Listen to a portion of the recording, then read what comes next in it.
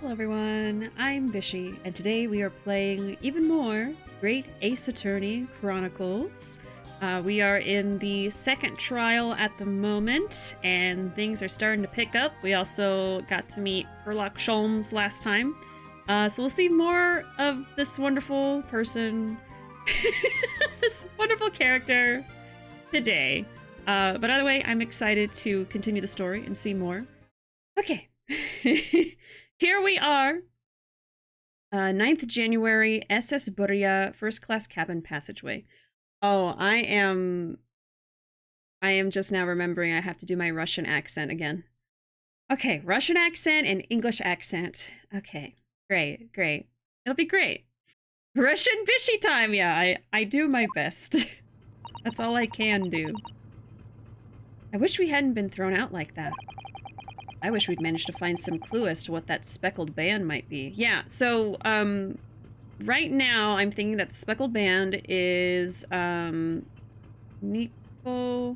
Nico's pet snake. We have not been that has not been confirmed yet. We have not seen it. She did not let us look at her pet, so we're still figuring that out.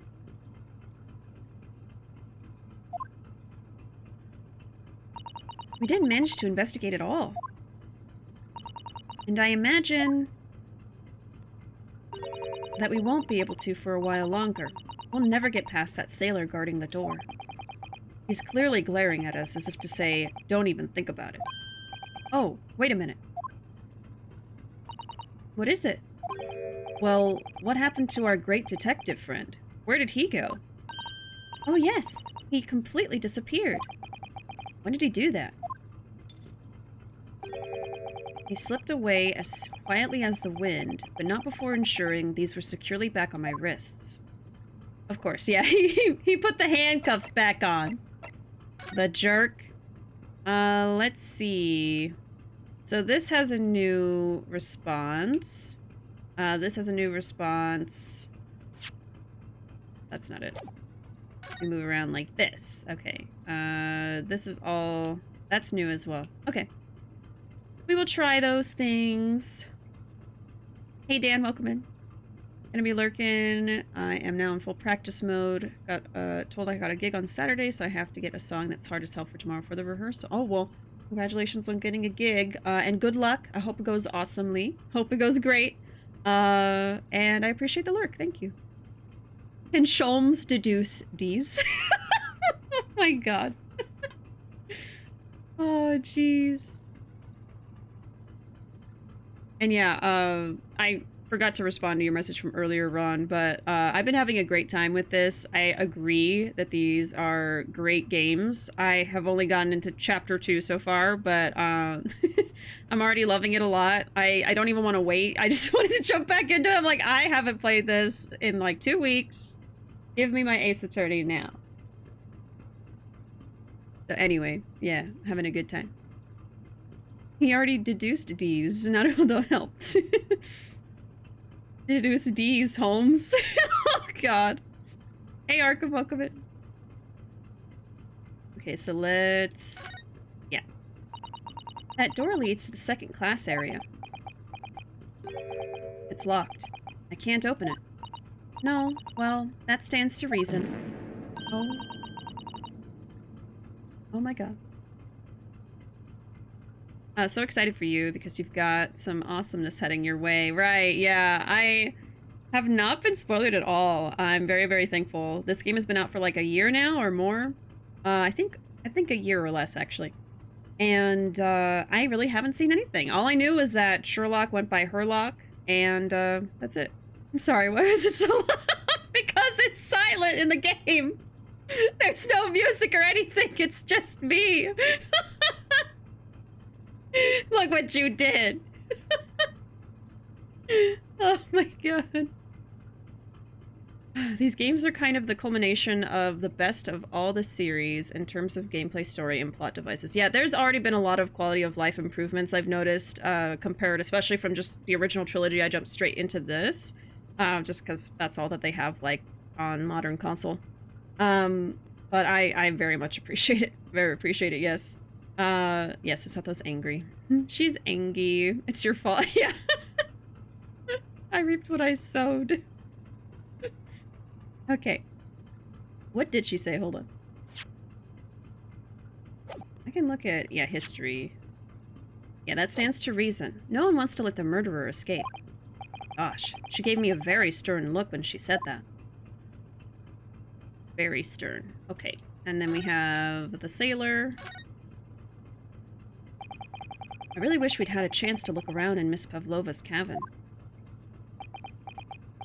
Oh yes, here's beef stroganoff, of course. What? Why you look like that? You want something? Hmm? Maybe you want me to throw you out again, hmm? Oh, no. Definitely not that. Next time I have to throw you out, I show you where lobsters spend winter. Understand? Understand! Maybe I should steer clear of him until he's forgotten my face. I don't think he'll ever forget your face, Naruhodo-san. Alright. First class cabin number 1. Yes, that's our cabin. Not our cabin. It's Kazuma-sama's. Sorry? Your accommodation is confined to the wardrobe inside the cabin. You know how to make a stowaway feel small, don't you? As small as the wardrobe I've been calling home. Anyway, I wonder if Inspector Hosonaga has managed to uncover any new clues.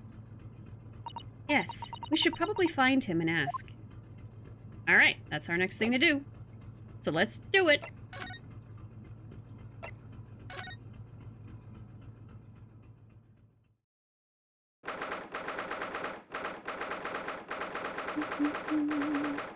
Yeah, you went from the first games to the last games, so the changes are very noticeable. For sure, yeah, there's been a lot between then and this one. But they're all on mobile and DS, and oh, man. Especially with, now it's official, the eShop for 3DS has closed, so I'm hoping that means that they will start porting these games, but I don't know. If they make an announcement about that anytime this year, I'm gonna freak out. In a good way. Oh my god. What? What do you mean by we? Like, the fandom? Or we did? Oh, no, we did that. We did a bit with beef stroganoff, and we lost it. We did? Wait, here? In my stream? Is that what you're talking about? Because I don't remember. What? Remember we made beef into an anime girl? Like the toast? I remember that, but I don't remember the romance part. It's just a fever dream. Y'all could say anything. You could say, "Oh yeah, like you went on this whole tangent about how Sherlock and Beef Chan were in love." Yeah, I don't remember romance. I think I just am not remembering though. I totally forgot. What I do remember is this. I remember having this man breaking down doors. I may have added romance. Oh, okay. So that was your twist on that. It just might have been me who said, okay. What man? Oh, sorry, you probably couldn't see him.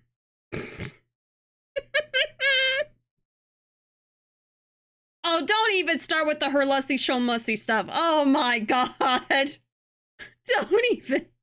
9th January, SS Buria, first class cabin number 1. It looks like they're still investigating in here. Yes, on that subject, I wonder if Inspector Hosonaga is unscathed. What do you mean unscathed? Surely you haven't forgotten, have you, Naruhodo-san? Don't you remember what he said about allowing you out of this cabin to investigate? He was going to talk to the captain about it. He said he'd lay his life on the line for you. Oh, yes. But I'm sure he was exaggerating. Let's see what he has to say for himself. He might have some new information for us. You never know. Okay.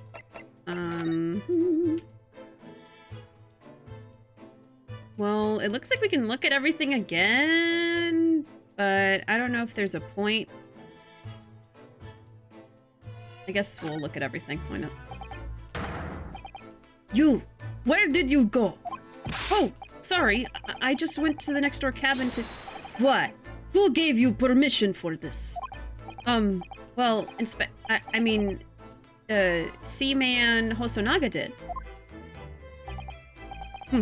That new Japanese, was it? Oh my god. Later, I will roll him into ball and throw him in cold room. Roll him into a ball? Phew, he's gone back to guarding the door. I hope Inspector Hosonaga doesn't find himself in too much trouble on our account. He's really gone out of his way to help us, hasn't he? When we get back to Japan, we'll have to take him for a steak at La Carnival. That could be a very long time from now, Naruhodo-san. Wants to make him into Katamari. Stroganasi. Inspector Osonogasi.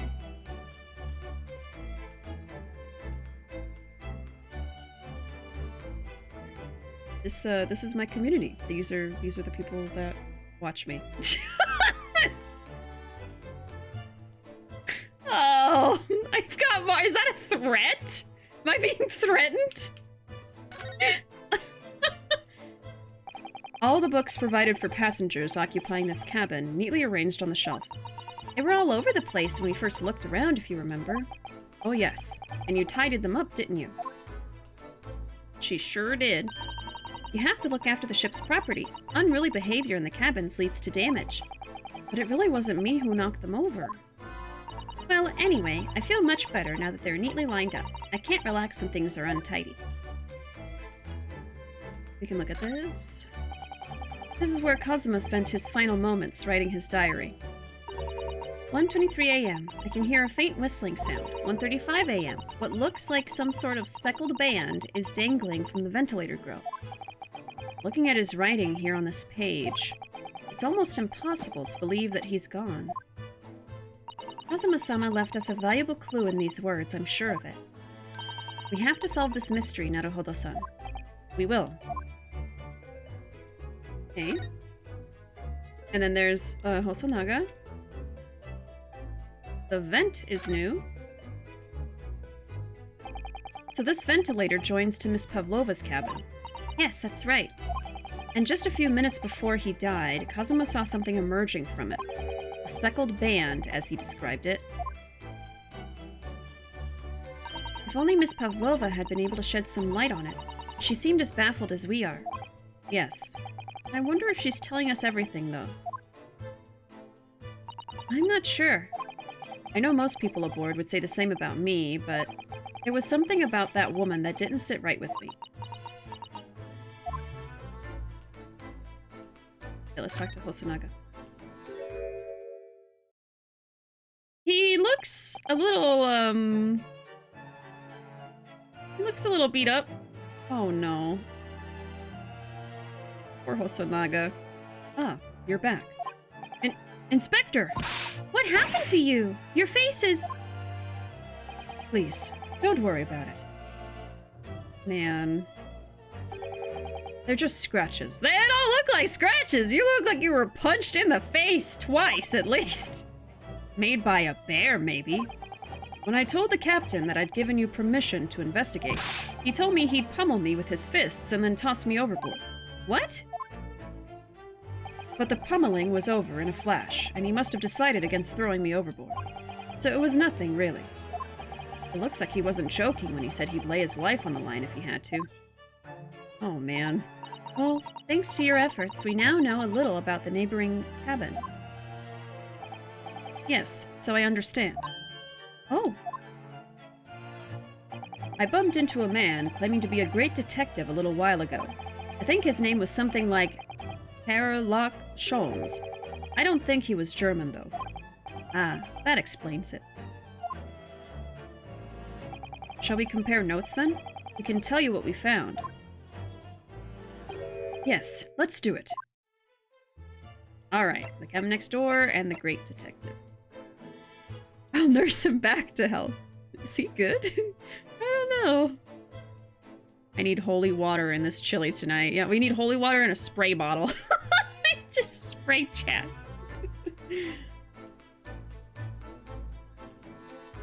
At some point, using the ussy suffix will get you a timeout.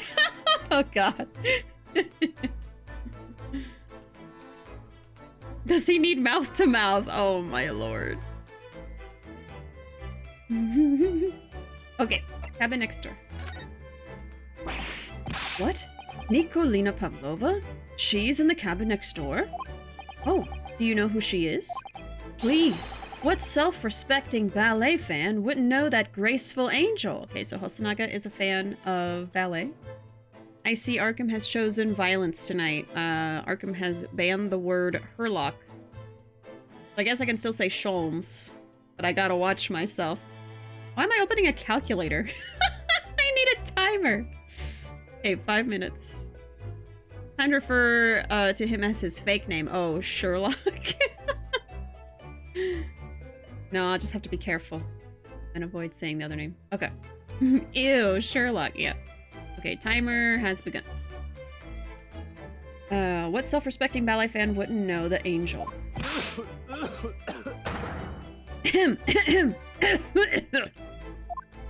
Oops, I think I upset him there. Well, that tells us the neighboring cabin is unrelated to the case, at least. I don't know about that. Oh? How? Because angels don't go around committing crimes, do they? Oops. Now I've definitely upset him. What did I just realize that his glasses are broken? Why did I just realize that?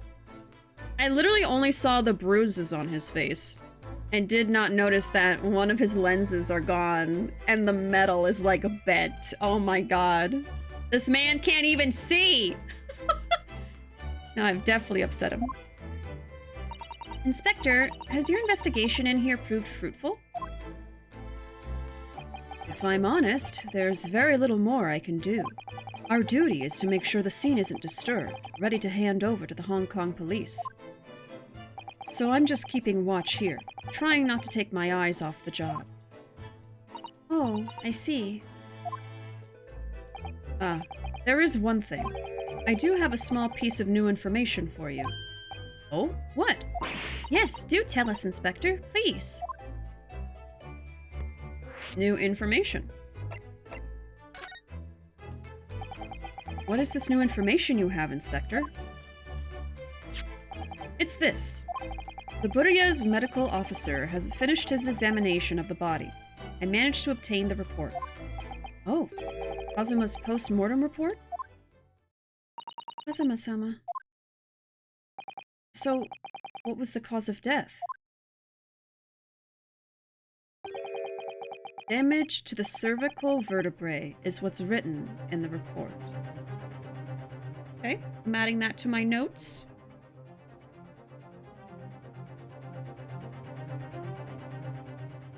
Okay, so Kazuma... Cause of death is reported as damage to the cervical vertebrae. Okay. His neck was broken? Yes, it would seem so. There were no obvious wounds or other signs of injury, so at first I think they were considering poison.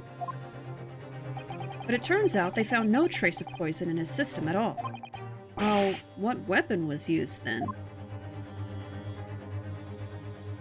Nothing has been found as yet. The fact that there are no signs of a wound suggests it may have been a blunt object, something that wouldn't leave a mark.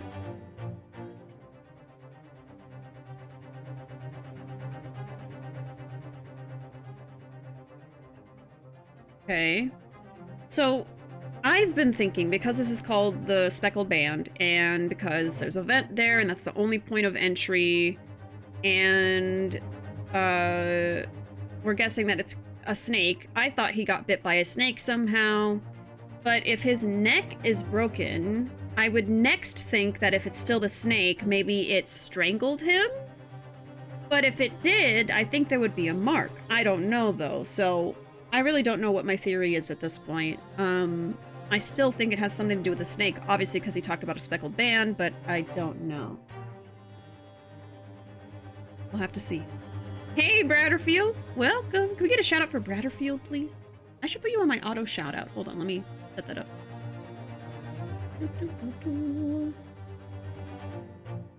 There it is. Okay. Oh, no, I do have you on here. What the heck? Okay, my bot is being a fool. It's supposed to give you a little shout-out by itself. Oh, well. Okay.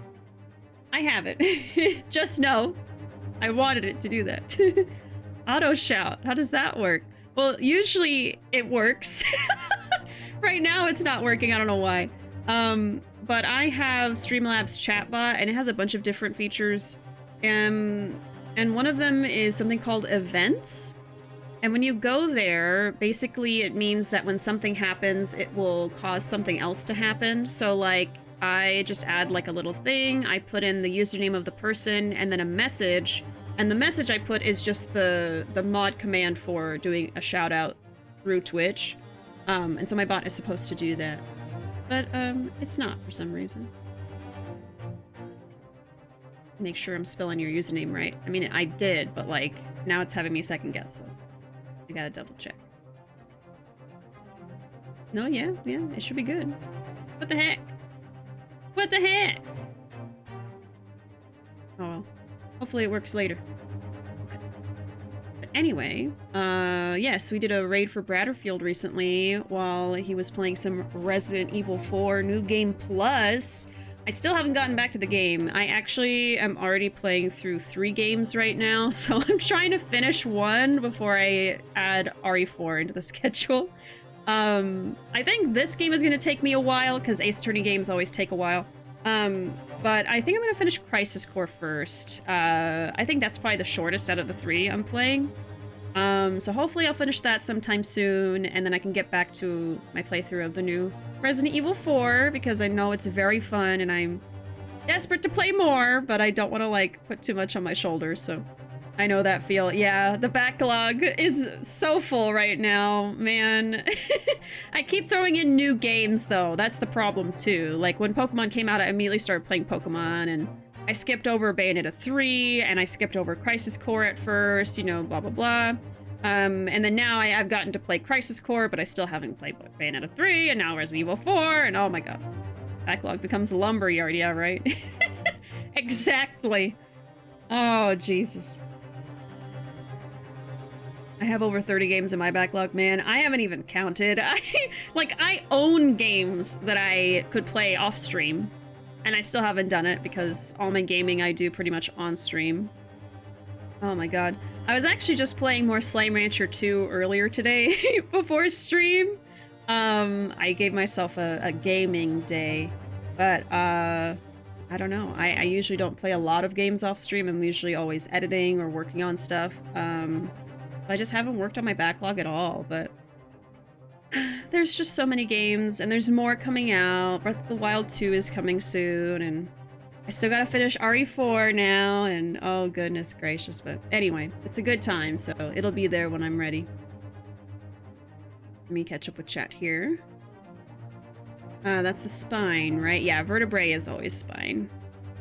And that specifically was upper spine, above the chest region. Yeah, we have our in-chat medical professional, Flame.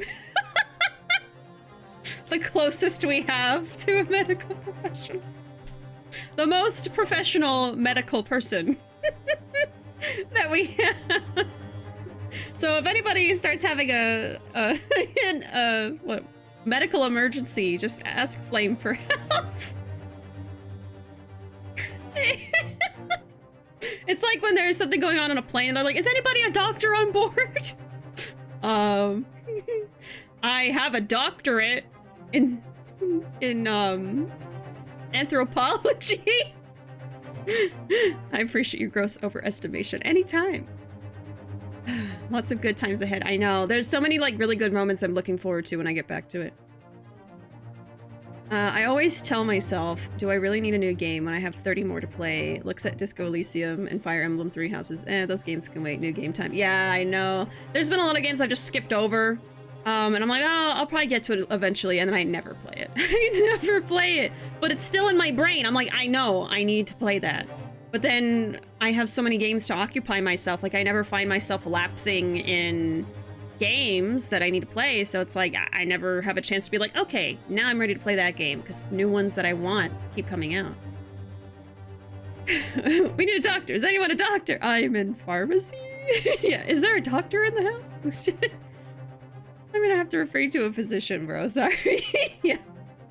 Can't help you. Here's some Advil, I guess. Walk it off. Your like arm is gone. Oh Jesus. Okay. Anyways, a blunt object, something that wouldn't leave a mark. Oh, I see. All the body's nerves run through the spine to the brain. A strong enough impact to the neck could induce death. It is a possibility, and no obvious wound would be left. Or Kazuma. I have a second copy of the report. If it might be useful, you're welcome to have it. Really? Are you sure? Yes, it's fine. I trust you. Oh, we have his trust. After all, if I didn't trust you, I would never have agreed to you leaving this cabin in the first place, would I? Oh. Man. The post-mortem report has been entered into the court record. A report from the SS Boria's medical officer giving the cause of death as a cervical spine injury. There were no traces of external injury or poison. Okay, no traces. I knew already that there were no traces of external injury. And now we know there also was no signs of poison. Which, I mean, if it was a snake bite, that would be venom anyway. So, I don't know. But there's no bite marks, apparently, so. And I mean, his neck is broken, so that's pretty obviously a cause of death there. Okay, great detective. Speaking of which, the timer is done, so I can say Herlock again. I can say Sherlock Holmes. Additionally, I had another thing I wanted to say that I can't remember. What did I just want to say? I was gonna say it, and then I thought of the Sherlock Holmes thing. I was like, oh, I'll say that one first. And now I've forgotten the other thing. Something to do with snakes, venom, poison. Oh, okay. It was about breaking necks. I was going to say, I have always found it interesting how in like movies and TV shows, they make it, or even video games, they make it look like breaking a neck is super, super easy. But I don't think it is in reality, right? Like, it actually takes a lot of force to break someone's neck. I mean, you can watch chiropractors, like, snapping people's necks, but they're not hurting them. Like, they're just cracking their necks. You know what I mean? Like, I say snapping, but, like, I mean, they're putting a lot of force into that. And that's about the amount of force you see, like, in movies, but it doesn't actually hurt the person, you know? You have to really get in there. Apparently. I mean, I wouldn't know, really. But suffice to say, media makes it seem like it's so easy, but I don't think so. This one's a thinker, huh? Your brain cell went on break, it really did. It was just like, yeah, it's my lunch. I'm gonna head out. I was breaking necks, thank you for the quote. Had to add that one. Yeah, thank you. You can break your neck by falling down the stairs, so yeah, no, that's true, that's true. But I feel like that's a lot of force, you know? But like a person doing it to another person, I think, is like a whole other level of, you know? Oh god, anyway, we're not, I'm not wanting to discuss like how to break a person's neck. I'm just saying, they make it look really easy on TV. So you're gonna want to go in at a 45-degree angle. Maybe the one neck snapping move in Zero not killing people is realistic. Right. But she's giving us ideas. No. Today on stream we learn how to murder. No, we don't! For legal reasons, that is a joke. Okay, the great detective. Oh, Mr. Sholmes was here, was he? Yes. He seemed to be enjoying himself a little too much as he crept about on the floor, investigating, just crawling on all fours. But then he suddenly left. I suppose he must have become bored. Did he say anything at all? Actually, now that you mention it, yes. Just one thing, but he practically shouted it. It's shoe polish, was all he said. Shoe polish? I'm gonna write it down, but I honestly don't even want to write down anything that Sherlock says because all of it is nonsense. Okay. Let's see, Sherlock said... It's shoe polish. Okay. Shoe polish? I wonder what he meant. It was when he was over there, by the piece of broken glass. Do you see? Oh. Oh, perhaps he was talking about this brick-colored mark, do you think? Oh, okay, so he thinks that that was shoe polish. Okay. Ah, yes, that must be it. Okay, so the shoe polish remark was about the brick.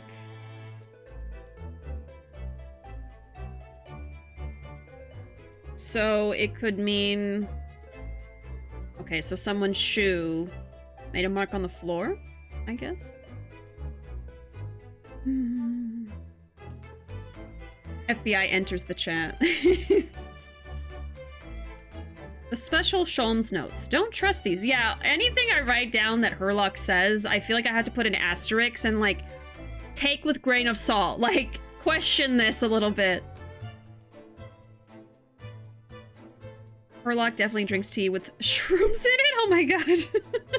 His tea is special. Sherlock's brain is shoe polish? I think so. Instead of brain juice, his brain is floating in shoe polish. It's very viscous. Speaking of dead things, E3 is canceled. Did too many publishers pull out? Wasn't E3 canceled ages ago? Yeah, didn't we not get an E3 last year either? I wasn't surprised to hear about it because I felt like last year everyone was saying we're not going to have E3 anymore because they already canceled one of them, right?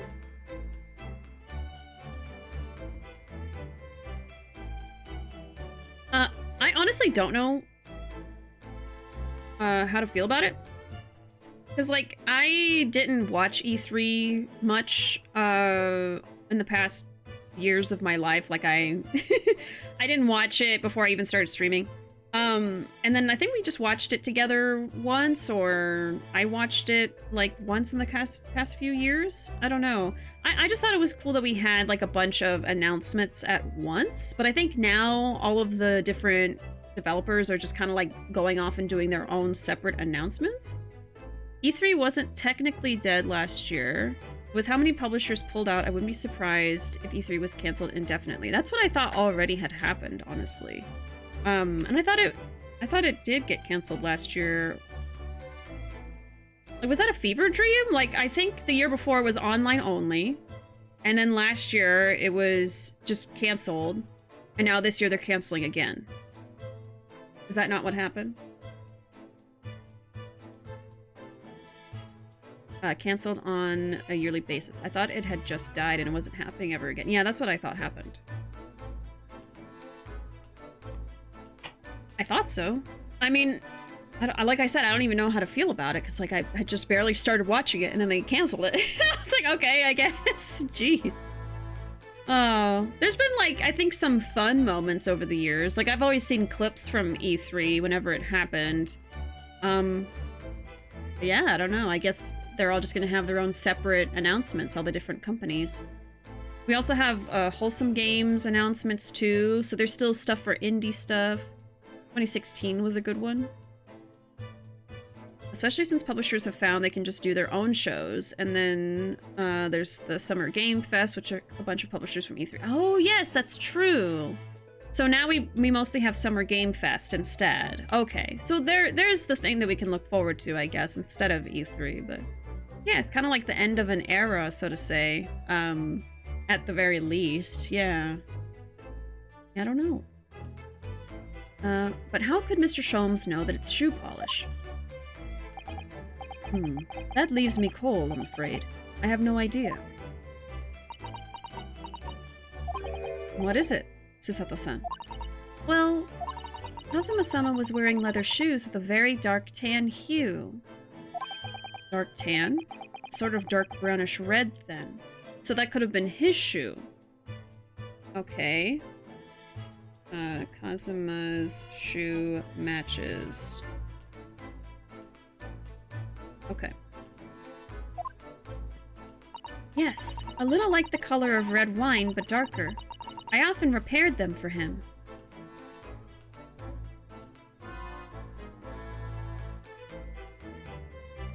So if it's his shoe... Obviously, don't tell me anything. I'm just thinking out loud. Now my theory is maybe the snake came into the room, scared him, and then he, like, freaked out and fell and broke his neck.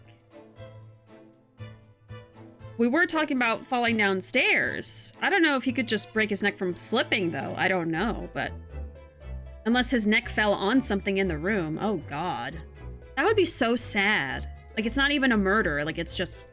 Oh, Jesus. Okay, okay. Yes, a little like the color of red wine, but darker. I often repaired them for him. Oh, does this mean that this mark was made by the polish on Kazuma's shoes as they scuffed on the floor? The mark on the floor has been entered into the court record. A piece of a small glass object and what looks like a scuff mark made by Kazuma's shoes were found by the victim's body. Okay. That's really all I can tell you at this stage. I should return to my post. My fellow crewmen's eyes are boring into the back of my head. Yes, that might be for the best. Thank you. Poor Inspector. You look exhausted. Oh, no. Well... I feel terrible that I failed to protect Asogi-san. He was my responsibility. Of course, my pain is nothing compared to yours. You were his friends.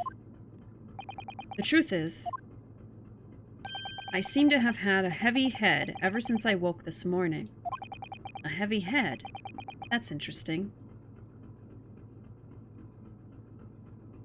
Oh my god. Yeah. Okay, yeah, my theory is solidifying. Okay, so everything I just said, I still think. Additionally, if he also feels the same way that Rio does, I think that it is an unfortunate coincidence where the ballerina was brought on board, and so because the sailors like her and they want to help her, they drugged the entire boat so they could sneak her on board without anybody knowing. And it just happened that everyone but Kazuma ate the dinner, and then Kazuma was awake to see the snake and freak out and slip and fall and die. Oh my god. Well, anyway, at least that first part I think is true. I think that they drugged the whole boat to help the ballerina get onto the boat. Oh, Jesus. A heavy head. That's interesting. Okay, so let me write that down. So, Hosonaga also was drugged with the chicken dinner. I think so. Okay. My head's still throbbing too. We'll just have to see if I'm right later. We'll have to see. But she has a game theory. What else is there to look at? We can look at the evidence on the floor again. Look at that. Okay, so this stuff. So it's clear that these letters were written with the ink that was somehow spilt on the floor. And they spell the Russian word for wardrobe. It does seem to be an unambiguous pointer to you, Naruhodo-san, as you were sleeping in there. But then there's that. Oh. Well, okay, so for the Russian writing, obviously that was done by someone on board that's Russian. If I'm still going with my other theory, I think that maybe, since the sailors probably would have been the first ones in here, maybe they had time to, like, write down something to pin it on the...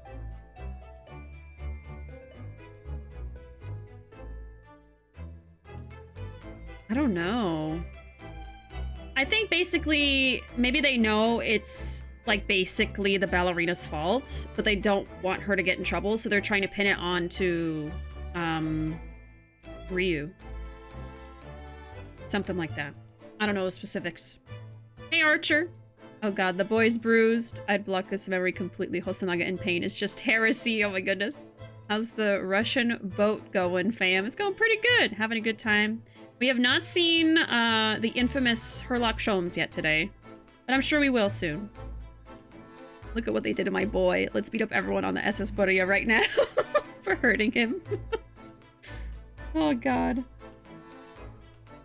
And I'm like getting ahead of myself and trying to guess like what's going on here, but I won't know for probably like a month. I feel like this case is gonna be long. It does seem to be an unambiguous pointer to you, Naruhodo-san, as you were sleeping in there. But to be truly unambiguous, it should have just spelt out my... Oh, sorry. But to be truly unambiguous, it should have just spelt out my name, don't you think? Well, either way, one fact remains. It's hard to imagine that Kazuma-sama would have written his last words or word in Russian, which begs the question of who did write it. Yup. I think it's mighty suspicious. Hey, Emilio. Yeehaw! There you go. He's still got the heart to tell Rio he trusts him. I know! Okay, let's look at this specifically. It really is such a beautiful color, this glass. Looks like whatever it was, has broken clean in two. But the other half is nowhere to be seen. And then there's the brick-colored mark, which is shoe polish according to that great detective you seem to know all about. I suppose it must be from Kazuma-sama's shoes. Maybe.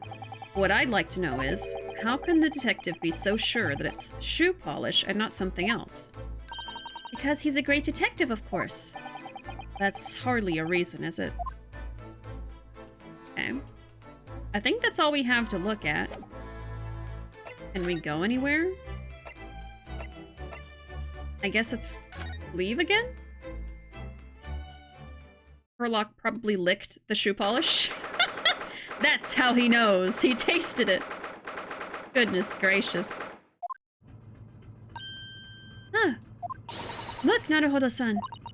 Seaman Stroganov has gone. Strong enough?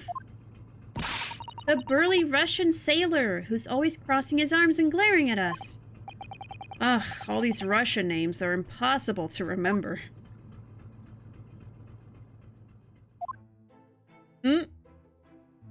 Tra-la-la. Did you hear that? It sounded like someone singing. Tra-la-la, lee-la-dee-la-lay, I did it the great detective way.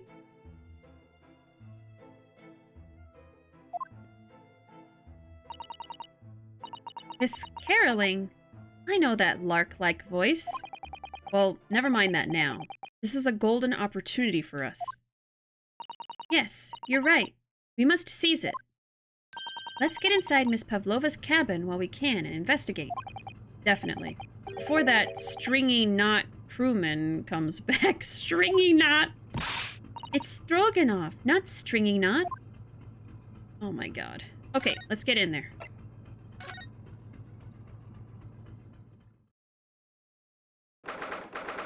Oh wait, isn't that case open? I think it was closed before. Oh yeah. Miss Pavlova isn't back yet. Susato-san. Oh, where's she gone? Hey, what are you doing? Those are her private things. There's not a moment to waste, Naruhodo-san. We must investigate as quickly as we can. I suppose you're right. For Kazuma's sake.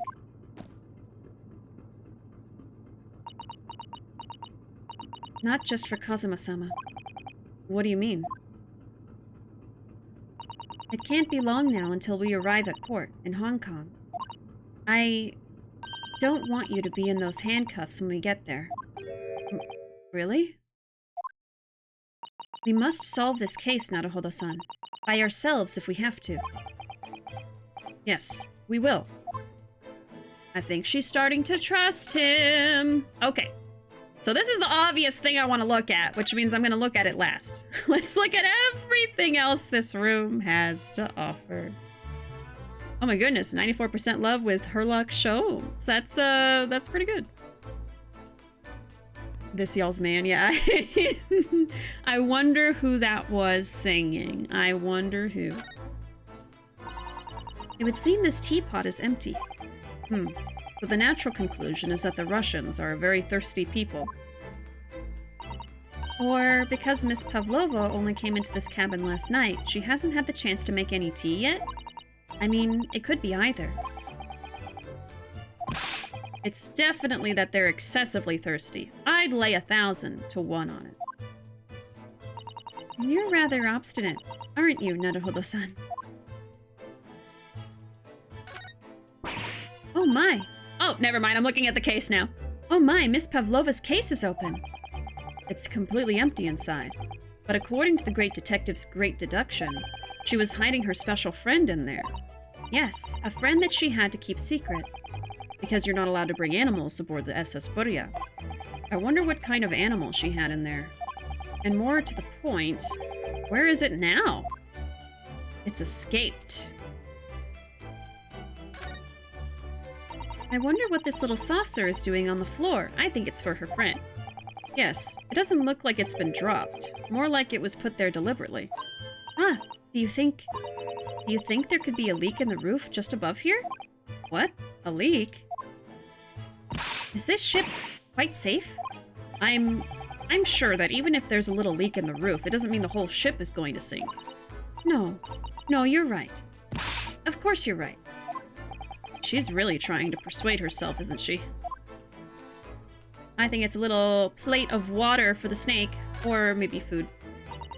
I suppose every cabin has a waste paper basket. Shall we have a little look and see what's been thrown away? Naruhodo-san. It's poor etiquette to go sifting through someone's rubbish, you know. Ugh, those eyes. She's looking at me like I'm a piece of rubbish now. However, these are special circumstances, I think. Exactly. We have no choice. There's hardly anything in here at all. Oh, well, that's a little disappointing. Okay, nothing in there. So I meant to look at this, but I accidentally was too far over here and looked at the case. My goodness. It was me in the case. So small. How'd you fit in there? There are just a few books on the desk. Nothing else by the looks of it.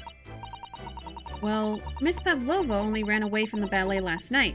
She's hardly occupied this cabin for any time at all. That's true. I wonder what kind of books she likes to read. Let me see. Yes, I see. It would seem that Miss Pavlova enjoys reading books written in Russian. Thanks. I think I probably already knew that. It's rude to ask too much of people, Naruhodo-san. Kindly remember that. Okay. Alrighty then. We see the books again. All the books have toppled over together. Look, every single one.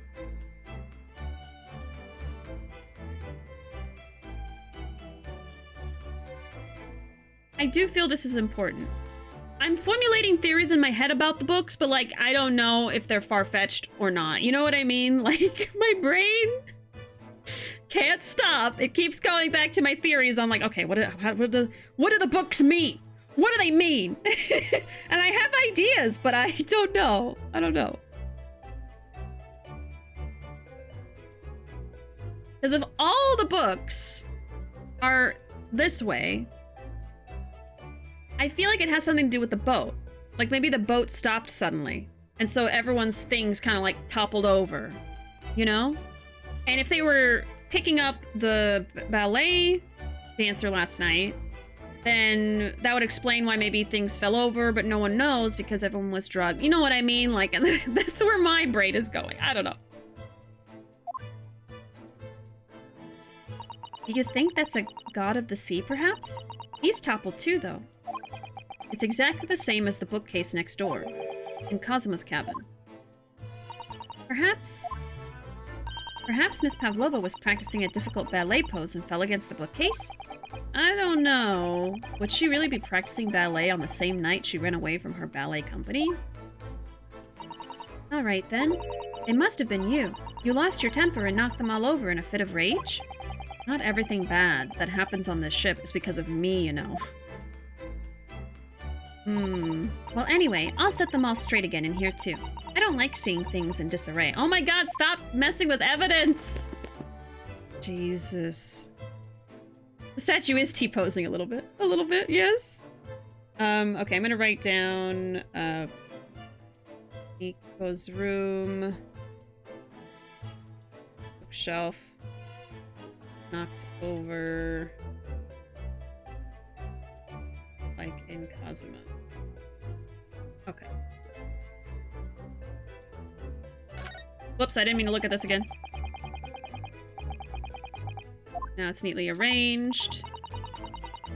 Yes, it's very unthinking to dance around inside the cabins. Tell that to Miss Pavlova, not me. Well, anyway, I feel much better now. And we have the rules. Ah, yes. They're displayed in this cabin, too. Look. The SS Burya's rules of passage. Passengers must not keep weapons or other dangerous objects in their cabins. Pets are also strictly forbidden. I suppose Miss Pavlova realized that she needed to keep the contents of her case a secret after she read this. Her special friend, I mean. I wonder where her friend has disappeared to now. It's probably having fun exploring the ship, I imagine. I just hope Seaman Stroganoff doesn't find it and throw it overboard. Oh, yes. So do I. Okay. I think we've seen everything on this side. So now we can look at the closet, we can look at the vent, and this. I guess let's look at this. There's one of these things next to the bed in Kazuma's cabin, too. Yes, it's a bell cord. I can't resist. Oh my god. She barely hesitated there, and she gave it a good tug, too.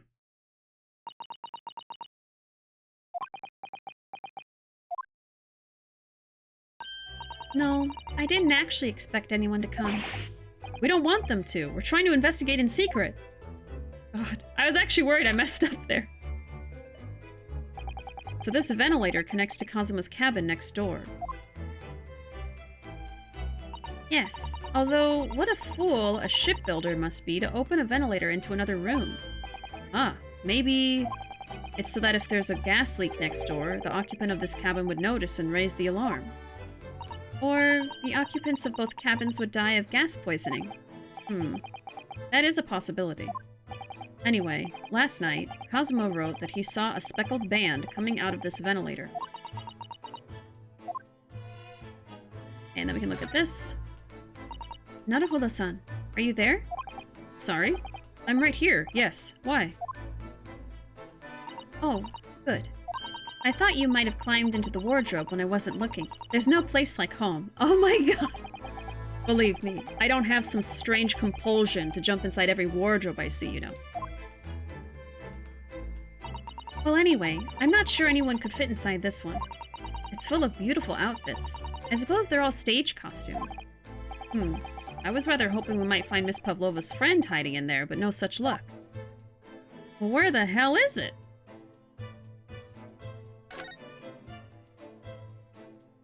This cabin door has the same simple sort of bolted latch that our cabin door has. If the bolt's drawn across, there's no way anybody could enter the cabin from outside. Yes, it's not a particularly heavy-duty bolt, is it? But still, it wouldn't slide across of its own accord, would it? No, and the door is made of metal, so there's no chance of trickery using magnets to unbolt it from the outside. And it seals up perfectly, too, to stop any seawater coming in. So you couldn't use the method you told me of passing a thread through a crack around the closed door either. I seem to know a lot of tricks for opening doors. I'm starting to see why they suspect me. Alright, I think that's everything, so I guess we can just leave the room now? I guess we want to leave before she comes back?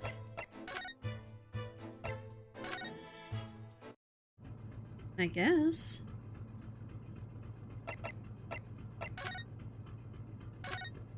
Oh! I completely ignored him.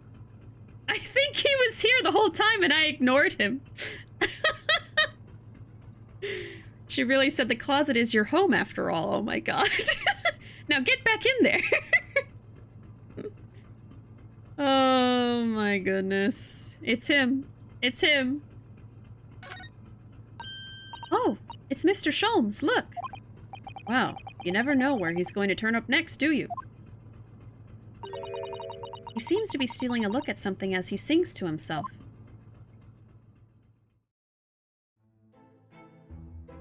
Tra-la-la-lee-da-dee-da-lay, I did it the great detective way. He's still singing. You think he hasn't noticed us? Or he's simply in extremely high spirits.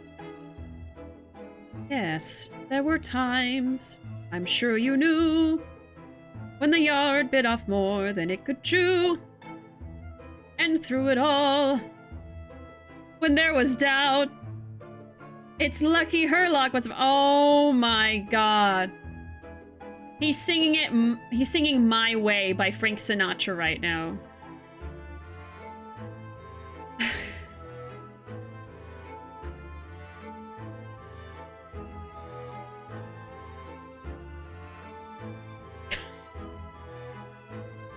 He did it the great detective way. And through it all, when there was doubt, it's lucky Herlock was about. Oh my god. Excuse me.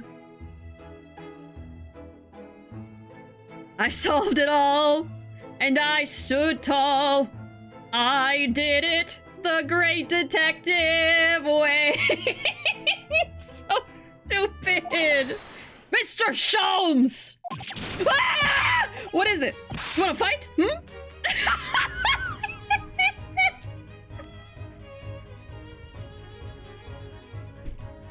I put my whole soul into that scream.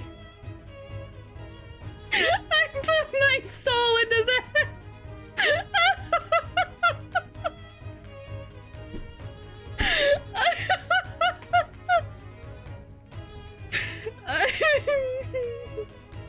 What is it?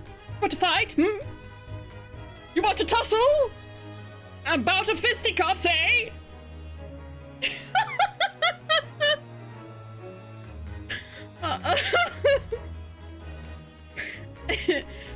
Oh, my abs hurt. Want to fight? Honestly, interrupting a fellow when he's singing? Yeah, that's what I sounded like. Honestly, interrupting a fellow when he's singing, and I was just about to reach the climactic finish. Sorry, I thought you were never going to stop, so I figured now is as good a time as any. I very nearly dropped you to the floor with one of my famous right hooks. Alright, I get the picture. Now, could you put those fists away? He just keeps doing this in his face.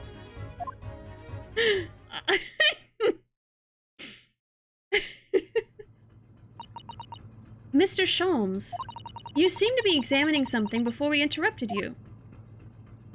Ah, yes, that. I was immersed in study of the ship's log as penned by the stockily built crewman who's usually on guard here. Oh yes, the ship's log. And did you find out anything useful from it? Well, after 2 a.m. this morning, the majority of the entries are blank. Yep. That is true. Okay, so ship log. That's probably when they brought the ballerina on board. It was around 2 a.m. Well, not necessarily. Because in his diary, he says about like 1:20, 1:30, I think is when the snake was there. So maybe 2 a.m. If they covered it up and tried to make it seem like it was someone else's fault, maybe that's why they stopped reporting things, because they were like, oh, we don't want anyone to know what we were doing. So maybe 2 a.m. is more like the time of death, and then the cover-up. Time of death between 1 a.m. and a little past 2. Yeah, I think that lines up better. So that's very suspicious. Around the time of death, they don't have anything reported. Victim, male, Far Eastern. Japanese. Sometime between 1 a.m. and a little past 2. Cause of death is damage to the cervical vertebrae, resulting in instant death. The victim's neck was almost certainly broken as a result of a strong blow to the area. No obvious external injuries or traces of poison. Okay. Which means that there was nothing to report. Nothing of note happened, so...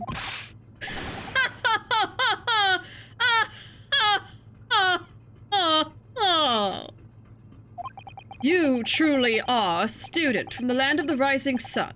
You've been utterly blinded by it. Sorry? Yeah.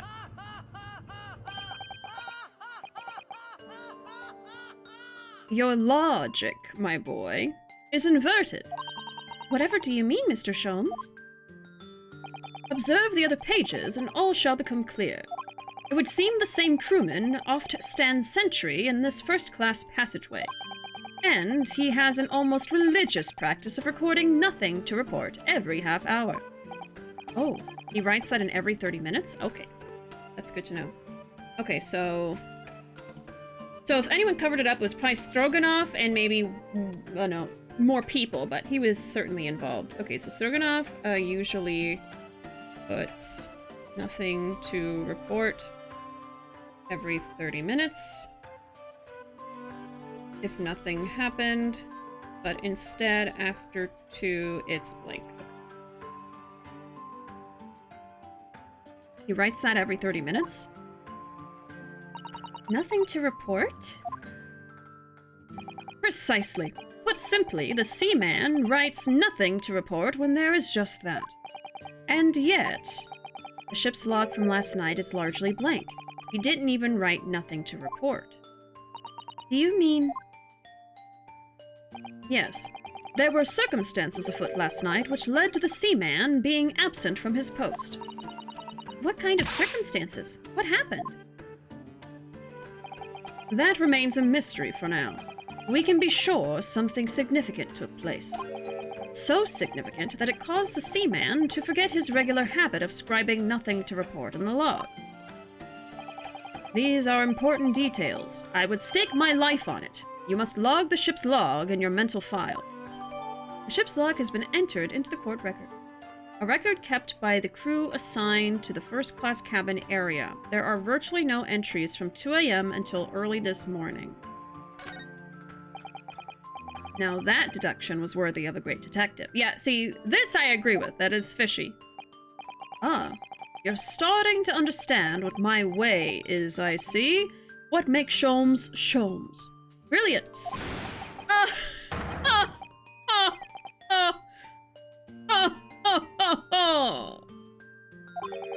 Oh, ouch. Did you pull something? What is it? Are you hurt? He laughed too hard. He pulled a muscle. Oh, don't worry yourself. I seem to be afflicted with a throbbing head this morning for some reason, nothing more. Ah, even the great Sherlock Holmes was drugged last night. Yup. Well, my friends, until our next encounter. He's still singing to himself. I can hear it as he wanders off down the passageway. Something wrong, Susato-san? You seem lost in thought. It's just... well, I feel the same. Sorry? Ever since I woke this morning, I've had something of a headache. A sort of continuous throbbing. Oh, you too? Okay. Let's see. Sherlock and Susato also.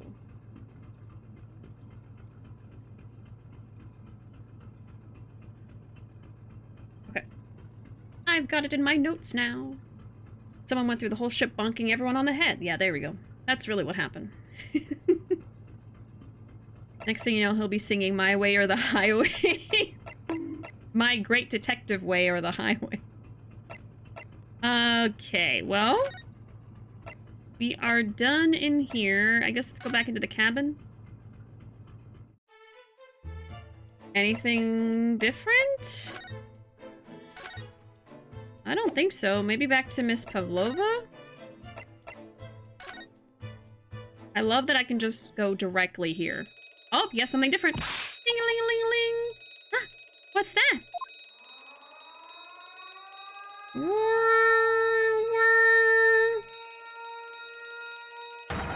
Shut down the engines immediately! Vessel sighted at quarter-mile 4! Uh-oh, they're gonna crash? Full stop! Power to starboard! All hands, brace for impact! Oh, shit. What the... This is my nightmare. If I'm ever on a ship and they start saying, uh-oh, we're gonna crash. I think we're about to crash into another ship. What? I can't stand. Susato-san, hold on to me. Wah! Oh, God. Susato-san, are you all right? Are you injured at all? I think I'm fine. Thank you, Naruhodo-san.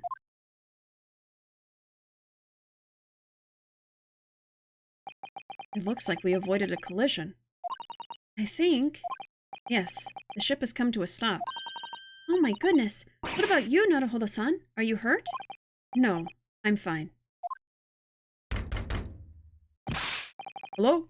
Is anybody in there? Shout if you need assistance! Oh, that sounds like... Inspector Hosonaga. Is that you in there, Naruhodo-san? Unbolt the door, quickly! What? The bolt? Oh, the bolt got pulled. Oh, you see? You see? Yes, and look at the books. They fell over the same way, so it's good that Susato fixed it, so we could see it happen again. Okay, yeah. My theory is just solidifying by the second. I think that the books and the lock now, I didn't think about the lock, both were pushed to the left by a sudden stop so they could pick up the ballerina last night without going to a port. She probably was on a boat that drove out to the boat and they picked her up or something. I don't know. Or they stopped at a port and no one knew. Maybe something like that. Okay. I gotta write that down. Hold on. So, okay, so sudden stop on boat caused books to fall and bolt to lock. Maybe during murder, too. Okay. Got it.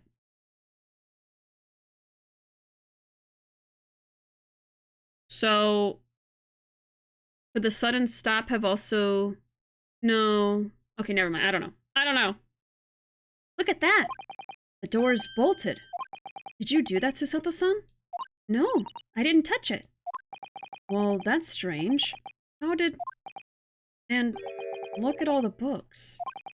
They're just like they were before again. It's a bit more extreme, though. Like, everything has fallen over, even the painting on the wall. Naruhodo-san, aren't you going to open the door and let the inspector in?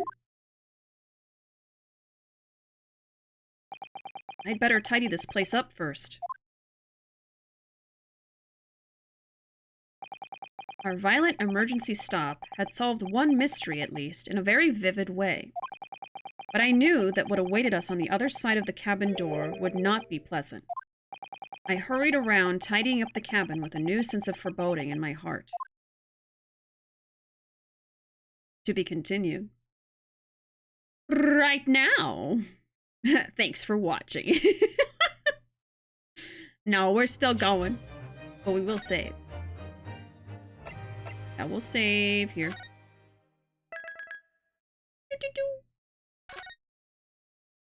The only boat I've been on is Pirates of the Caribbean at Disney, and even that technically is not a boat. I have been on a boat a few times. The largest boat I was ever on was a cruise ship. I think last year. That's the first and only time I'd ever been on a cruise. And I was pretty scared the whole time. I was just hoping, like, please, no Titanic, no Titanic. Anytime I am on any kind of transportation vehicle, I am afraid. A plane, a boat, a car, it doesn't matter. I am afraid. Hey, Alfred, I can't believe it's not butter. I can't believe it's not Sherlock Holmes.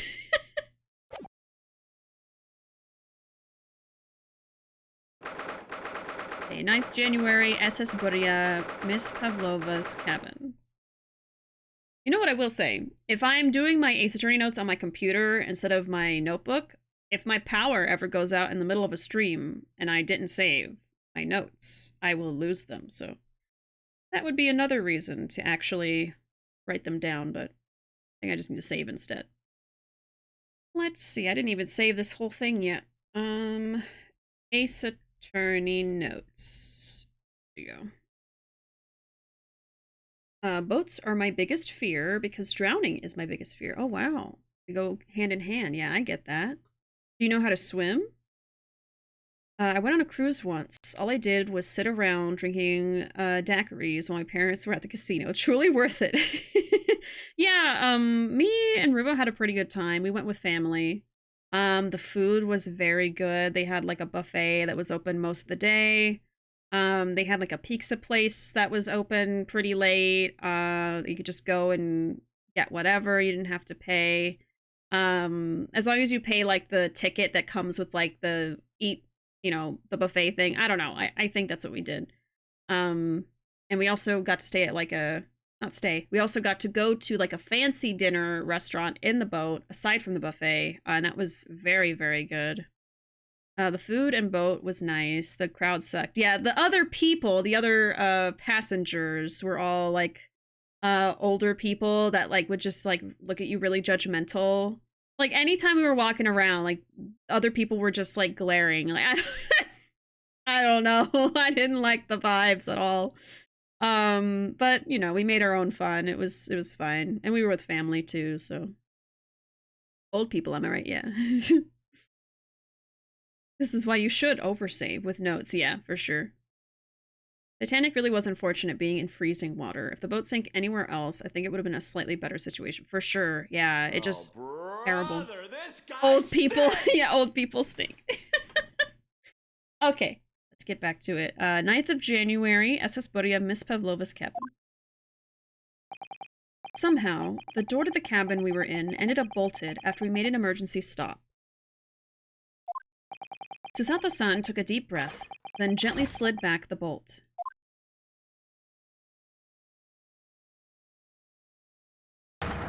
You! What are you doing in Miss Pavlova's quarters? Ah, you both look unhurt. Good. Yes, we're fine, thank you. What on earth happened? We heard something about how we were going to collide with another ship. Yes, it appears to have been a false report, though. False report? Oh, how did that happen? There's a dense fog outside, so it's extremely difficult to see. Someone must have thought he saw a ship ahead.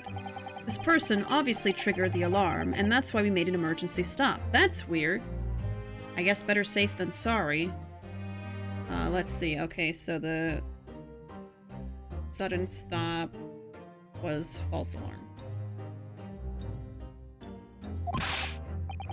Everything is chaos. Passengers are screaming. Crew are running everywhere. This first-class area is the only quiet part of the ship at the moment. Oh, I see. Someone triggered the alarm? Does that mean that someone pressed that button outside?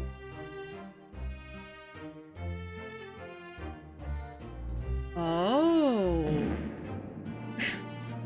Welcome in, PC Man. Howdy. Let's see.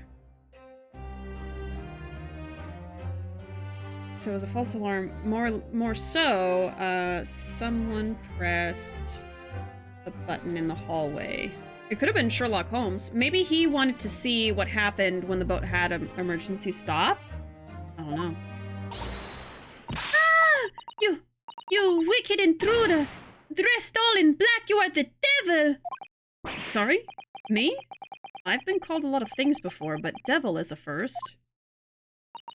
You opened my traveling case! How could you? What? No, we didn't touch it! That's right, Miss Pavlova. It was already open when we came into your cabin. Inspector! Yes? Arrest this man! I know he did it! He is a criminal! Is it not enough that he has killed a man? Ah, and he is stowaway as well! If Vixen promises not to steal chicken, do you believe? Take him away! He is a trespasser as well as everything else! Stowing away, trespassing, killing! She is right! You are devil! Doesn't look good, does it? There is cell below deck! Throw him in! Tomorrow we dock in Hong Kong. Then we give you straight to police. Wait, a cell? Please, Inspector Hosonaga, is there nothing you can do? This is a Russian vessel. I really have no jurisdiction here. After my last effort to appeal to the captain's good nature, I think I'm out of options. This is terrible. This is a real crisis. I've got to find a solution. Immediately. Okay.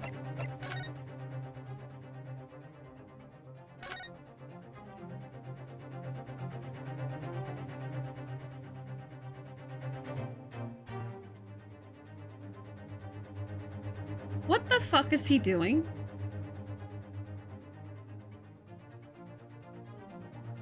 What is this, a jungle gym? What is he doing? He's just hanging out? He's hanging out, is that it? He's in his mind palace. He's on an adventure. Swats him like a fly on the wall. He's having fun, leave him be. He's having fun by hanging off of a freaking coat rack while I'm trying to investigate a way to save Ryu's freaking... Oh my god. Do not disrupt him. He's having fun. He's on the jungle. It's not a jungle gym. Oh my god.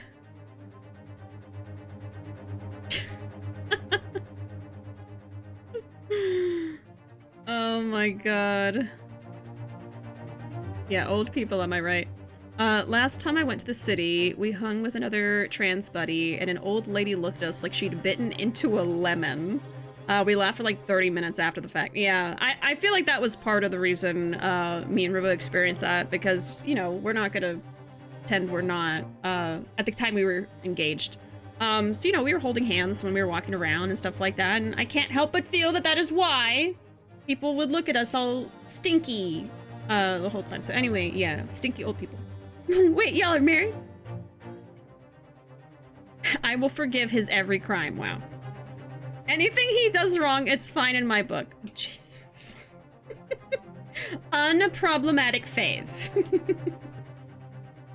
Sherlock is 8-year-old me whenever my mom took me shopping. 8-year-old me going out shopping with my mom was me going into like all of the clothing and like hiding inside of like where the clothes were hung up and peeking out between the clothes. Okay. Anyway, I will look at him last because he does not deserve my acknowledgement. I'd rather look at this little teacup, to be honest. I just need to keep calm and focus on the task at hand, which is investigating. Don't touch my things! You want me to show you where crawfish hibernates? Hiya! What? Why are you hiyaing him? Mr. Naruhodo, what do you think you're doing? Wow, everyone's attacking me. I feel so attacked. And I was just starting to think she was my friend. Isn't there anyone who can help me out of this mess? Okay, so I'm just supposed to look at him. Well, what if I look at the other people? Miss Pavlova, can I... Get out! Listen, I'm sorry that we snuck in here without your permission, but... Get out, now! We just needed to investigate in here to help understand what happened to... Russian! Ugh, it's no use. She's not going to listen. I need to find someone who will. Please, just give me a little more time. I do nothing for you, except show you way to ship's prison cell. Ugh, thanks, but no thanks. But I'm innocent. I didn't kill anyone. And trespassing and stowing away? Well, you know, sometimes life can lead you down some unusual avenues and, well... Enough! You are guilty! Ship's cell is only place fit for you! Come on, there has to be someone, some savior, to rescue me from this crisis. Yeah, I get it. I get it. I want to see what everyone has to say. My goodness.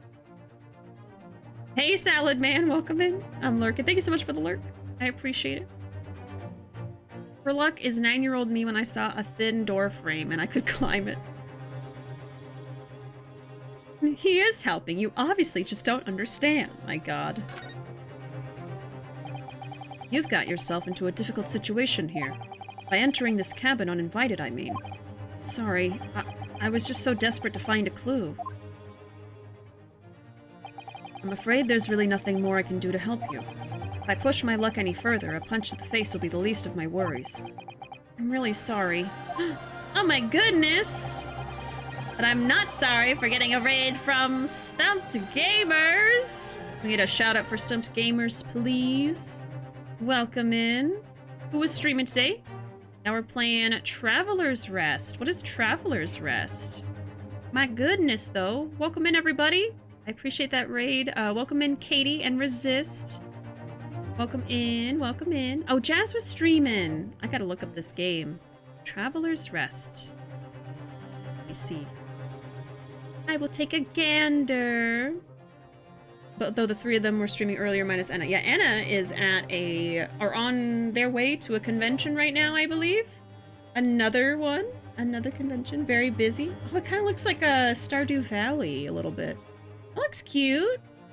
Oh, it's like a tavern simulator? Oh, that sounds very cute. Very fun. I hope that y'all had an amazing time with Jazz. Yes, Anna's at Convention Central. Yeah, there we go. You can make alcohol. It's a sim where you farm and run an inn and you can make alcohol. It's like a tavern, yeah. Make alcohol and food too. Wow, that sounds very fun. But welcome in, everyone. If you're new in here, my name is Bishi. Today we are playing The Great Ace Attorney Chronicles. I'm a big fan of Ace Attorney.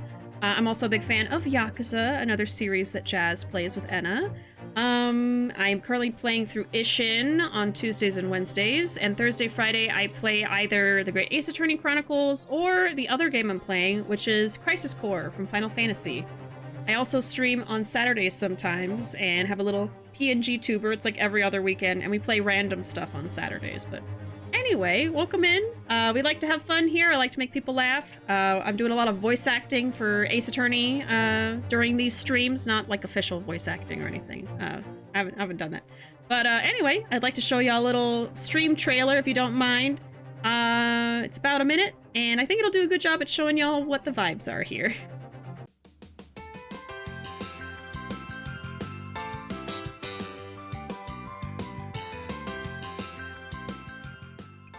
only thing I want is for you to come out of Maya's body right now. Exorcism, exorcism, exorcism, exorcism, exorcise that bitch! Exorcise that bitch! That frickin' frat boy poisoned my pee-pee. Here's some lapis. No! Oh, I'm alive, I'm alive! Oh! Get his ass! Let's get back to monster f***ing.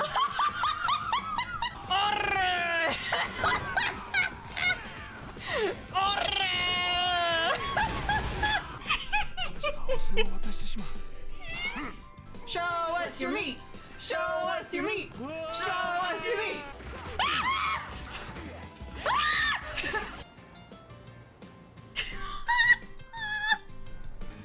You grow up to be one of two things. A dad or a daddy. Hello everyone, I'm Bishi.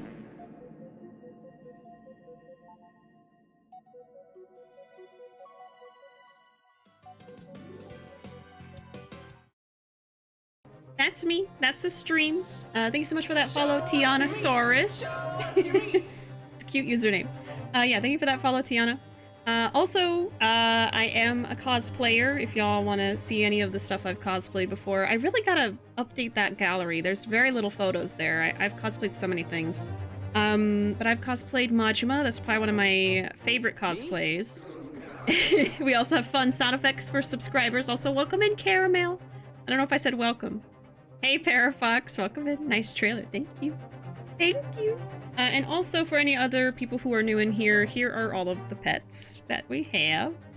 We've got 2 birdies, we've got 4 chickens, and 2 inside the house birdies, a pigeon and a dove. And then we have a chihuahua named Poppy. We have one of those. And Anna also has a chihuahua named Bee, who is super cute. Super, super cute. Alright, but yeah, we're playing some great Ace Attorney Chronicles today. We are in the second trial right now. Right now we're trying to find a way to not get thrown in jail on a boat.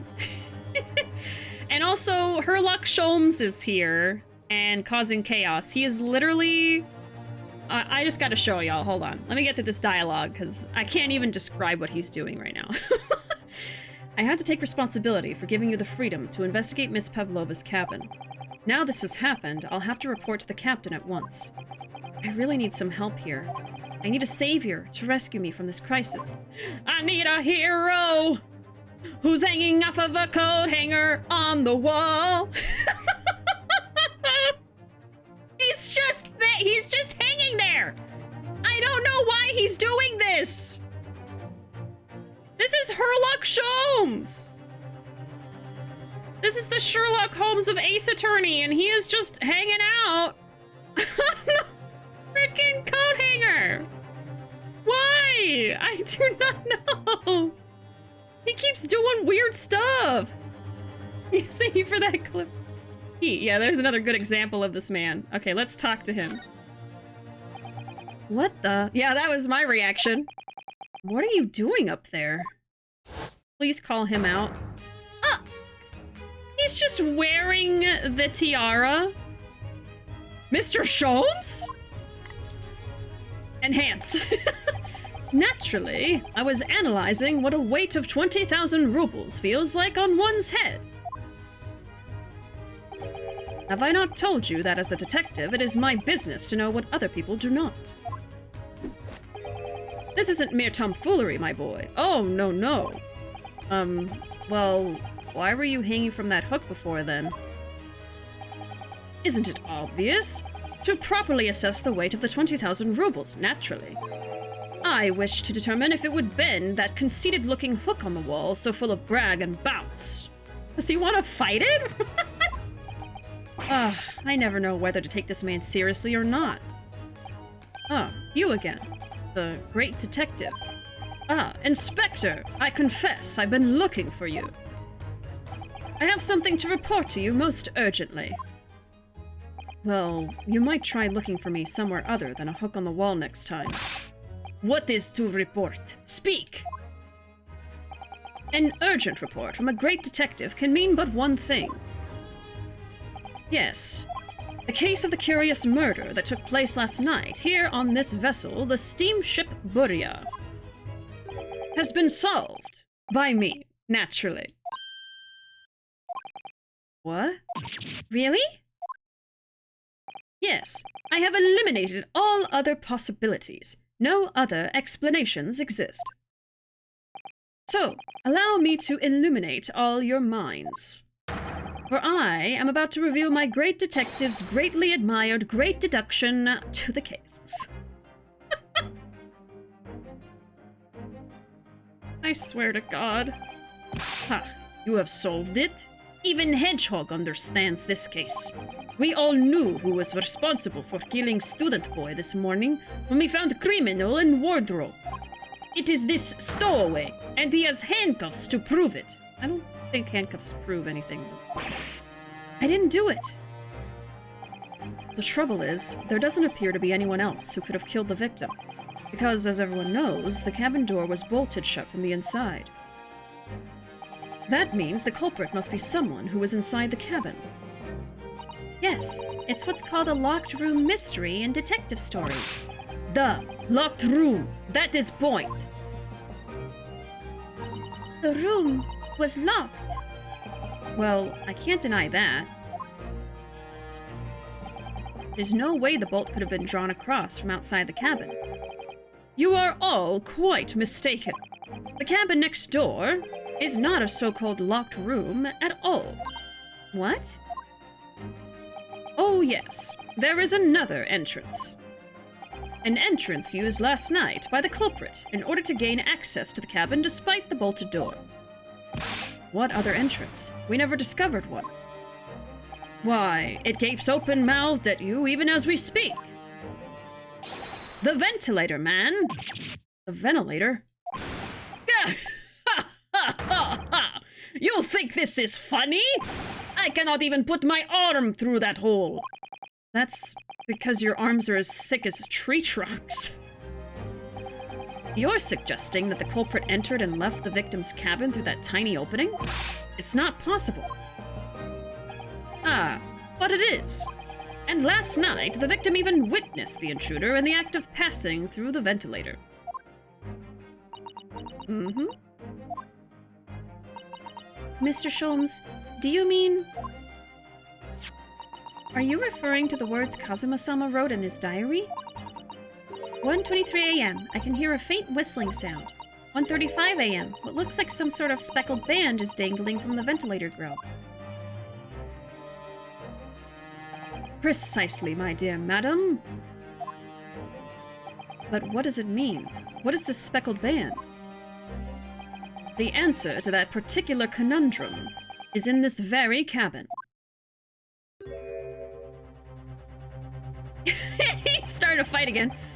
Mr. Sholmes? What are you doing? He's going for it. There is a distinct element of danger, but fear not, I am ready. What I am about to expose for you all to see will shock you to your cores. Behold! Yeah! Ah! What the? Oh my god! There it is. Oh, he's kind of cute. Look at his little face. Oh, he might be a killer, but darn is he cute. He's a silly face. Allow me to introduce you all to the band, the Speckled Band. A snake? Indubitably.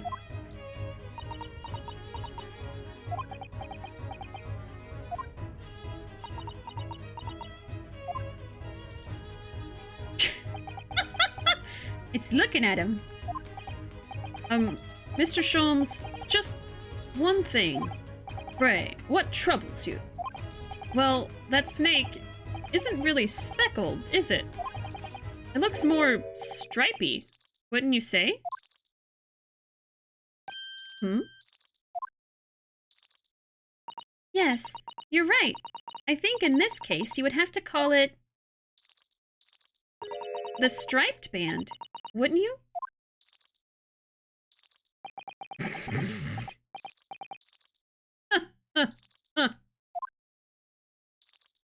You both see and observe, with distinction.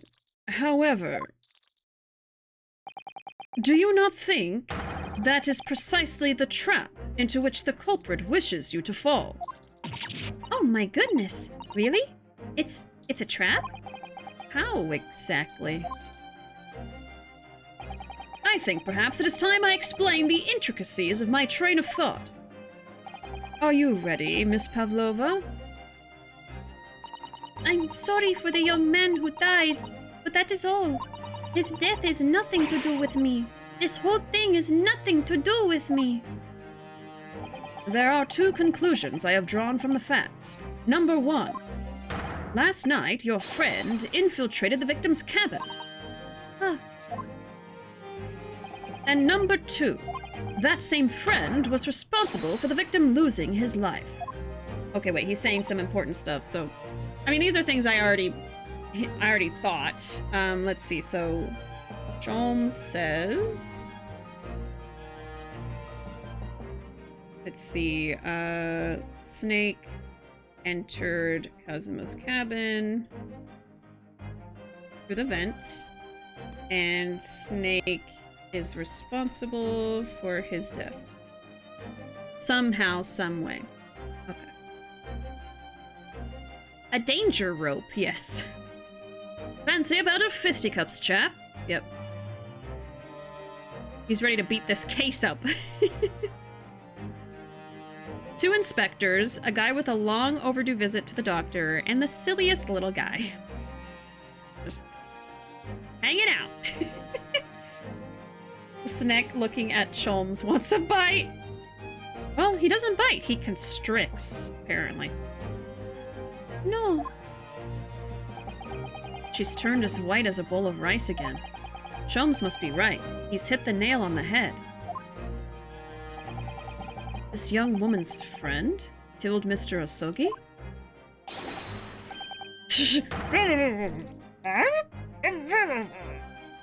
The snake! It looks like he can't speak with that snake coiled around his head.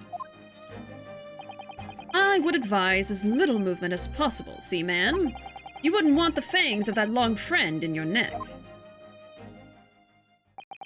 So, everyone, let us begin. Sherlock Holmes is proud to present his logic and reasoning spectacular. Oh god. Zoe has redeemed Bane voice for Holmes. I see. Topic 1, Intruder's Identity. Miss Pavlova, moments ago you claimed the following. His death is nothing to do with me. This whole thing is nothing to do with me. Yet, you cannot deceive yourself. Yes, when you recall those horrid events, your aching heart smarts with pain. And it is that very pain that evidences your inextricable link to the victim's death. So, we ask, what was the nature of this intruder that stole into the victim's cabin on that portentous night? Batman? Why, naturally, it was the friend with which you boarded this vessel, was it not? As I suspected, another telltale glance. You merely adopted the cringe, Naruhodo. I was born from it, molded by it. I think this is actually better. Without doubt, your friend is the writhing serpent we see before us. Oh, that's a lot better. You gotta do the double cup. You gotta do the double cup for the bait. And yet, that fact leaves us in a quandary. Oh! Oh! Oh! Oh! He's angry! Oh my goodness! It's like pulling him! Oh my god! That's a bad snake! Bad... Down! Down, boy! The victim's written observations on the night in question tell of a speckled band. A very angry little guy. Whereas, regrettably, this specimen's markings do not fit that description in any way.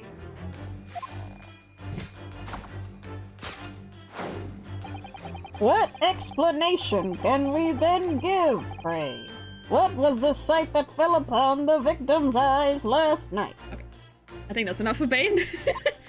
No, don't look at me. This has nothing to do with any of this.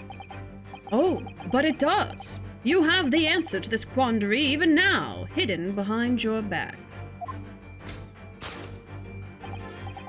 Yes, that which you are trying but failing to conceal can only be the snake's sloughed skin.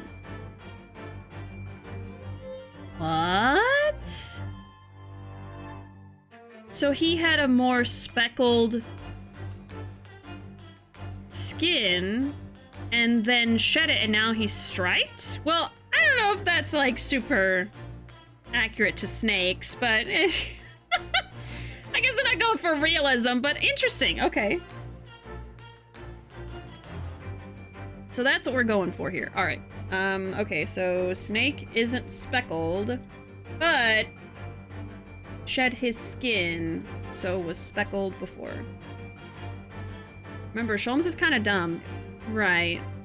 That's true. I keep believing him! Oh, okay, well, let's see what it actually is. The snake's sloughed skin. Evidently, after the subtle and horrible crime, this most deadly friend of yours shed its original skin. No? Right, so as Sholmes is doing all of these, like, accusations, we actually are gonna have to go back and edit some of them because some of them are going to be wrong. I don't know what you're talking about. But there's something she's hiding behind her back. Last night, through the ventilator visible in this cabin, your then speckled friend slithered next door. Using the bell cord on the other side as a bridge, the serpent silently descended into the victim's quarters. In the dim light, it appeared to the young gentleman who was about to lose his life as a speckled band. In summary, the nature of this friend of yours, which last night infiltrated the scene of the crime, is a rare breed of snake whose markings change each time it sloughs its skin. Yeah, I don't know. A snake so dreadful, you can only imagine it would be found in the deepest depths of India. Okay. A beloved speckled snake. For the conclusion. Topic 2. How Mr. Asogi died. Moving on, we come to the heart of the matter. The grim demise of the victim. How did this young man lose his life? And why? He just has like a projector on the side. According to the data of which I have been apprised, it would appear there were no visible signs of injury. Ah! She's surprised by this. In fact, the circumstances of the victim's death can only be explained by a terrible venom. Now, if we take that as fact, we can reasonably imagine that there remains evidence to affirm it at the scene of the crime. Oh no, could there be? Yes, an examination of the deceased body will prove the cause of death conclusively. The almost but not quite imperceptible puncture wounds left by the venomous fangs will seal the truth. Yes, the vestiges of the snakebite delivered by your terrifying friend. This makes no sense. There is no point feigning ignorance, Miss Pavlova. After the incident, you endeavored to hide everything, didn't you? No, that's true. But now your involuntary glance betrays the hiding place you chose. So I'm starting to see that there's an exclamation when he's right, and there's a question mark when he's wrong. Okay. That's right. You hid the evidence that links you to the victim's death in that traveling case. She didn't. When we first met in this cabin, it came to my attention that your case moved periodically. Your serpent assassin was restless inside, no doubt. You don't... It is telling that the victim made note of low whistling sound that he heard minutes before his end. That was your signal, was it not? The sound you would use to train your serpent friend. Train? Indeed. You would put the serpent through the ventilator and wait. After a period, you'd summon it back with a whistle. You couldn't know if the animal had done its duty, so you would listen for signs of life next door. If the victim appeared not to have been dispatched, you'd release the snake once more. Do you deny this snake has undergone such training? It's not true. Having slithered through the ventilator and down the bell cord, the creature needed only to sink its fangs in once. And its venom would course through the victim's veins, ending his existence forever. There's like a little glitch on screen, I feel like. That is the true nature of the speckled band that took the poor young man's life. I feel like what Sholmes does during these portions where he's just going off, like, about what he thinks happened, is also me when I go off about what I think happened with all my theories, and then y'all who have played this game have the little question mark popping up when I say that the wrong thing. And then an exclamation when I guess something correctly. Oh, this is the speckled band. Yes, but it's striped, so he thinks that it shed its skin. Yes, that's 100% accurate. There can be no doubt. My logic is infallible. Conclusion, death by a venomous snake's bite. Okay, so we're close but not quite with a lot of this. Thus concludes Sherlock Holmes' great deduction of the speckled band. Now let's fix it.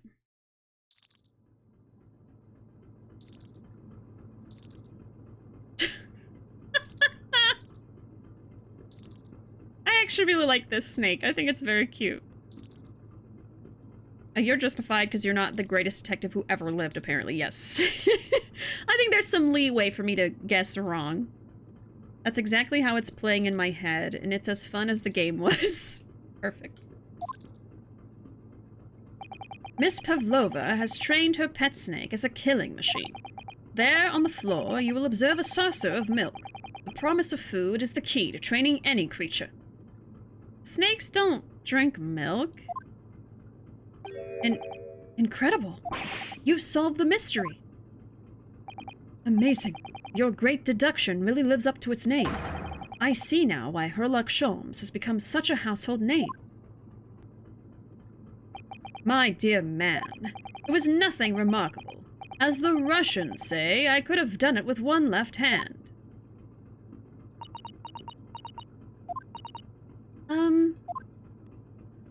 Could I venture an opinion, Mr. Holmes? But of course. What's on your mind? It's just about your deductions before. Some things don't quite make sense to me. I welcome questions as to my method, and will answer both loudly and proudly. Oh, well, good. First of all, you're a dum-dum doo-doo head. First of all, snakes are egg-laying creatures, part of the reptile family. You are well informed, madam. And reptiles, don't drink milk. Ah. It's really only mammals that like to drink milk, you see? So, I'm not sure it would be possible to train a snake using milk as a reward. No matter. No doubt Miss Pavlova used some other treat to encourage her pet to do her bidding. Milk was merely an example. The logic holds. Well, Mr. Holmes, first of all, you're a dum-dum. Oh, and then you're just gonna do that like 3 seconds late to embarrass me. First of all, you're a dum-dum. There. I pressed the button, me and the button are just staring at each other in silence while it loads the sound effect. Oh my god, wait.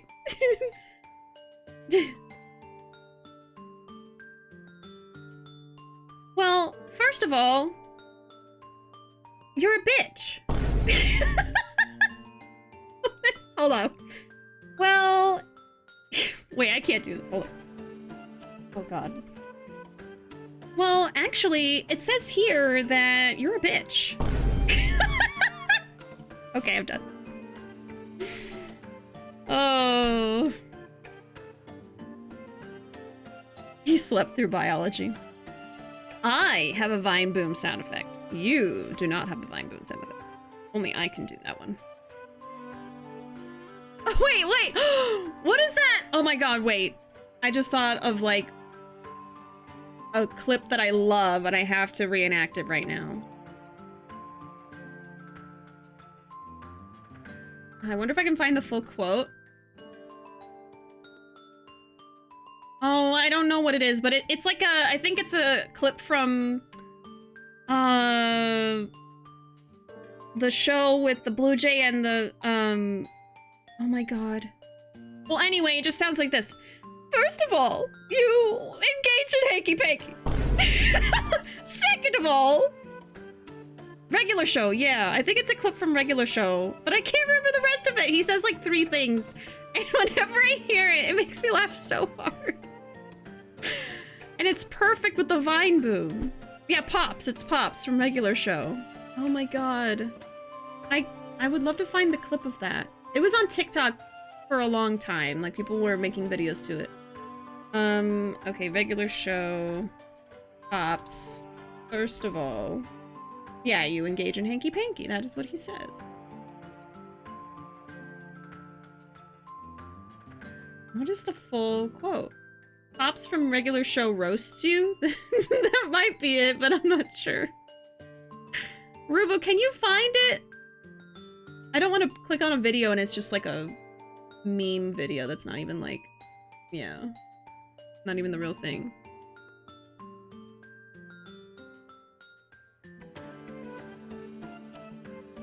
Maybe Ruuuvo can find it.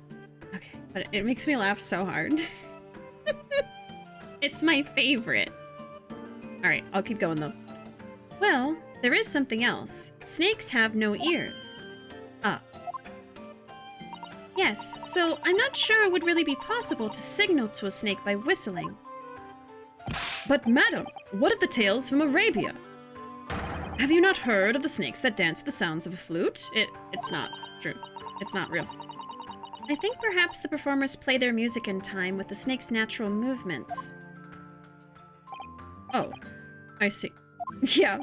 No hands, no feet, no ears. These creatures are so inept as to be practically useless. Oh my god. Don't take it on the snakes, Mr. Scholes. What do snakes ever do to you? There is one other thing. Yeah, I want to fact check that snakes don't have ears. I don't think they hear as well as a person, but okay, do snakes have ears? Let's just double check here. Yeah, snakes don't have an external ear, but they do have all the parts of the inner ear that we do.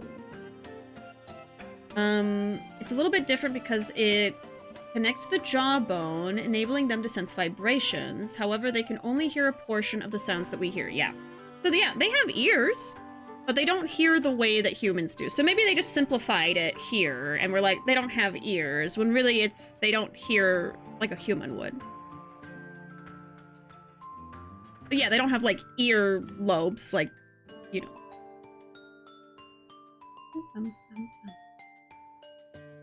know. Oh yeah, you're quoting the same thing I was looking at, Caramel. Let's see. Susato is crushing Sholmes' dreams. Next, he'll find out Santa isn't real. Wait. He's not? They have something similar, but can't really hear the same way that we do. Right. Sholmes has had his world rocked by the existence of snakes. The mere existence of snakes.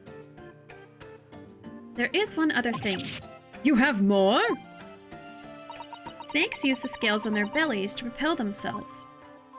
So, I'm not really sure that a snake could manage to climb up a flat bell cord like the ones in these cabins. Then it should try harder! Please, don't be angry with me, Mr. Sholmes.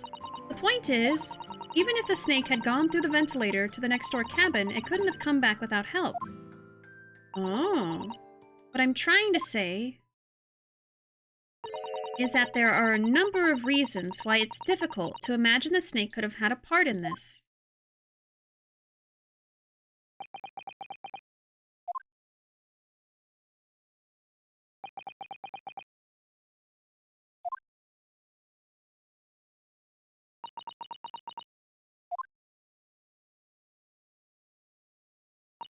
I think we need to step in and help again, Mr. Naruhodo. Oh no, you don't mean...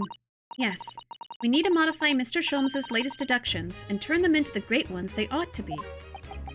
I had a feeling that was coming. Alright, let's give it a try. Behind every great detective is an even greater student who does his job for him. Just what I was waiting for, Mr. Naruhodo. For you to do my job for me. Yes, exactly. Yes, right. So, cast your eyes down to your wrists again. What? We're free. We're free! You've done it again. Your handcuffs are gone. Where did they go? Fear not. I shall see they're restored after our work is done. I really wish you'd leave them off. Now, everyone, let us begin. Sherlock Holmes is proud to present his logic and reasoning spectacular. Behind every great detective is a guy who's being accused of murder doing his job for him. Hold it, Mr. Sholmes. Alright. Miss Pavlova, moments ago you claimed the following. Okay, hold on. Ruuuvo has the full quote for me. Hold on. Okay, we're doing this. First of all, you're nothing but an unholy wench. Second of all, you engage in hanky-panky.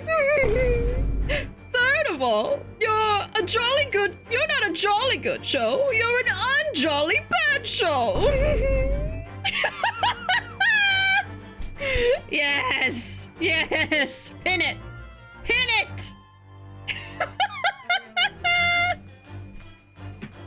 I want to memorize that entire thing so badly. I love it so much. I love Pops' voice. It's so funny. Yes, happy Mod Day indeed. Isn't it Mod Appreciation Day today? The 30th, yes. Yes. Everyone say thank you, Ruuuvo. And to all the other mods we have that aren't here right now, but are also still mods, of course. Okay. Can I pin my own message? Yeah, you can. There you go. There's this giant message at the top of chat.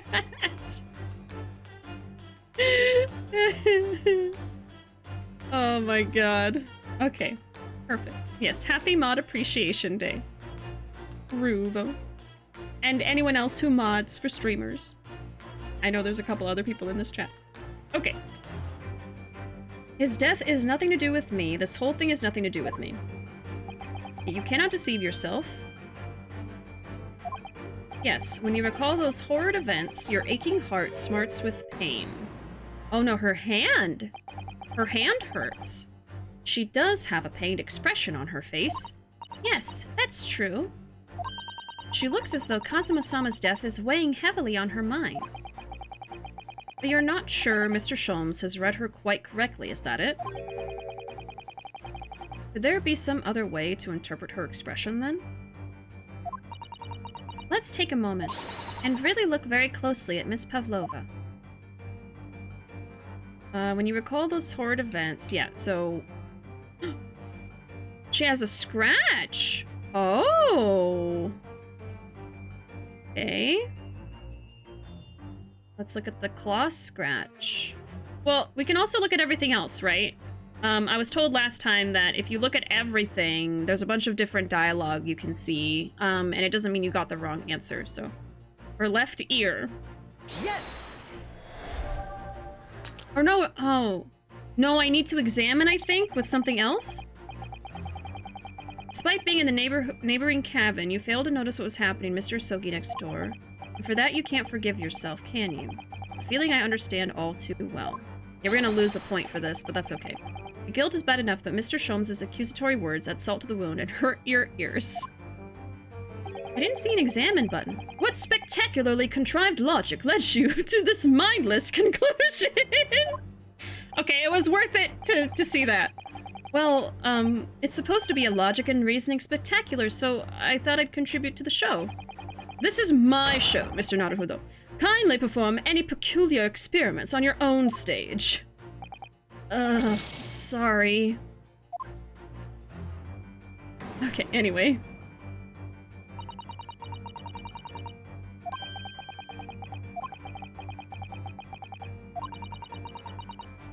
Okay, let me save.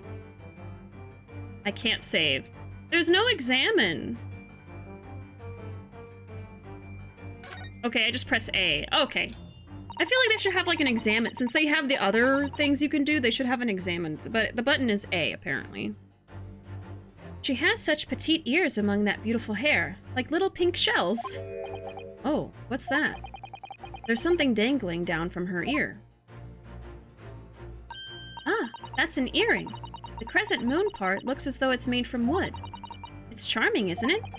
Women do seem to love adornments like that. In their hair, around their necks, on their fingers, and even hanging from their ears, it seems. Well, jewelry is beautiful, Naruhodo-san. Okay, so it's just A. What else can we look at? Is that probably it?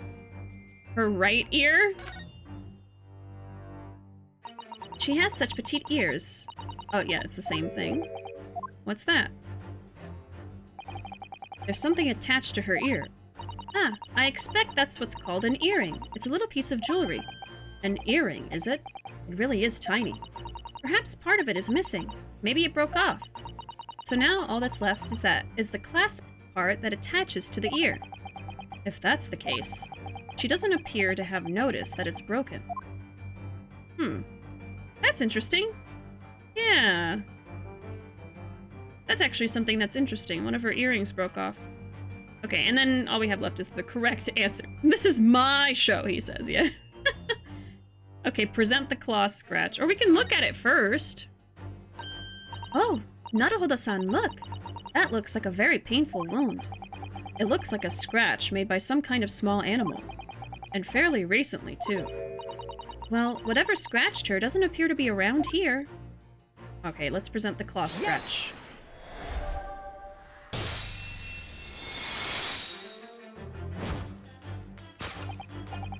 Yes, when you recall those horrid events, that claw scratch smarts with pain. Indeed, and simple observation reveals that the wound is fresh. Miss Pavlova, did you in fact receive that scratch sometime last night? Ah!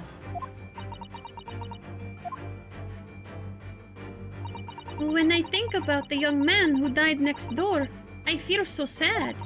And when I am sad, the pain from this wound is worse. And it is that very pain that evidences your inextricable link to the victim's death. So we ask, what was the nature of this intruder that stole into the victim's cabin on that portentous night?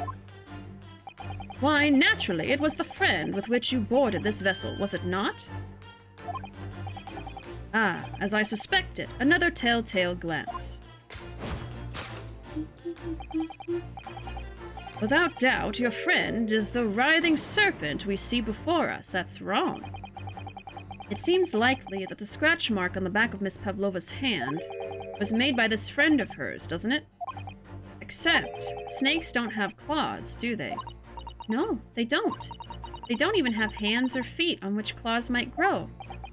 Well then, if that snake isn't her pet, what is? What's the true identity of this friend of hers? So that's not even her pet? We should follow her gaze, Naruhodo-san. That's where we'll find the answer. A cat? What? Huh. Okay, well, we'll look at everything. Stroganoff. Hey, Panda, welcome in. I've been here this whole time, but napping. No worries. I recommend looking at everything. Yeah, now that I know how to do it.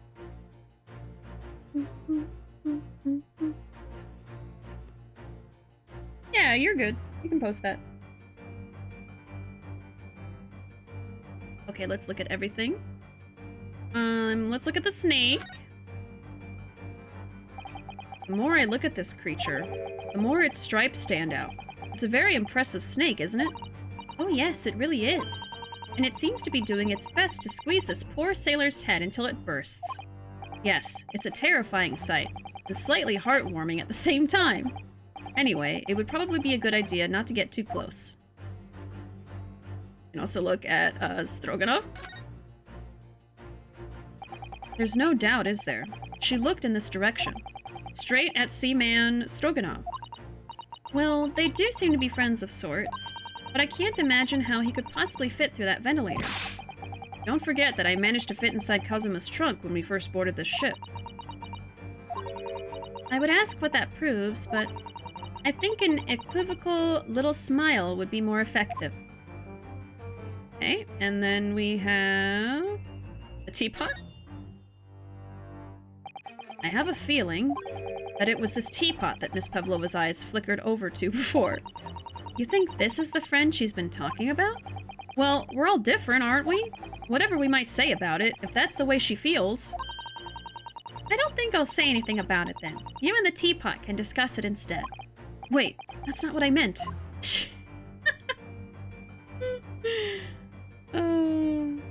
Photograph frame. Okay. It's a cat.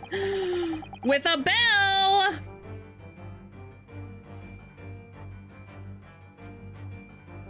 Well, there you have it.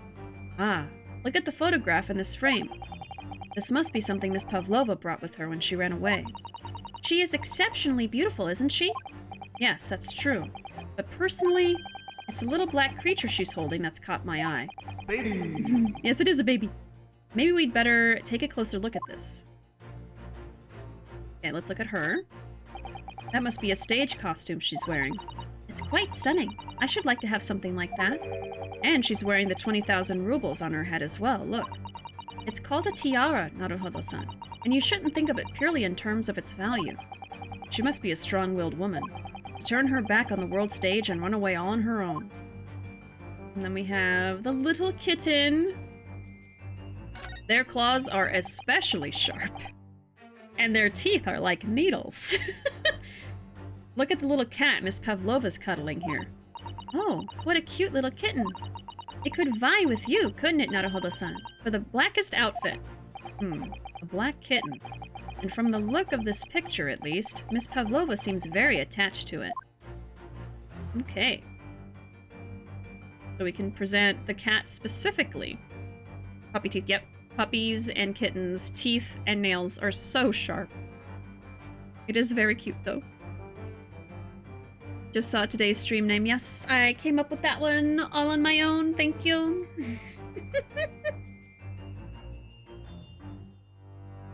I thought of it. Like, I thought of she/Herlock. Before I started streaming, I was like, I have to incorporate this somehow. I cracked myself up, and then I went over to Ruuuvo and I was like, what if I put this in the title today? And they couldn't stop laughing. So very proud of myself. I can finally scream about the kitty. Look at the baby! Yes! Alright, let's present the cat. Yes! Little kitten. So, where'd the snake come from, then? Without doubt, your friend is the little kitten we see before us. Yes, the scratch on the back of your hand makes that abundantly clear. Oh no. The whereabouts of this black kitten isn't clear, but what is clear is that you brought the animal with you when you ran away, didn't you? And she just put it in a suitcase, too! That's not good. Ah!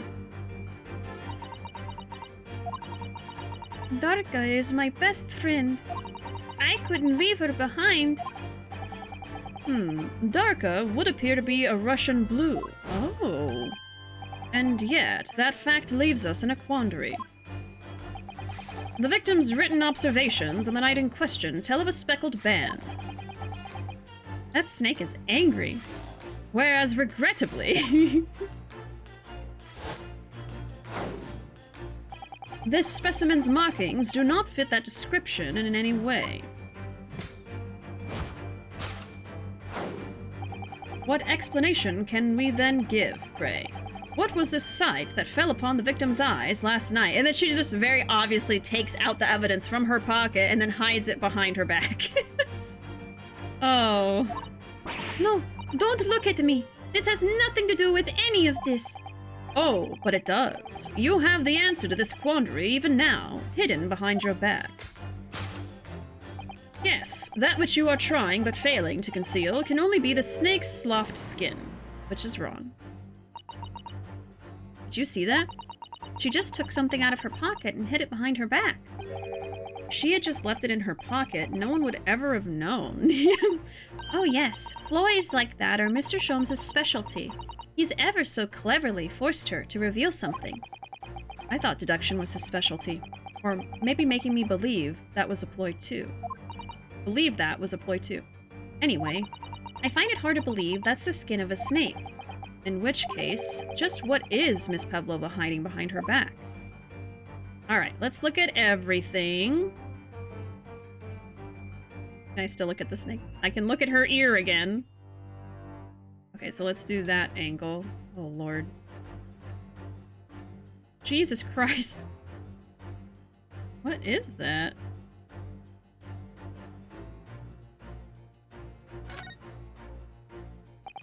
Is it a cat toy? Well, it is speckled, and it is a band, but what is it? It seems to be soft and fluffy, a long piece of cloth of some sort. And that looks like a handle at one end. It's a cat toy. I think it may be a cat's toy. This sort... Oh, sorry. I think it may be a cat's toy. This sort is common in the West, apparently. How is that a toy for cats? Cats like to chase the band around and paw at it. Kittens in particular love that sort of play. You only need to wave it in front of them, and they pounce to catch it. That sounds positively adorable. Alright, it's a cat toy. So we'll re-present it like that. Can I look at it again? Well, it is speckled. Oh, okay, no, they're just gonna do the same thing. Okay, so now we can present it.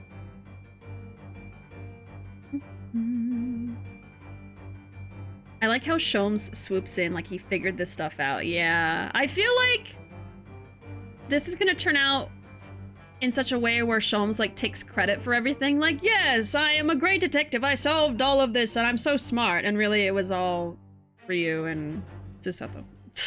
And it's gonna make me pissed. Okay, present. Yes! That which you are trying but failing to conceal. A cat toy. Yes, the thing you are trying but failing to conceal is, a cat's toy.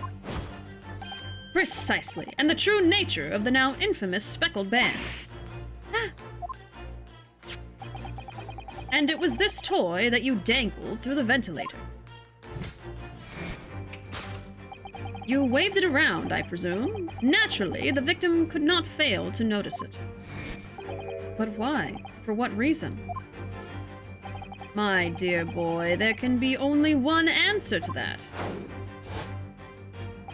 After her feline friend disappeared through the ventilator into the neighboring cabin, Miss Pavlova attempted to use the speckled cat's toy to incite the creature to return. Ah. In summary, the nature of this friend of Miss Pavlova's, which last night infiltrated the scene of the crime, is a blithesome Russian blue breed of cat by the name of Darka. Now, to be fair, Russian blue cats aren't black cats, they are gray.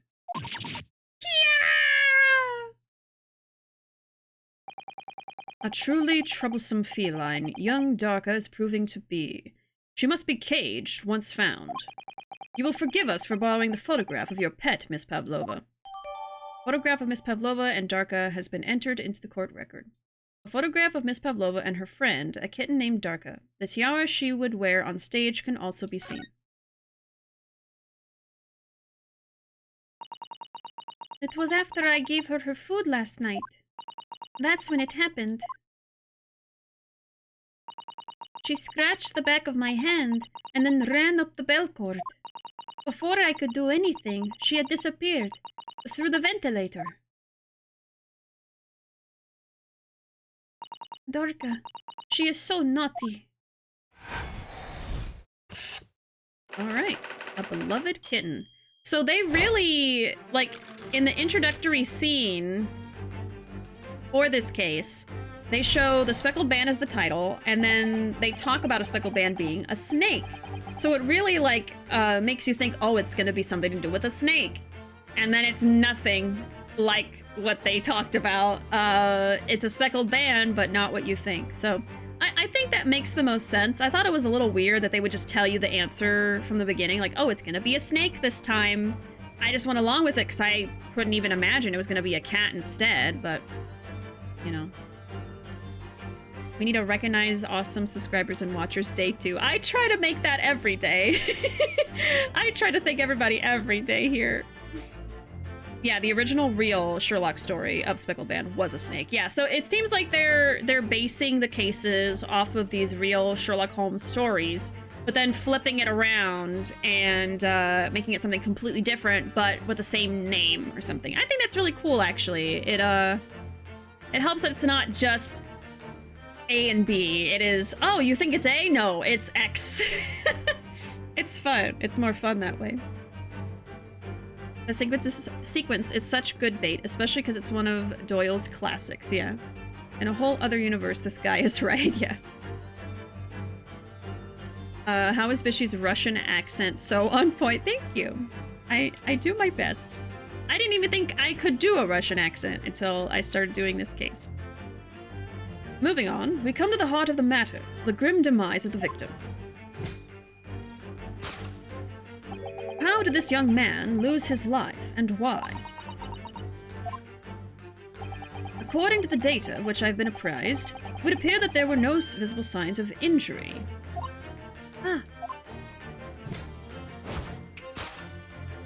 In fact, the circumstances of the victim's death can only be explained by a terrible venom. And there's the issue. What Mr. Sholmes says is true. There were no signs of a wound anywhere on Kazuma-sama's body. That's right. But Mr. Sholmes seems to be unaware of one very important detail. Kazuma wasn't poisoned. Yes, it would seem so. Let's give him the information he's missing now. Oh, okay, so probably this? Yeah, there's no traces of poison. Yes!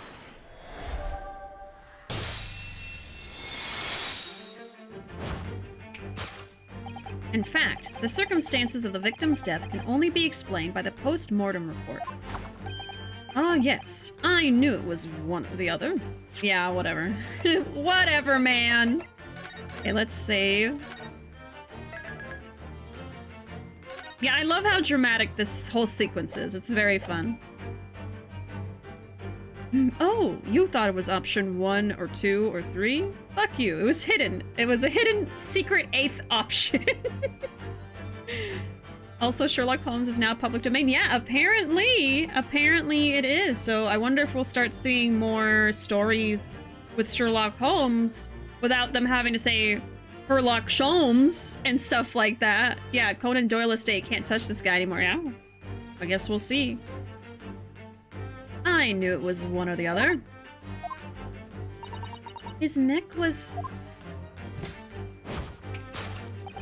Indeed, the breaking of the cervical vertebrae is fatal. Only that Goliath would be strong enough to survive that. Stroganov isn't some immortal freak, you know. The jury is out. Anyway, we have on good authority that the victim's neck was broken. Now, if we take that as fact... We can reasonably imagine that there remains evidence to affirm it at the scene of the crime. Oh no, would there be? Yes. An examination of the deceased's body will prove the cause of death conclusively, not the body.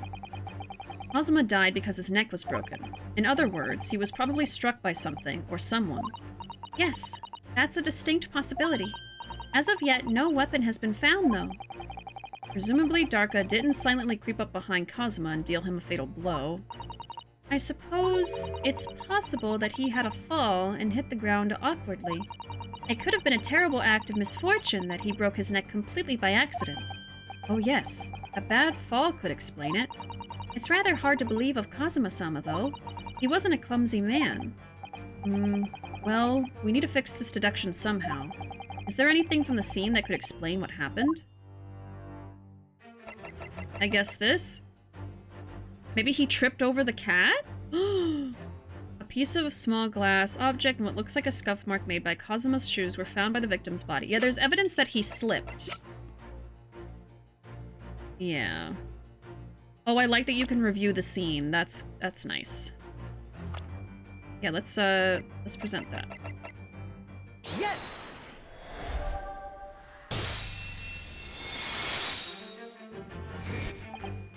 Yes, an examination of the mark on the floor will prove the cause of death conclusively. This particular mark, so prominently visible next to the victim's body, is a deposit of shoe polish. Shoe polish? Indeed, positively identified by a little analysis device I constructed, which I carry now as a matter of course. Beeswax, tallow, and dye were my results, the undeniable ingredients of shoe polish. And the color of the polish is a perfect match to the color of Mr. Asogi's laced leather shoes. They're boots now. Looking at this mark, it's not hard to imagine what happened. For some reason, Mr. Asogi must have caught his foot at that point on the floor and tripped. Please, no. And, by a dreadful turn of misfortune, caught his neck against some immovable object as he fell to the floor. Suffering a fatal blow to the spine, the victim's vertebrae shattered. In that instant, he lost his life. No! I don't know. I don't know anything about this. Is that really true, Miss Pavlova? What about the evidence left at the scene where Mr. Asogi lost his life? Yes. The facts are as clear as day to me. You did all you could to conceal the incriminating evidence. But now your involuntary glance betrays the hiding place you chose. That's right. You hid the evidence that links you to the victim's death in that traveling case. No, she didn't. I don't believe it. Kazuma-sama merely tripped over and now he's no more? It can't be true. I refuse to accept it. I know it's hard to believe, but the mark on the floor does seem to suggest that that's what's happened. And if this part of Mr. Sholmes' deduction is right, Miss Pavlova is trying to hide some evidence that would prove it. Here in this cabin, somewhere in the direction that she just cast her eyes. Where, I wonder? Let's have a good look around. The answer must be here somewhere. Alright, well, we'll look at the case first. This is where Miss Pavlova hid her friend. That's right, and it wasn't a snake after all. No, it was that little kitten she calls Darka. Not that it's anywhere to be seen now. It seems to have let itself out of the case and gone exploring. I expect it's wrapped itself around someone's head somewhere, trying to make a new friend. Either that, or it's scratching their hand to pieces. Point is, where has it got to? Well, there's the tiara. Oh, and then there's the trash can. Okay. Ah, somebody appears to have dropped 20,000 rubles here. It hasn't been dropped, Naruhodo-san. It's been placed. I'm starting to sound like Mr. Sholmes. Stop trying to sound like the great detective. Psh.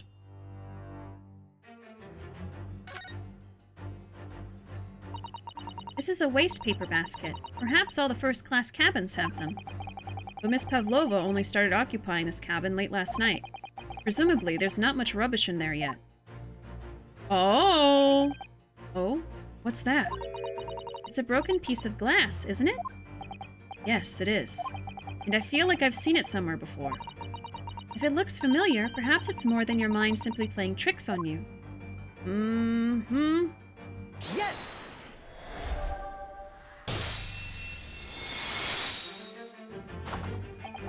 That's right. You hid the evidence that links you to the victim's death in that waste paper basket. Ah! Here we have a fragment of some intricate glass object, it would seem. One that has a familiar air, in fact. Precisely. We found another piece of broken glass on the floor in Mr. Asogi's cabin. And, as you can see, the two pieces fit together perfectly. Oh no. So, Miss Pavlova, shall we consider what this tells us? Why would it be that part of this glass object, which was evidently broken at the scene of the victim's death, should be found in the waste paper basket in your cabin? Yeah! You're well acquainted with this glass bell, are you not? I don't know, and that hushed Russian accent of yours won't save you this time, dear girl. Why? Because we have conclusive evidence linking you to the bell in question. What? Take it away, Mr. Naruhodo. Yes. The evidence linking Miss Pavlova and the little glass bell, that would be the photo of her with the cat. Because the cat has the bell on in the picture. Seeing Kazuma on the floor still makes me want to grab Capcom and shake them somewhat violently. Why is Asogi even dead? I know, it's rough because, like, I love Kazuma. I love his character, and he's just dead on the floor, and we have to keep looking at his dead body and all these pictures, and I'm... Oh, Jesus. More like great defective, am I right? Oh my god. Okay, let's present the cat. Yes! If you look at this photograph, you can clearly see, hanging from Darka's collar, the very glass bell in question.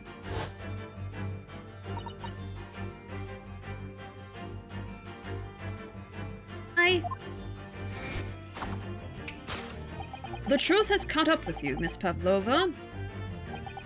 The young man who lost his life last night did so after a truly inauspicious fall. And the cause of that fateful stumble?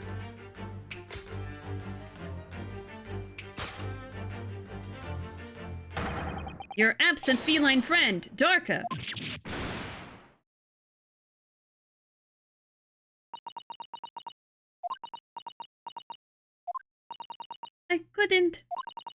I couldn't tell anyone. I'm sorry. Sorry. So sorry. Death by tripping over a cat. And they kill him that way too? Like, he tripped over a cat and died. That's how they kill Kazuma. Like, I guess I'm glad no one killed him on purpose, but like, really? Why don't you tell us now, Miss Pavlova? That looks exactly what happened last night. It was a little after 1 in the morning. It was so late, but I hadn't had time to feed Darka, so I gave her some food. And then, all of a sudden, she scratched me and jumped out of my hands. People do say that cats become very anxious and nervous in new environments. And she was so fast, she disappeared through the ventilator before I could stop her. And that is how you acquired the rather nasty wound on the back of your hand, I take it. Yes. And I had read the, rules on the wall. I knew that I was not allowed Darka with me. Yes, modern science suggests that animals can carry infectious diseases. It's a precaution, really. So I listened and listened, trying to hear if there was some noise in the next cabin.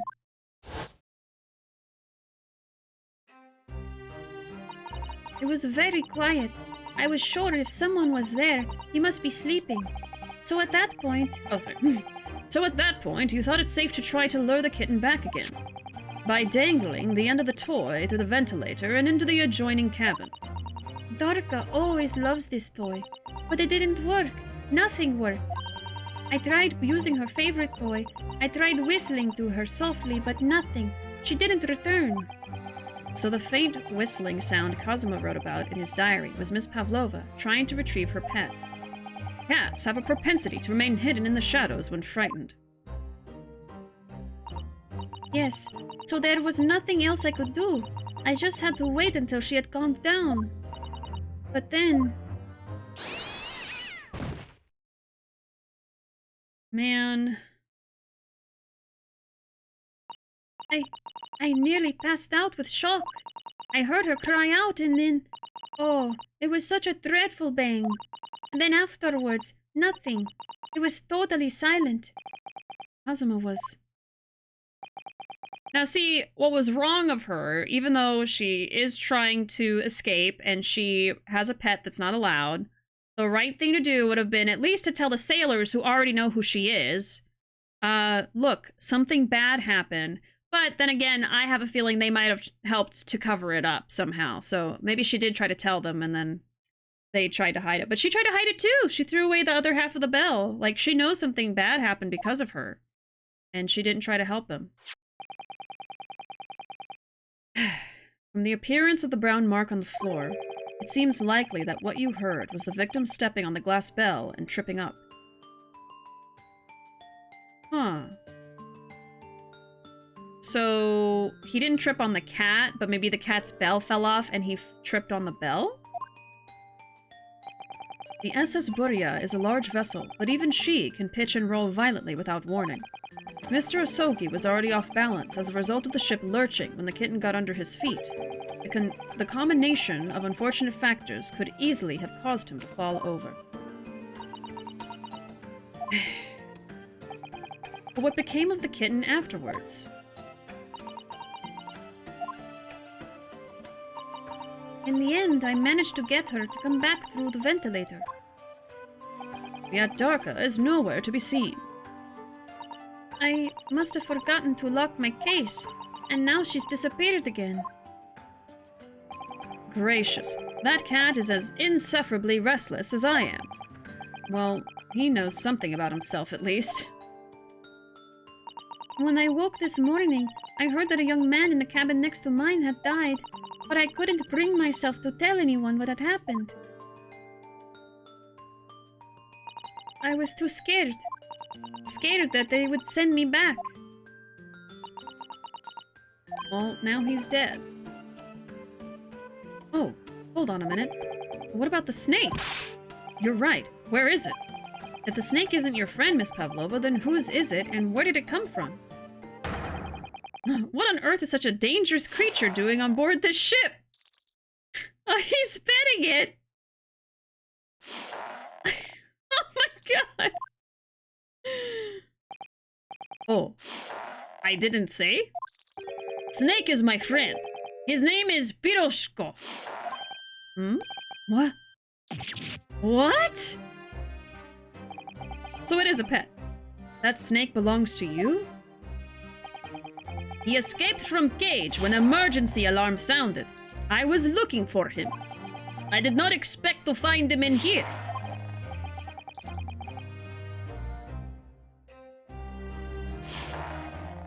Wait.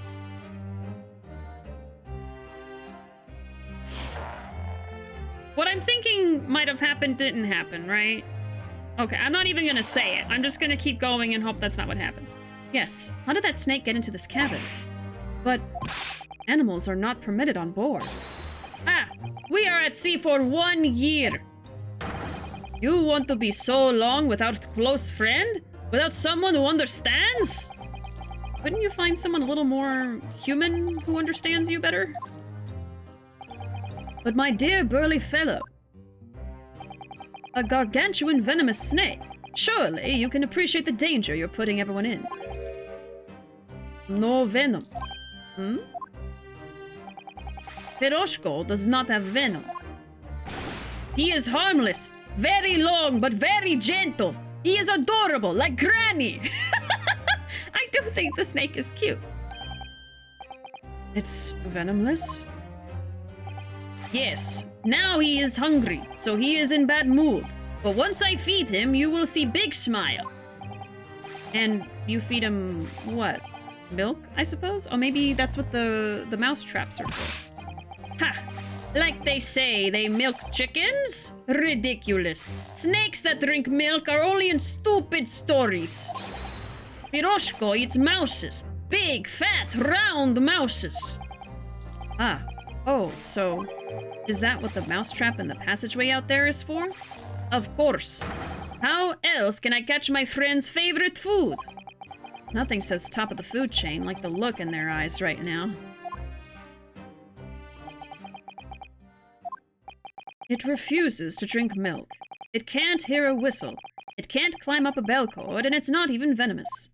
How the deuce did something so inept land a starring role?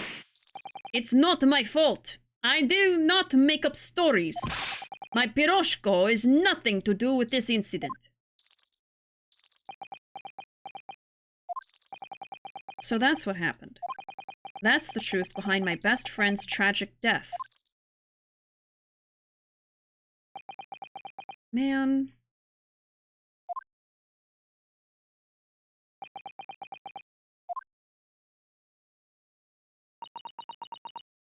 Like, could she even be found guilty of anything? I guess she concealed evidence, but she didn't murder him on purpose. Miss Pavlova.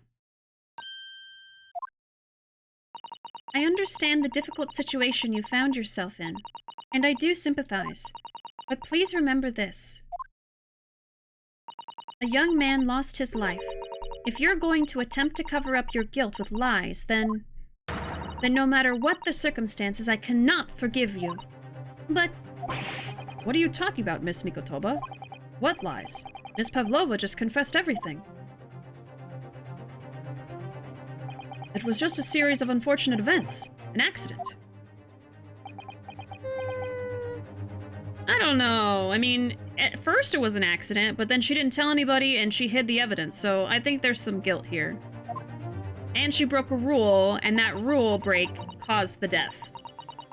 I'm no great detective like Mr. Sholmes. I don't have a gift for knowing the truth. But even I can see that was not the truth. Oh. Don't you agree, Mr. Naruhodo? Well, yeah, who wrote the Russian? I think she went even further to conceal what happened. Yes, A Series of Unfortunate Events by Lemony Snicket. I loved those books so much growing up. I actually think I owned the whole series, and I'm really upset at my past self because I think I got rid of it. I don't know why. I don't know why, but I did, so I don't have it anymore, but I loved those books. Get her ass to Sato, yeah. Are they all gonna say sorry to Ryu, right? To be perfectly honest, yes. There's a discrepancy in Miss Pavlova's story. I'm sure of it. I just can't quite put my finger on it. Well, let me save first. Really like the illustrations. Yeah! And the cover art. Read the whole series thanks to my library. Oh.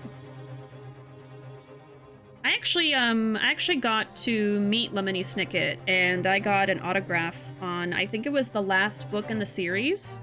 But I don't know where the book is. I don't think I got rid of it because it was an autographed book, but I think I had it in storage somewhere and I lost track of it, and I'm still so upset about it to this day. There's one place I think it could be, but I have not had a chance to search there in years, so I still could. But yeah, I don't have it with me right now, unfortunately. I have to find it, but at least I did get to meet the author and had his autograph at one point. Well, yeah, but you know what I'm talking about. The author. Okay, there's a discrepancy, but I can't put my finger on it.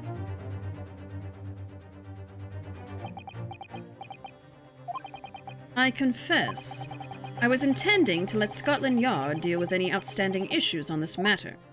Oh.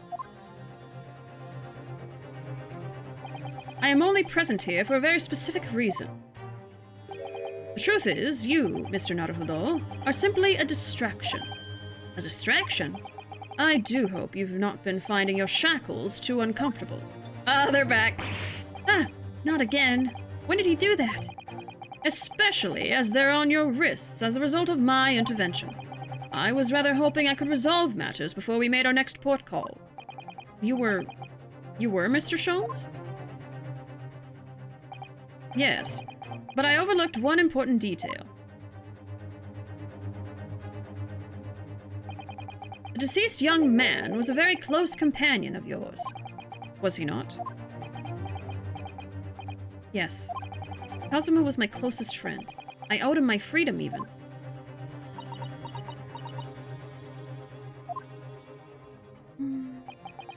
In that case, we must follow this to its conclusion.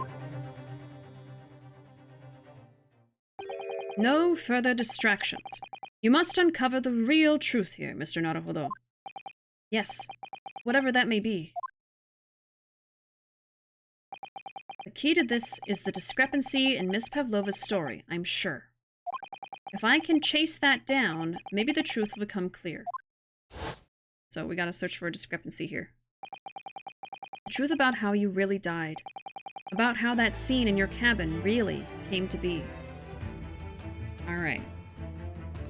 So something is up with what we've discovered so far. Sholmes can be serious when he needs to be. I guess he can. Hey, Tyler. Welcome in. Howdy. How you doing tonight? Good to see you. I think the author shows up saying he's filling in for the real Lemony Snicket who couldn't show up. Yeah. Keeping his true identity hidden. Let's see. So, I gotta kind of summarize what we just did. Let's see. So Sholmes... How do I even word it?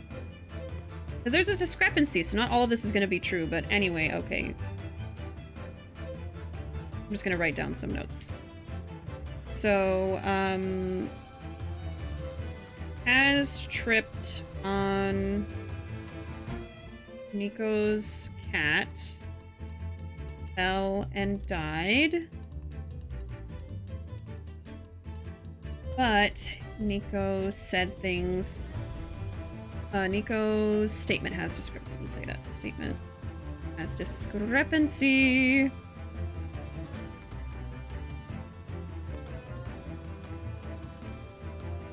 Okay. How that scene in your cabin really came to be. Alright. I'll see what I can do. Can we take off the handcuffs now? Excellent. Thank you, Mr. Naruhodo. I think at least at this point, Pavlova should have handcuffs, and Ryu should not. At the very least. So then, shall we begin? Yes. What we should ponder first is the victim who lost his life in a cabin that was bolted shut from the inside. And then that mystery we've kind of solved as well. Oh man, today was hell at work, but I'm better now. I'm sorry to hear that, Tyler, but I'm glad you're doing okay. Hope you're doing well. Yeah, I've been having some fun playing Great Ace Attorney. I was very excited to get back to this today. Sherlock Holmes is hilariously frustrating. I don't hate him, but I don't love him right now. But apparently a lot of people who play this series love him, so I don't know. We'll see. We'll see. This whole circumstance still upsets me so much. Yeah, I'm very flabbergasted that Kazuma died by tripping on a cat. Like, what? That is not at all what I thought how this was going to end up at all. But apparently that's not the whole story, so we gotta keep going to find out. Was this truly an unfortunate accident? Or was it in fact no accident at all? That is what we must establish in the first instance. We've already established it, haven't we? The man tripped over the kitten that had climbed into his cabin via the ventilator. Tragic, yes, but still an accident. Hold it! Wait, let's just take a step back. It doesn't make sense if that's really what happened, does it? I'm going to have to ask you to spell it out for me, I'm afraid. Yes, it's starting to take shape now. There's a clear contradiction between the facts and Miss Pavlova's story here. Okay. The evidence is right there in Kazuma's cabin. It's undeniable. Okay, I'm not following quite yet, so I'm going to save in case I pick the wrong thing.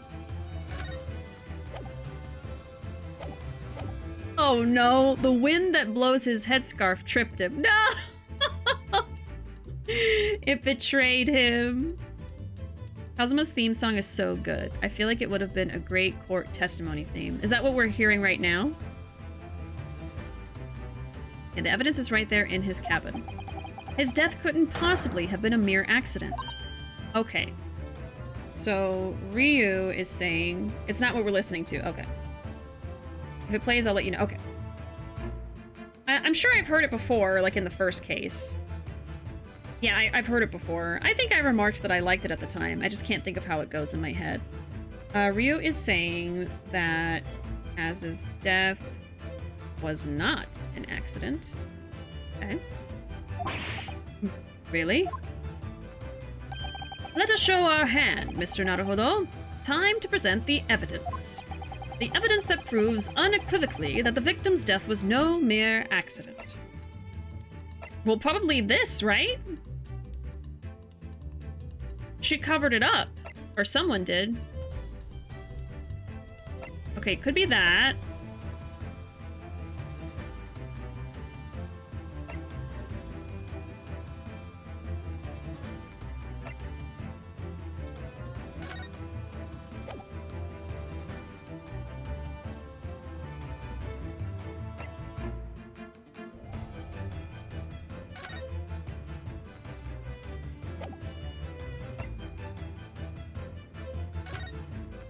Magnifying glass.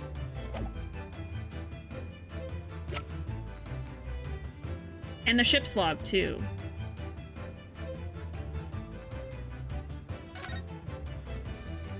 Maybe this is better.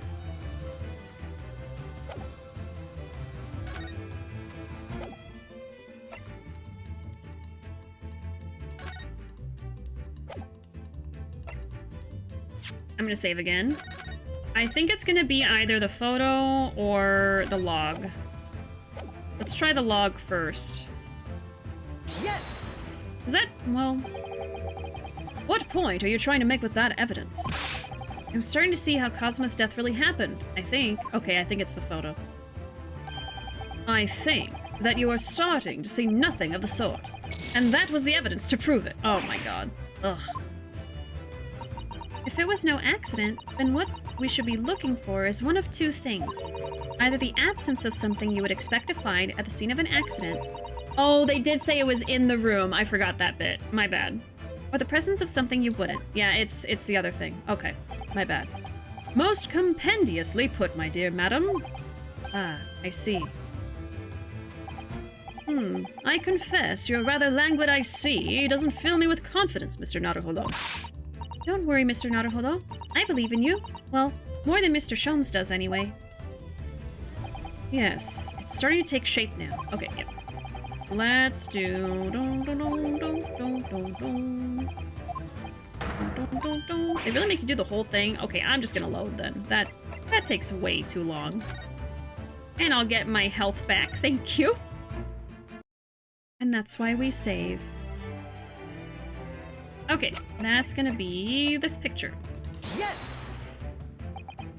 The truth is clearly recorded in this photographic print. There's no way that Mr. Asogi could have left this message on the floor. That script. It's Russian, isn't it? Indeed it is. The word written means wardrobe. Okay, so, evidence was photo of Russian... Okay. I see what you mean. Most people would leave a dying message in their native language. Japanese, in this case. But maybe he was studying Russian. Yeah, okay, girl. Okay. It is a simple language. He would have picked it up very fast. That doesn't seem likely. That's actually not the point. It makes no difference whether he knew Russian or not. Sorry? What do you mean? Exactly what I said before. There is no way that Mr. Asogi could have left this message on the floor. And the reason why is clearly explained in here. Damage to the cervical vertebrae resulting in instant death. Instant death. Ah. Which means, after the victim fell to the floor, he couldn't possibly have written anything, because he was already dead. That's not the only reason, either. There's something else we found in Mr. Asogi's cabin. A remnant of something that couldn't possibly have been there if what Miss Pavlova told us was true. What? So, Susato-san has noticed it too, then. Putting this message on the floor aside, there's something else that gives the truth away. Oh. Oh, I don't know. Save again.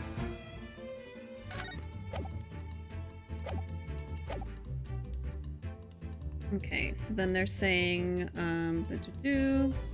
he couldn't have written this since he died instantly. Okay. Yeah, there's something else that gives the truth away. Another piece of evidence that proves this was no accident. In other words... Would this be the ship's log, then? Yes! No? Okay, it's not. I just automatically thought it was that. Never mind. That'll probably come up later. What's with these games and victims of writing their killers' names? Yeah. But this time it was faked. Well, a lot of times they're faked, yeah. I guess it's just like the stereotypical thing. A simple language. Yeah, I don't know about that. She has a point. If I was dying, having limited time and energy to write a message, I would also write it in Japanese. Okay, putting that on the floor aside, there's something else. Okay, so not the message. Proves that this was no accident. And it's not the log.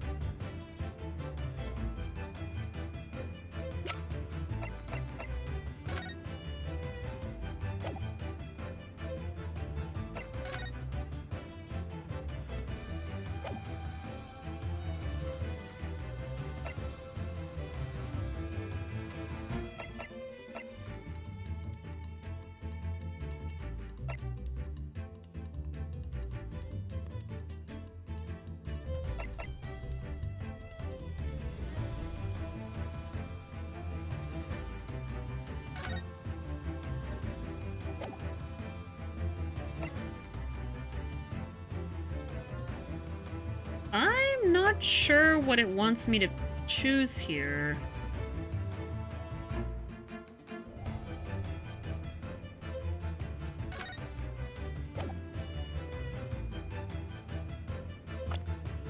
It's just that,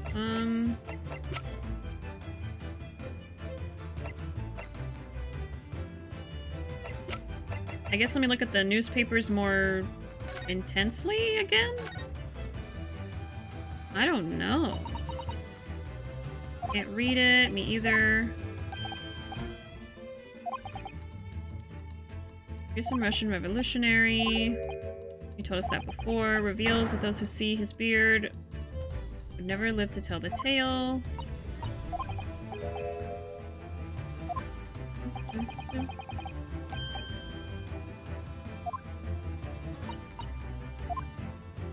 Okay.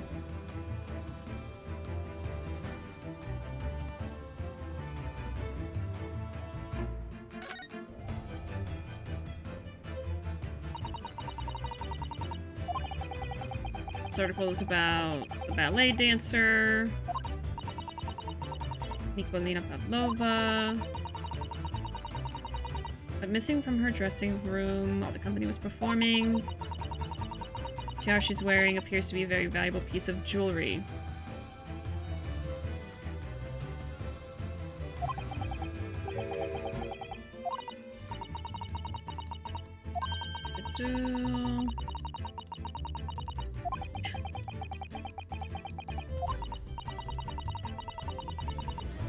In order to recover them, the companies requested international assistance at all ports with sailings to Britain. Okay. Let me know if you need a guide. I got you. Yeah, I might need a hint.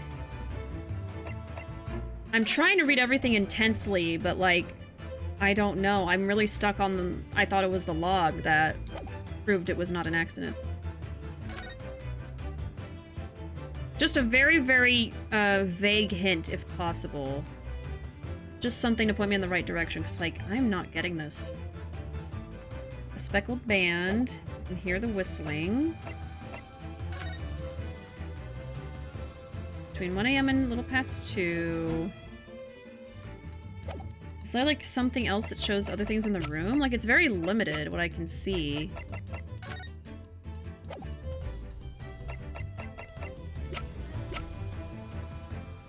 Maybe this? But I don't see how that doesn't prove it's an accident. Bell is there. It's not that. I guess the only other thing it could be is the bell? Let me try the bell. Yes! It is? Oh, okay, I got it. I don't know. This piece of broken glass next to the mark on the floor. Oh, I guess because the message and the bell both represent things that she did to cover up what happened. So she wrote the message out so that they wouldn't think it was her cat, and then she took the other half of the bell, but forgot to get this piece. I guess? She threw it in the trash, yeah. So it's both evidence of her concealing stuff. It just threw me off because, like, it's not showing the bell in the trash can. You know what I mean? Like, I didn't connect that, but anyway, okay, I get it now. This piece of broken glass next to the mark on the floor. But that's the glass bell the kitten had around its neck. We already know all about that. It was broken in half when the victim tripped over the cat and fell. So we already have a satisfactory explanation. Where's the flaw in that logic? Unfortunately, there is a very big flaw. A fatal flaw. What? If that's really what happened, then how did one half of the bell end up back here in this cabin? Ah. So I guess what's being implied is that... Because they're saying it wasn't an accident, but I think he did trip on the cat. But what wasn't an accident is that she covered up everything. And she's kind of saying, like, oh, I had nothing to do with it. It was just my cat. And I was scared to tell anyone that my cat did that. But really, she went in there and did something. I don't know, unless it is implying that she killed him on purpose, but I don't know. Yes, remember that we found the other half of the glass bell in that waste paper basket. Would you care to explain that, Miss Pavlova? Oh no. Both these pieces of evidence clearly point to the same conclusion. That when Mr. Asogi died last night in his cabin, there was someone else in the room.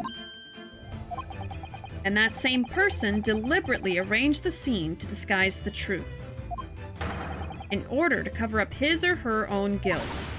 Yeah! But, like, why would she kill him? Yes, there was someone else present in Mr. Asogi's... You are wasting time! Someone else was there? Duh, of course! We know this! What are you talking about? Bulkhead was bolted shut from inside. There was no way in or out. Oh, yes. And the only other person in cabin when young student died was you. Yes! It's true. I was in the cabin when it happened. You were shut inside the cabin wardrobe, to be precise about the details. But I don't know Russian. There's no way I would have left that message. Not would have. There's no way you could have left that message. To be precise about the details, yes, of course. Would you mind?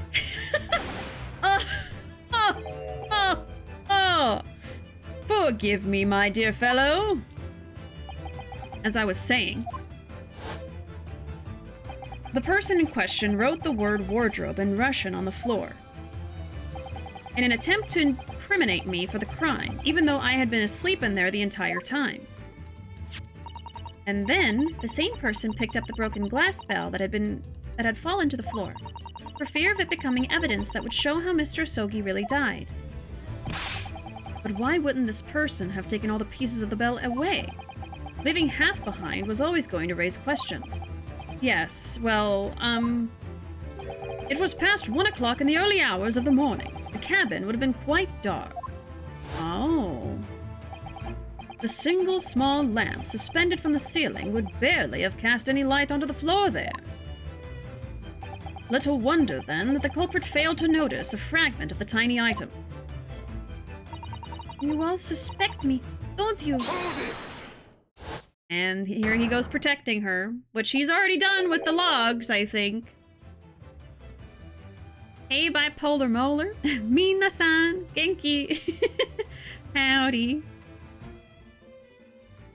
My favorite witness excuse is, I just saw it when we all know they did it. Oh my god, yeah.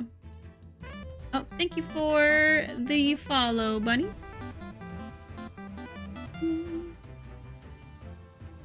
Posted the drawing. I will look at it later. I bet you he done the crime. Oh, I don't know.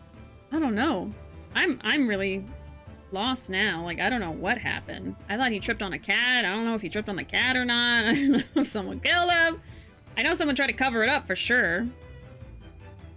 I don't even remember what they just said. I was gonna write something down, but I've now forgotten. Never mind. Stroganoff. Nina is woman of sea. She is daughter of strong sailor. 2 years ago, they noticed her dancing skills, and she went away to join ballet company. But before, she was dancer on this ship, a member of ship's band. You do not accuse ship's angel of being criminal. Ah, so that's it. You say that when young student died, Nina was there in his cabin. But that is not possible. I give my tooth. I'll hand it over. Give me that molar! Well, this is all most interesting. And why would you give your tooth, pray? How can you be so sure? You are a great detective. You should know. Look truth in eyes. Cabin bulkhead was bolted shut from inside. Nobody could go into cabin. Not Nina, not anyone. Or you want to tell me that killer can walk through locked doors? Yet, it's impossible. Ugh, he's right. But wait, I've read about this in detective stories. People often tie thread around door latches so they can open and close them from the outside. Thread? Are you stupid? These bulkheads are not barn doors. Certainly not. These are watertight doors, as one would expect to find on any modern steamship. Constructed of heavy steel with not a gap in sight, no threads or needles or magnets could have been used. No, of course not. I thought so too. But Mr. Naruhodo suggested it earlier, so... Susato-san, how could you shift it onto me like that? So, Stroganoff has a valid point. The cabin door couldn't have been bolted shut from the outside. Not necessarily. What? I put it to you that I could bolt this cabin door without laying a finger on it. And in this very cabin, we can see the traces of the method I have in mind having been used before. I don't believe it. A bookshelf. Well, Mr. Naruhodo, I believe you know what I mean, don't you? A way to shut the bolt of the cabin door from the outside? One way does spring to mind, yes. Do you really know what Mr. Sholmes means, Mr. Naruhodo? Yes, and so should you. Because we've seen it happen. We sure have.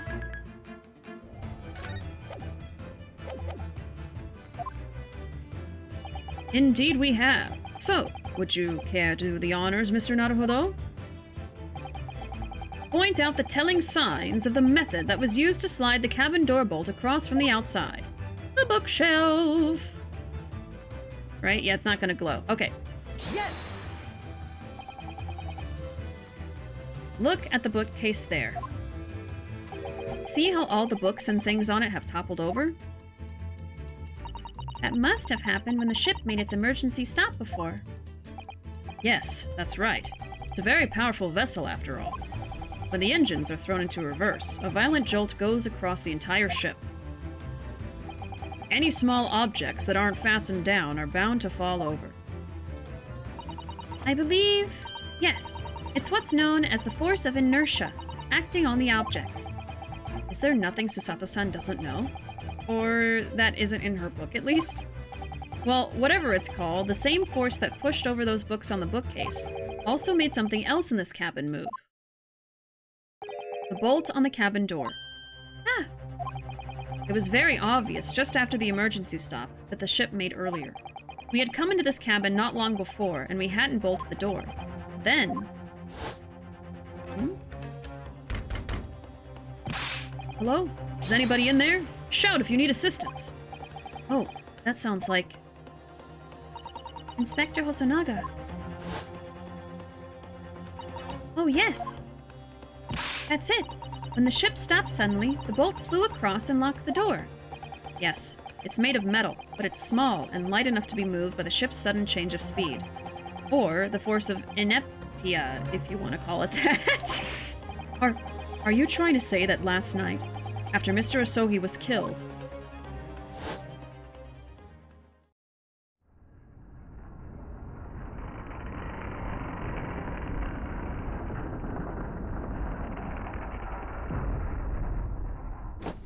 Wow.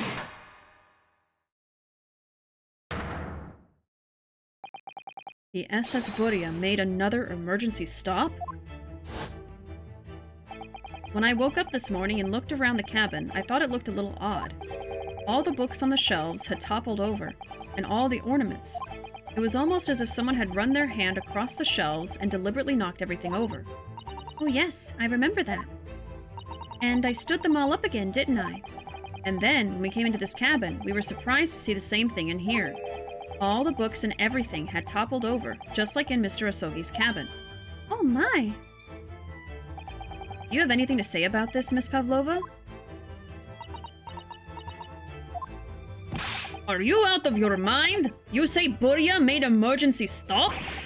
It does seem a little far-fetched. How could that possibly have happened? Unless you're saying that the culprit is actually someone from the engine room? Oh, it is simple enough. Are you forgetting the button in the passageway outside? Used to trigger the emergency alarm? Oh yes, of course. There was a notice, wasn't there? Telling you only to press the button in times of emergency. On dark nights when the fog is dense, the captain cannot afford to rely on the eyes of his lookout alone. Hence the placement of a number of buttons around the vessel to allow any crewman to raise the alarm.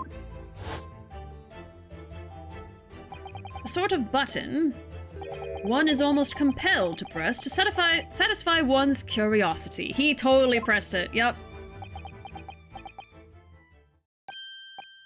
Wait, it was you? Also, yeah, I didn't connect this, but Arkham's saying I was wondering why he had lines on his face, and then I realized he had a snake on it recently. That's why he's had the lines on his face this whole time, is because of his pet snake. I didn't connect that. It was you? When the button is pressed, two things happen in the interests of safety. The emergency alarm bell rings, and the vessel comes to a complete stop. As indeed it did a little earlier today.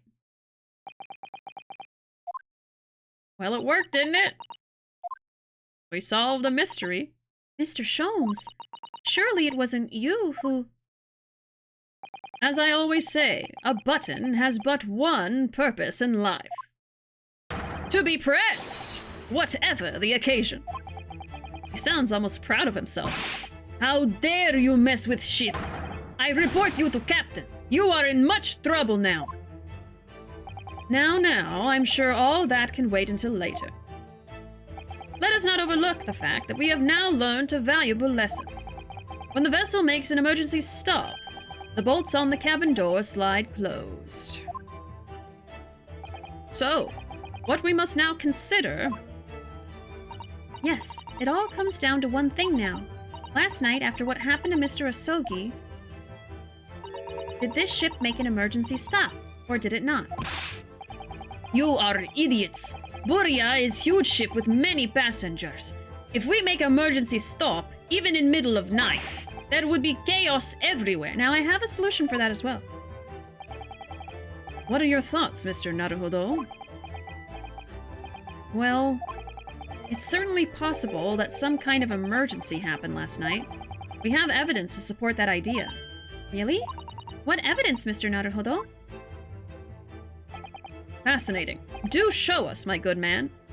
I think this time it's the logs. It flew over my head for most of the playthrough. I only realized shortly before it became apparent. Holmes sure does know how to press buttons, huh? What evidence promotes the theory that some emergency gripped this vessel last night? The book? Yes! Stroganoff, it's your duty to patrol the first-class area of the ship, isn't that right? That is correct. Why? And the ship's log here, this would be where you record the details of your duties. What are you doing with that? That is mine! Ah, you rather carelessly left it atop the little makeshift bureau in the passageway out there.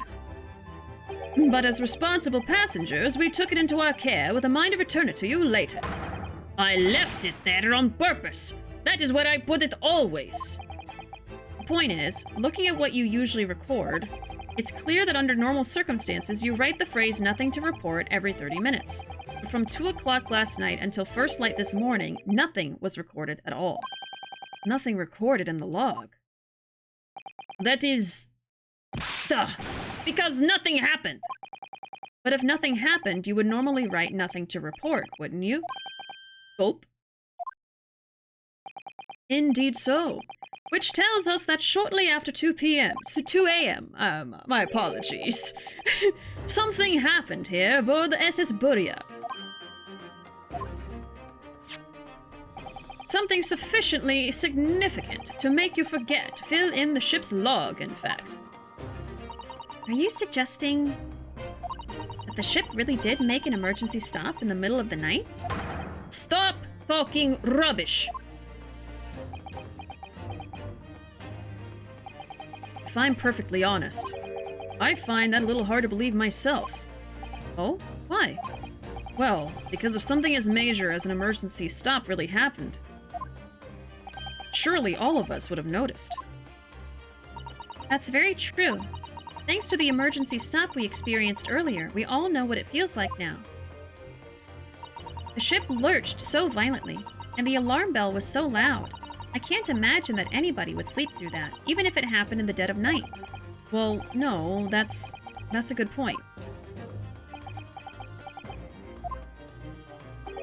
What of the throbbing? The throbbing! Sorry, what do you mean? Your head, man. The throbbing of your head since this morning. We have all suffered with it. Oh. Oh, yes. I have had a headache, you're right. In fact, I haven't been feeling myself since I woke up today. Nor have I. My head has been feeling heavy ever since dawn. Yes, you've all been afflicted, haven't you? Just as I suspected. He's right. My head's been throbbing today, too. And since eating dinner yesterday evening, everything has felt sort of hazy. What of the throbbing? Thank you for adding that quote. I'm telling you, everyone got a bonk. Everything has felt sort of hazy. I can't really remember anything that happened after I climbed back inside the wardrobe. Then the first thing I noticed this morning was a throbbing pain in my head.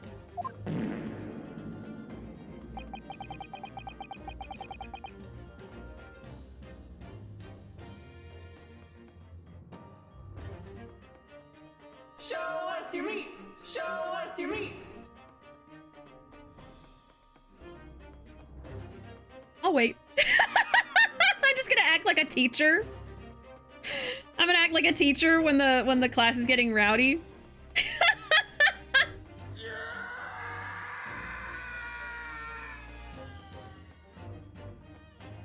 What are y'all doing?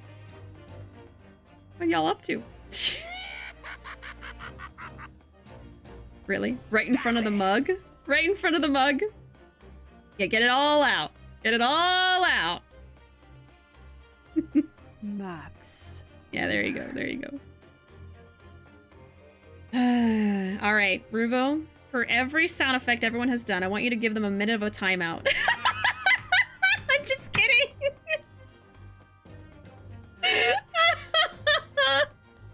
You're just racking up the timeouts. Yeah, keep going. Keep going. Go ahead. Doing math, yeah. But you know what you are getting? No more sound effects for a little bit. That's the real repercussions. There you go. You've been cut off.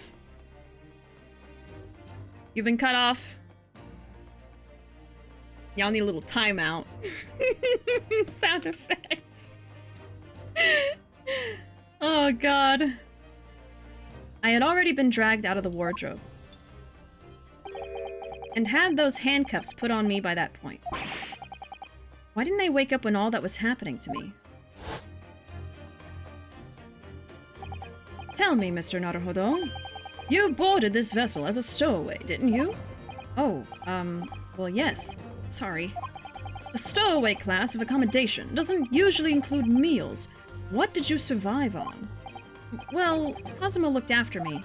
He was always happy to share his meals. So, you enjoyed some of the whole roast chicken dish that was served yesterday evening, I take it? Yes.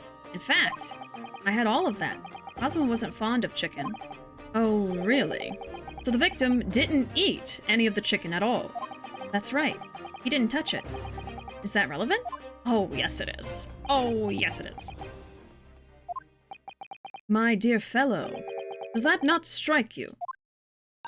Oh, Mr. Sholmes, do you mean to say that there was something wrong with the chicken? I do. No, really? Is that really true? The meal prepared for the passengers last night had been tampered with. Tampered with by the addition of a soporific designed to induce a very deep slumber in those who consumed it. It was drugged! I knew it from the beginning. A sleeping drug.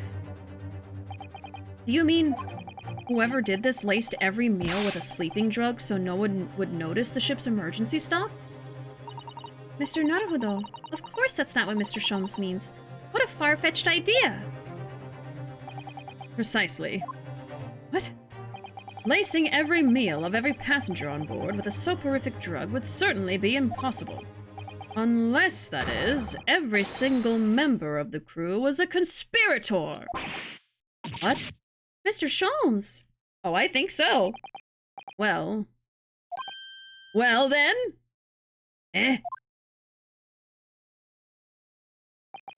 I'm sorry to say that any more deception in this matter will get you nowhere. If you refuse to talk, there would have to be an inquiry made through the shipping company, of course. And were that to happen, every member of the crew and the captain himself would be hauled over the coals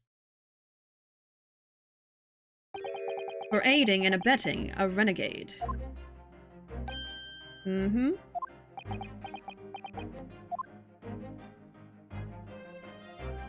Please, no more. I will tell everything. I cannot make problems like this for everyone anymore. These crewmen are your former comrades, I believe. Comrades. Yes. So when I decided to run away, I asked them to help me. We all agreed to help. Everyone together. She threw away everything. Her fame in the ballet, Mother Russia. We wanted to help our angel. I don't believe it. You are right. We put sleeping drug in chicken last night.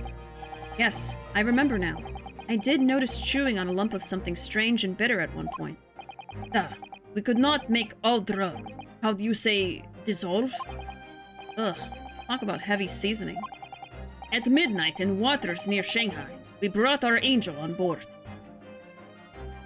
She was helped by comrade on shore with small fishing boat. Exactly what I thought. While all the passengers of the SS Buria slept soundly, thanks to the almost magical effects of the slumber-inducing potion their evening meals had contained. So, if that's what happened, the only people awake on the ship last night were the crew, people who dislike chicken, and the newly boarded passenger, Miss Pavlova. And that means it would have been possible for you. You could have used the emergency stop trick to lock Kazuma's cabin door.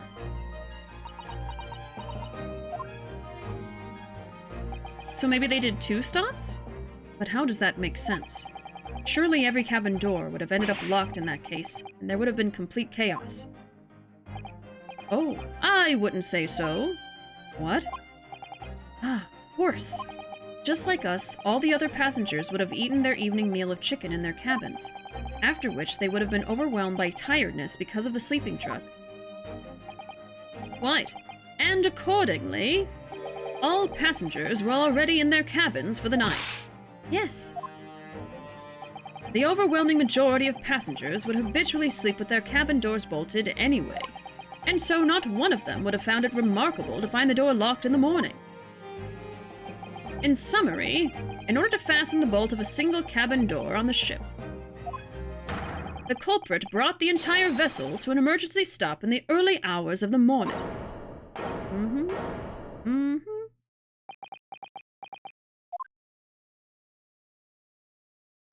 You have talked a long time and said many things. What is point? The point is what I said earlier. There was somebody else present on the scene when the victim lost his life last night. Someone who left a message in Russian on the floor in an attempt to incriminate another. Someone who tried desperately to hide the broken fragments of glass that would reveal the culprit's identity. And someone who abused the ship's emergency stop procedure in order to lock a door. All told, a busy night. But... No buts! I don't know about any of this. I am just a little girl. Well, you killed someone! You like to speak with your long English words and explain your clever ideas. But I am sailor, and sailors don't listen to long, boring stories. We don't believe. Don't sailors always tell long stories? Sailors like me, we trust only what we see with our eyes. A laudable trait. What? I am quite of the same disposition, my good man. Observation to me is everything. Mr. Naruhodo. Oh, yes? Do you hear it? That accusatory cry of guilt on the wind. What accusatory cry of guilt? Sorry, you've lost me. Proof of involvement, man. But you can't hear such a call with your ears. No. You must hear it with your eyes. For observation is the basis of all deduction.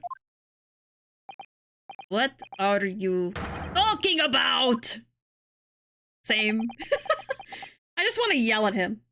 I believe the time has come for one final logic and reasoning spectacular to expose the truth.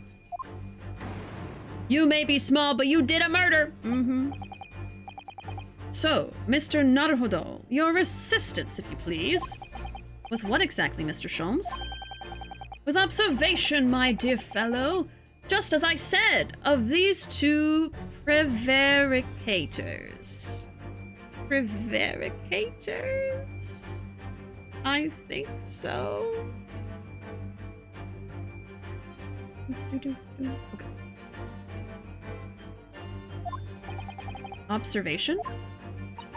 If you remember, Mr. Naruhodo, we know that somebody tried to fabricate evidence, don't we?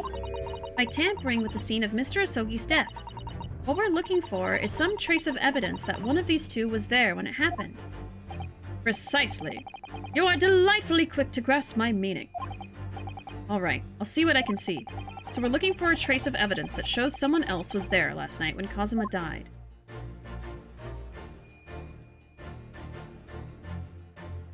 Oh, yup. Yup. Yep. Okay, but let's look at everything, I guess. We've already looked at her ears. So funny you can still look at her ears. So I think on you... Oh god. It's his arms? Okay, we can look at his arms. Deduce D's, yes. What the deduce? Chunky arms. He has arms like tree trunks, doesn't he? Hairy tree trunks. Yes, he certainly has sailor's arms. He's a born man of the sea. Even if I had been awake, I couldn't have done anything about being dragged out of that wardrobe by this man. Naruhodo-san? Are you alright? You seem to be lost in thought. Oh, sorry.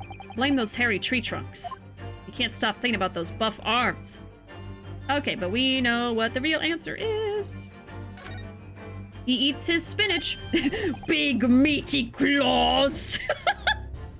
Yeah, those are his big meaty claws. Oh, look at this. It's some kind of stain in an unusual place. Yes, you're right. It looks like ink, if I'm not mistaken. Ink. And look at the color, too. It's clear where this came from. Why is it on his back, I wonder? Yes!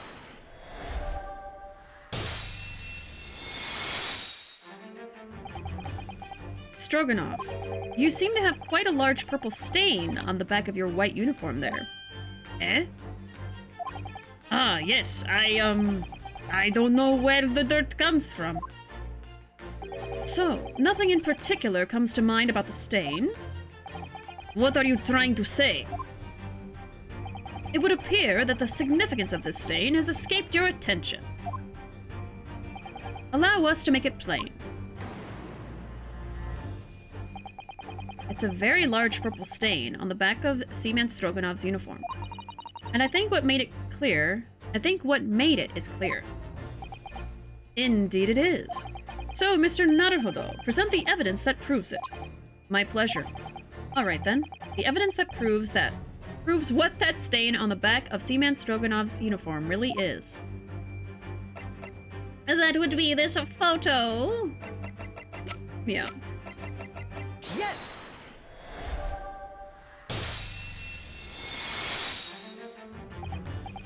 Yes, it's this photograph, and the ink it shows. That's what caused the stain on your uniform. Ink? A rather unusual color of ink, purple. Ah, the penny drops. At last. Now you see the significance.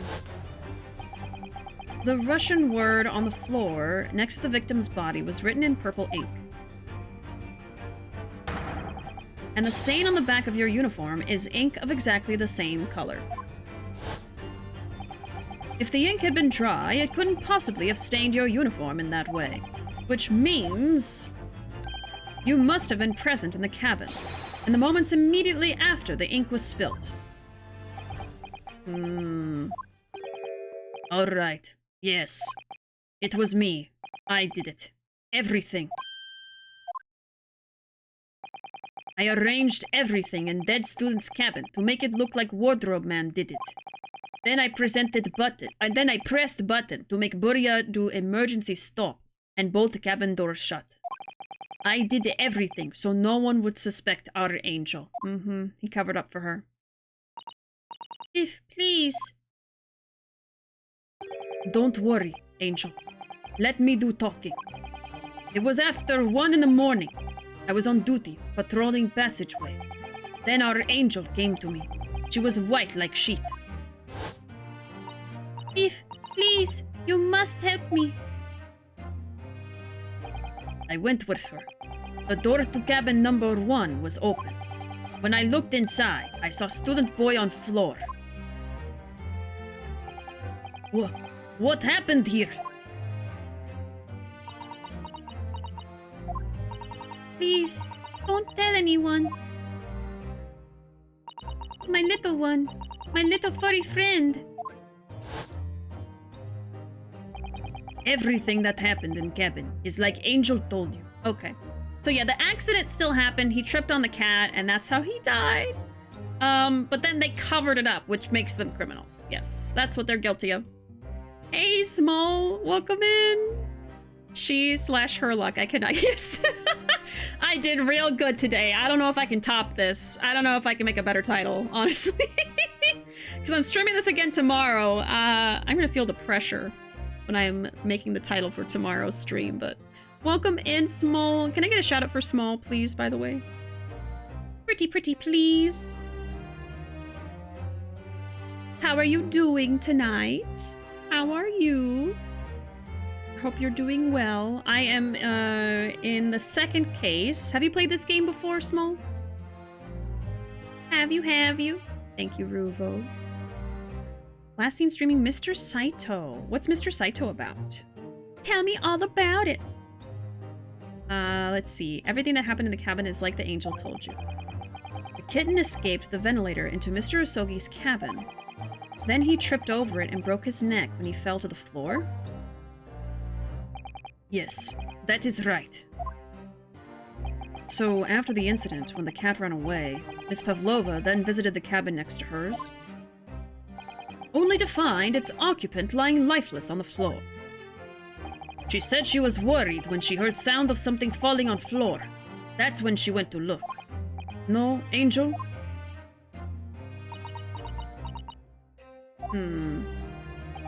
The door was not locked, so she opened to look, and you already know what happened after. There's just one thing, if you wouldn't mind. What? When you went to Mr. Asogi's cabin, Miss Pavlova, was he already dead? Why? I already told you. When Nina opened door of student's cabin and looked inside, I was asking Miss Pavlova. Well, Miss Pavlova?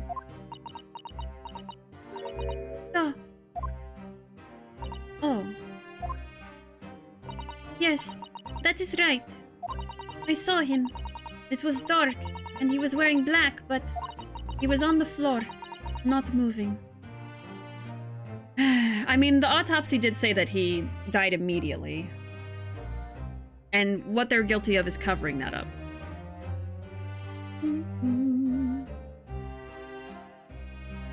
It was the best idea Bishi's had since they decided to start streaming on Twitch. Thank you. Mr. Saito is that game the composer of Plants vs. Zombies, Laura Shigihara developed. Yes, it's so cute. Well, I gotta look it up now. Mr. Saito.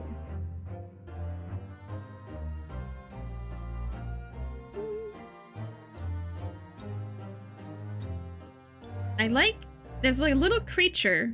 I don't know what it is, but I like him. Is that Mr. Saito? Is it the little creature? I don't know. What is this? I look at Mr. Saito and I see like the game title and then I see like an animal. It kind of looks like maybe a weasel. Oh, a llama worm? A llama mixed with a worm? I like that. I don't have a llama worm, but I do have a llama and I do have a worm. I have a little llama. Well, actually it's an alpaca, but... And then I have a magic worm. So I guess if I combine them... You have a llama worm? Yeah, there we go. That's where the magic happens. Oh, I saw Smokule playing it before. It's super, super cute. I gotta check it out now. I gotta check out not Smokule. Mr. Saito Smokule stream. That's what I was trying to say. I gotta check that out. Look up that game now. Oh my goodness. I like the llama worm. That's immediately pulling me in. I was scared.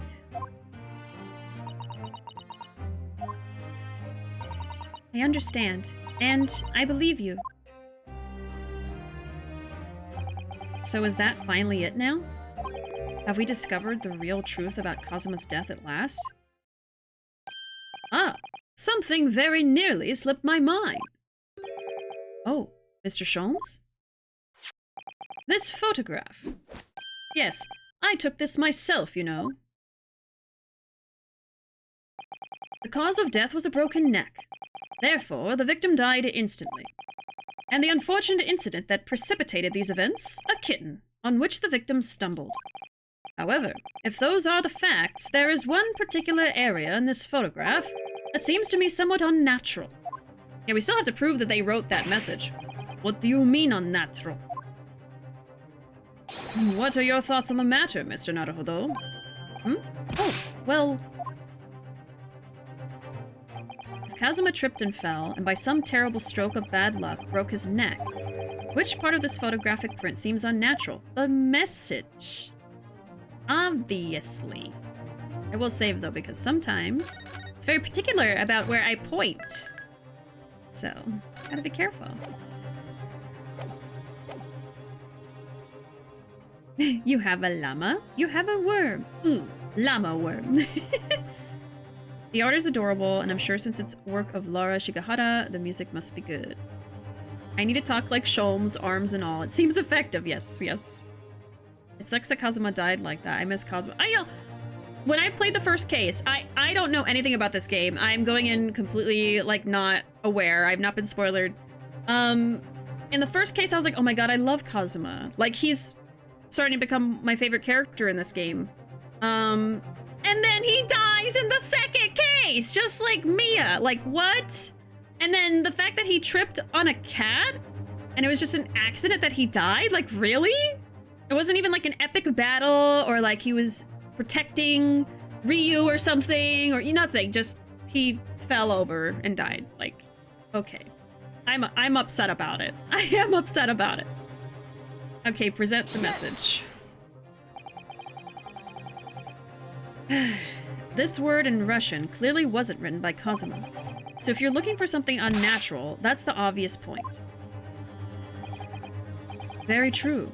It is certainly peculiar, but it's not what I meant by unnatural, I'm afraid. That particularly crass detail was orchestrated by the culprit. I mean to identify another point. Oh, I see. Imagine, if you will, losing your footing yourself.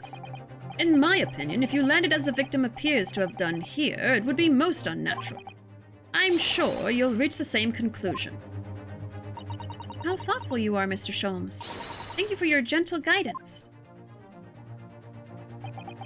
If Kazuma tripped and fell, and by some terrible stroke of bad luck broke his neck... Which part of this print seems unnatural? Well, he's not... No, never mind. The pointing finger?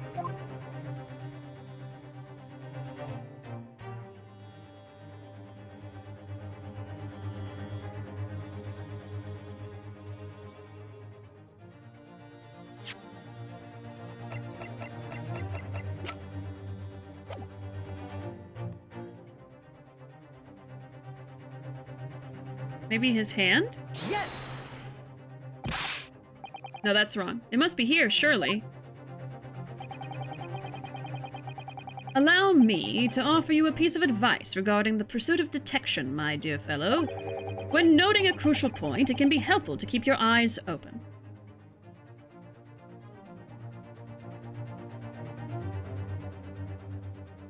The disrespect. They were open. And it can be equally helpful to use them. Sorry, I'll try that. You asshole. He's so rude. No, screw you, I'm loading the save. I'm not taking this disrespect. Okay, so we have the message, but that's not it. We have... I pointed here, maybe I need to point at his finger. It could be his body in general. Let me try the actual finger and see if that's actually it. No, it's just picking up on the message, which is what I thought would happen. So it's not the hand. The Lion, the Witch, and the audacity of this bish. Yep, exactly. I will take my upset to my grave. I know. I like that they had a specific answer in this one and still let you get it wrong without penalty, because that also made sense. Right, like, that was my immediate thought. Okay.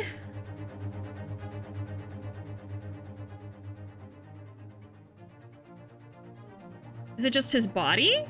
Yes! No. This is so odd. It's definitely something specific. I hope it's not a case of me not pointing to the exact place. Like, maybe it is his hand, but I need to be, like, here? Instead of up here? You know, like, I pointed here. I think I pointed up here. Let me try, like, maybe near the knuckle. Yes! No, it's still picking up the word. Oh my gosh. Okay, so maybe it's not the hand. I think I have to write that off now. Let me look at the record real quick.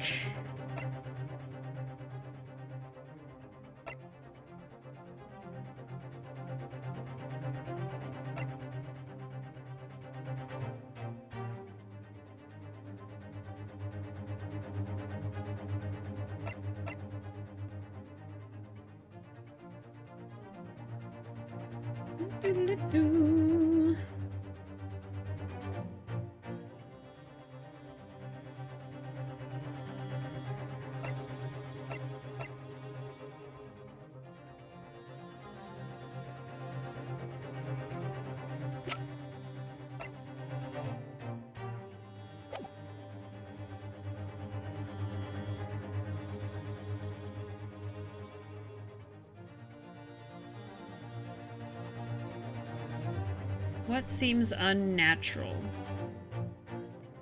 Do you want a clue?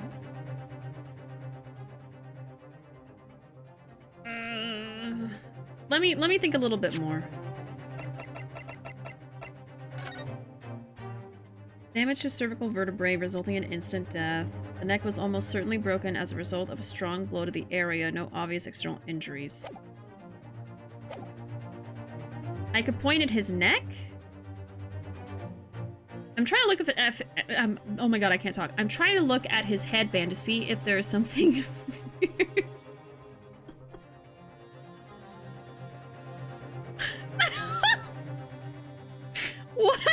the noises I just made trying to speak must have sounded like Simlish, like garbled.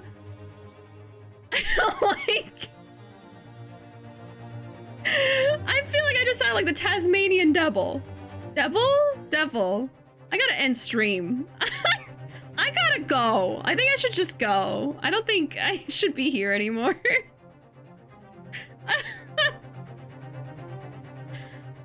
Oh my god. You ever just, like, feel your neurons stop firing? Okay, I'm thinking it could be specifically his neck, maybe something to do with his headband, maybe something to do with his other hand. I'm gonna point at his neck. Yes! It must be here, surely. Allow me to offer you— yeah, no, that's not it. What the heck? Okay, I'll take a hint. I will take a hint. I don't know. This one's weird. Like, at this point, it's definitely something to do with his body, I think. The hint is he's got two.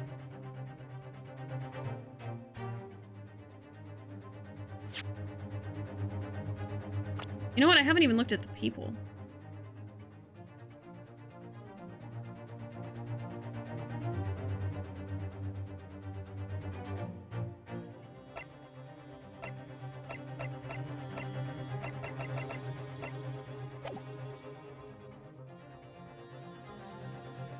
So maybe it is the other hand?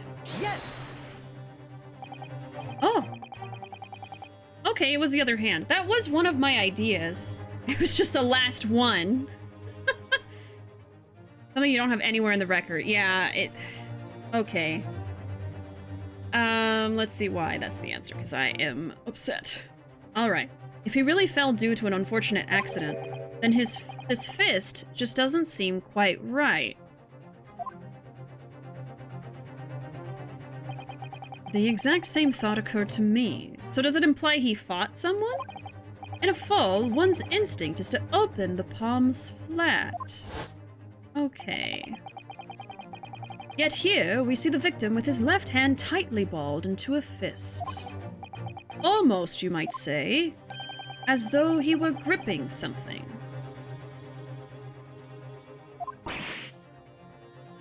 Like maybe his sword? What do you mean? Simply that I took the liberty of investigating the victim's fist a short while ago. You did? And what, pray, do you imagine I found there, my dear fellow? Mr. Sholmes, show us, please. Why, of course, my dear madam. Would I keep you in suspense? This is what I found. The missing earring. Interesting! Ah, that's weird.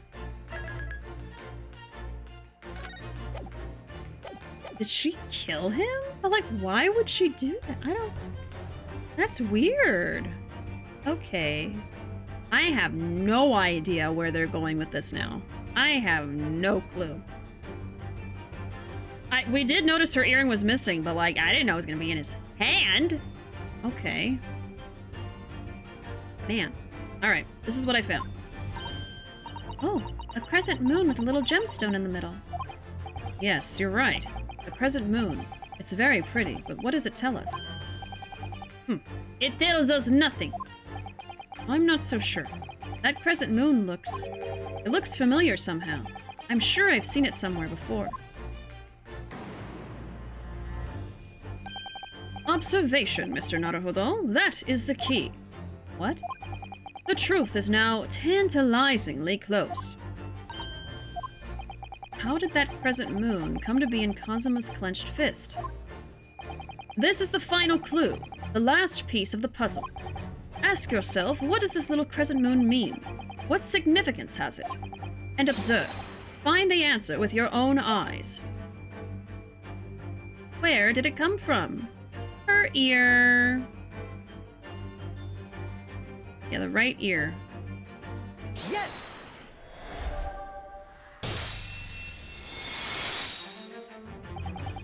Miss Pavlova, I noticed that on your ear. Even though you have a metal earring, the decorative part of it seems to be missing. The little link holding it on must have broken, I suppose. Eh? What? But looking at your other ear, I notice a crescent moon. Ah! I don't believe it. Now, the missing crescent moon was found in the victim's clenched fist. Clearly, there is only one logical conclusion. Wouldn't you agree, Mr. Naruhodo? Yes. Miss Pavlova, Mr. Asogi must have grasped that crescent moon and pulled it from your ear. Perhaps just moments before he fell to the floor. Man. In other words, last night in Mr. Asogi's cabin, you witnessed the moment when the victim fell with your own eyes. In fact, you were quite literally at arm's length from him. But then the question is, why did Mr. Asogi do that? Why did he pull your earring from your ear and hold it in his clenched fist during his final moments? Oh no. Angel? No one can protect you now. Please, Miss Pavlova, tell us the truth. Last night, what did you do to Kazuma? Ah! Did she say niet? I don't even know. When I think about everything that happened yesterday, it was too much. Oh, Oh, I think this is Pavlova speaking. Okay. Running away, the fishing boat in the middle of the night, trying to climb onto this huge ship. And then, when I was at last in this cabin, and I could relax after this horrible long day... Meow! Darka, wait!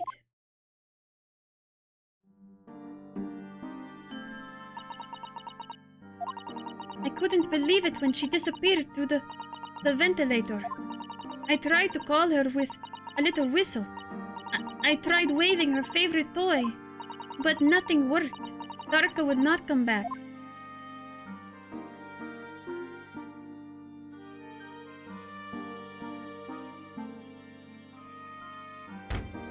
Hmm?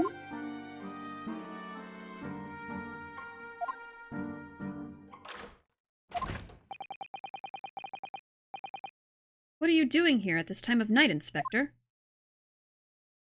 Oh. Oh. I'm sorry. I thought it was a friend of mine.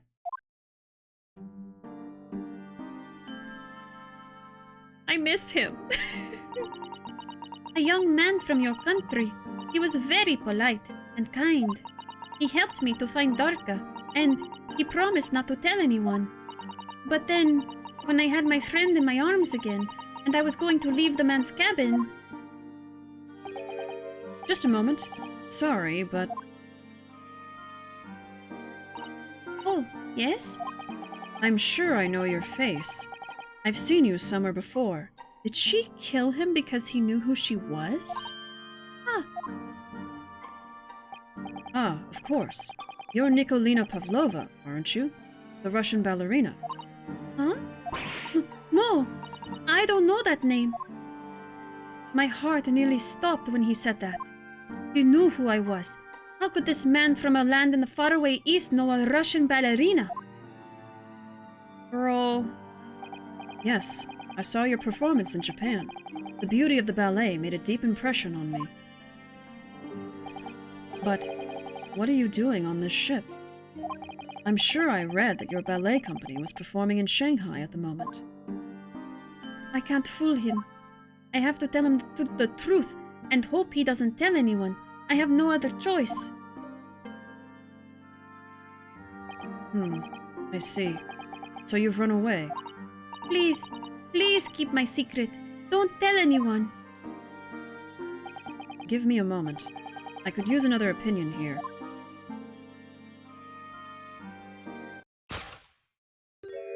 He's going to pull that cord. He's going to tell the captain. No, he was just gonna wake up his friend in the closet! Why did I think I could trust him? Oh my god. Then it happened. Everything at once. It was only a second, but it felt like forever. Wait, I shouted, and then... Darka jumped out of my arms and down to the young man's feet. And... as he turned around to look at me... Oh! That gave me a cold feeling. Oh. Oh, that gave me a cold feeling. Oh, that is terrible. I pushed him. I don't even know why. I don't know why I did it. I was just so scared. And... oh, I got a little bit of goosebumps. I had to stop him from telling anyone about me. Ooh, girl. Oh, you gotta go to jail. Jail now. Jail forever. And that's when you went to fetch help? From Stroganov, who was on duty out in the passageway. I heard Nina cry out and thud on floor, so I ran to her. She was standing at cabin door, shaking like leaf. She looked at me and said, "Help me, Beef. If they find out, I will be... Please, I have nowhere to go." Well, you got somewhere to go now, girl. You got jail. You got jail. You don't got mail, you got jail. So you decided to help. And that's when you arranged things in Kazuma's cabin to make it look like I did it. so that no one would suspect the passenger in the cabin next door. Yes. I went into cabin and looked around to make sure there was nothing to show Nina was there. And then I found Stowaway and Wardrobe still sleeping. Right. That's when he found me. So you worked out a plan to lay the blame on the stowaway. I closed wardrobe doors and put back strange paper sign. Luckily for me, that's the only reason Susato-san started to believe me when I said I was innocent. I dragged the young man's body to good place and used the ink that was spilling to write on floor. I wrote wardrobe, so that person who found him would look inside wardrobe and find Stowaway. And tell me, what of the glass bell? It was by my feet, so I picked it up. I see. But it was dark in the cabin. I didn't notice the other half. Then Angel went back to her cabin, and I finished the job. By pressing the emergency alarm button in the passageway? Yes.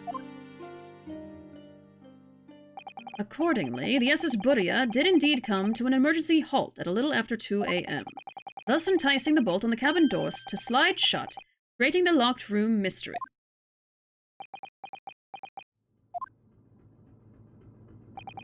There's still one thing I don't understand, Miss Pavlova. What? Well, you said that you told Kazuma about the fact that you'd run away from your homeland. And it's because you were worried he was going to tell the captain that you pushed him. Isn't that right? Yes.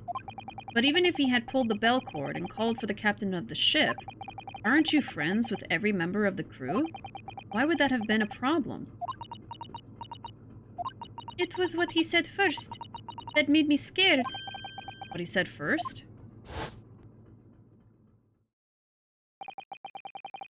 What are you doing here at this time of night, Inspector?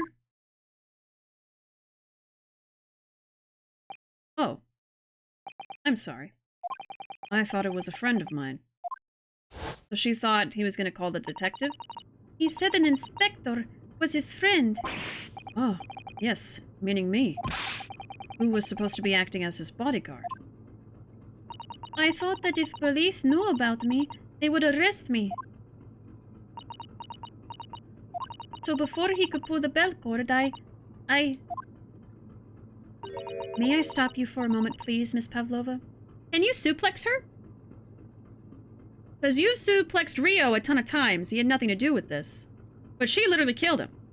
So are you going to suplex her? Because I'd like to see it.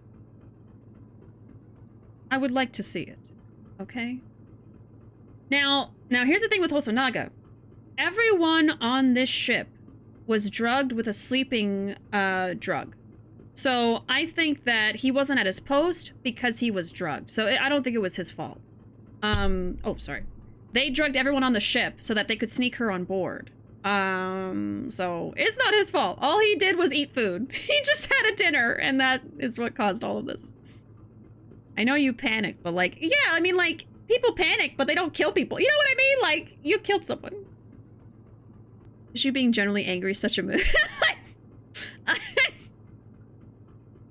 Oh, God.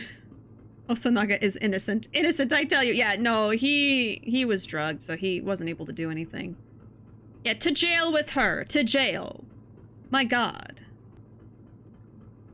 The past 7 hours, they had you build a house of cards just to blow it out the window in the last 50 minutes, right? Like, all of my theories are just out the window. This is totally a different direction.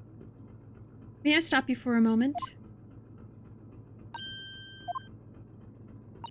It just doesn't seem to make sense. I mean, was Mr. Asogi really going to pull the bell cord? I don't know. Oh, he wasn't. What? What do you think, Mr. Naruhodo? He was going to get Ryu. Well, I'm not Kazuma, so I can't know for certain, but... he was a man of his word. If he told you he wouldn't give your secret away, then he wouldn't have done. No, he was walking over to it. He was going to pull the cord. He was going to make them send me back. No, you killed him for no reason. Yeah. Well, Mr. Naruhodo, The day's work is not yet done, it seems. There is one more deduction to make. Oh my god. What? Another deduction? Yes. What action was the victim really about to take at that moment? I already know. Oh, is this his theme? Oh, God! Can we determine whether the young man's gaze was directed? Man.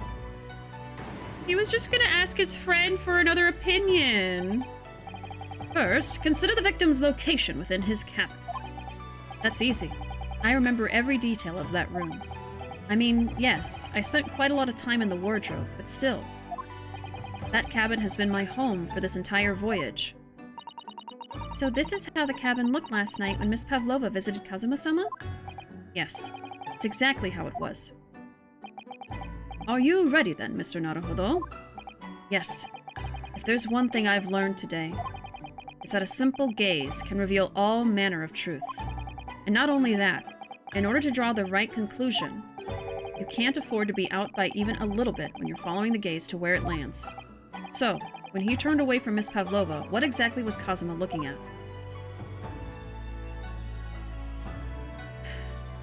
He was looking at the wardrobe. The bed. But you can actually look at everything. The wardrobe. My wardrobe. I was in there at the time, of course, sleeping soundly. Too soundly. If only I hadn't eaten that chicken that was laced with the sleeping drug. If only he'd woken me up. Then maybe this tragedy would never have happened. Man. Take that! That's so sad.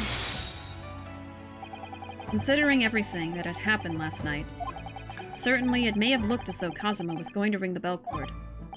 Yes, however... what is directly beside the bell cord? The wardrobe. The wardrobe? And more importantly, what was inside the wardrobe? The man's great friend, sleeping soundly. Oh. Miss Pavlova, please, think back very carefully. What were Mr. Asogi's exact words last night?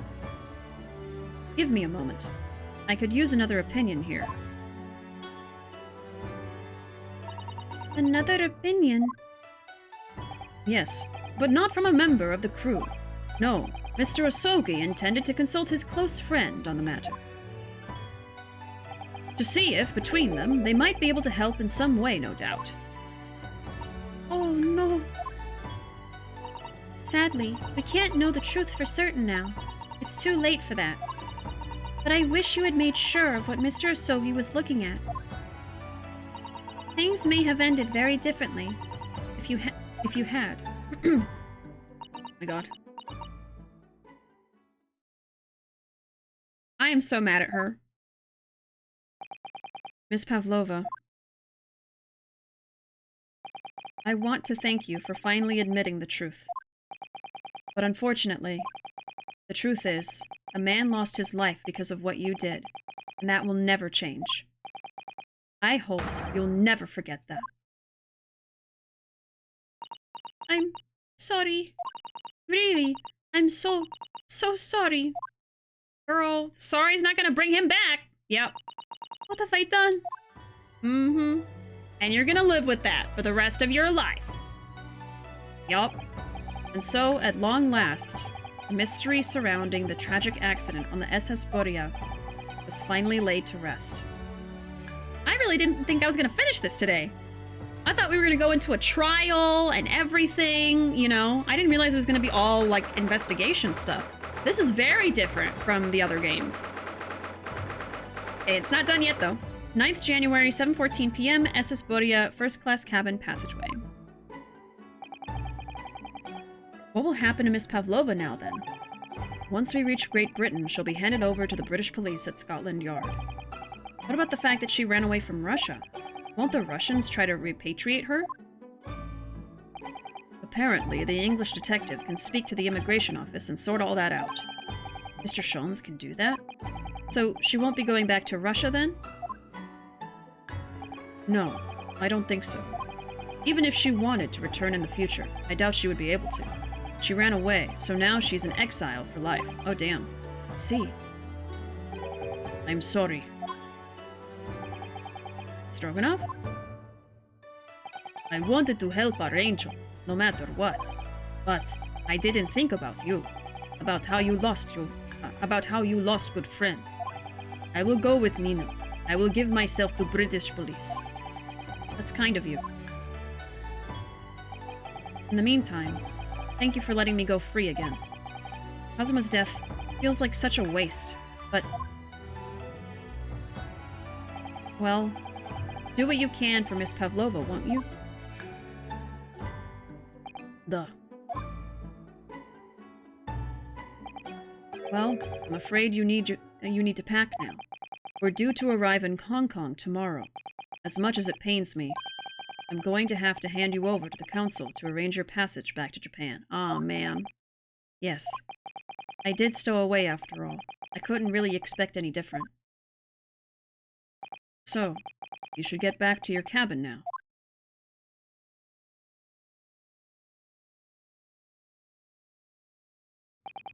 Looks like my study tour to Great Britain is over before it's even begun then.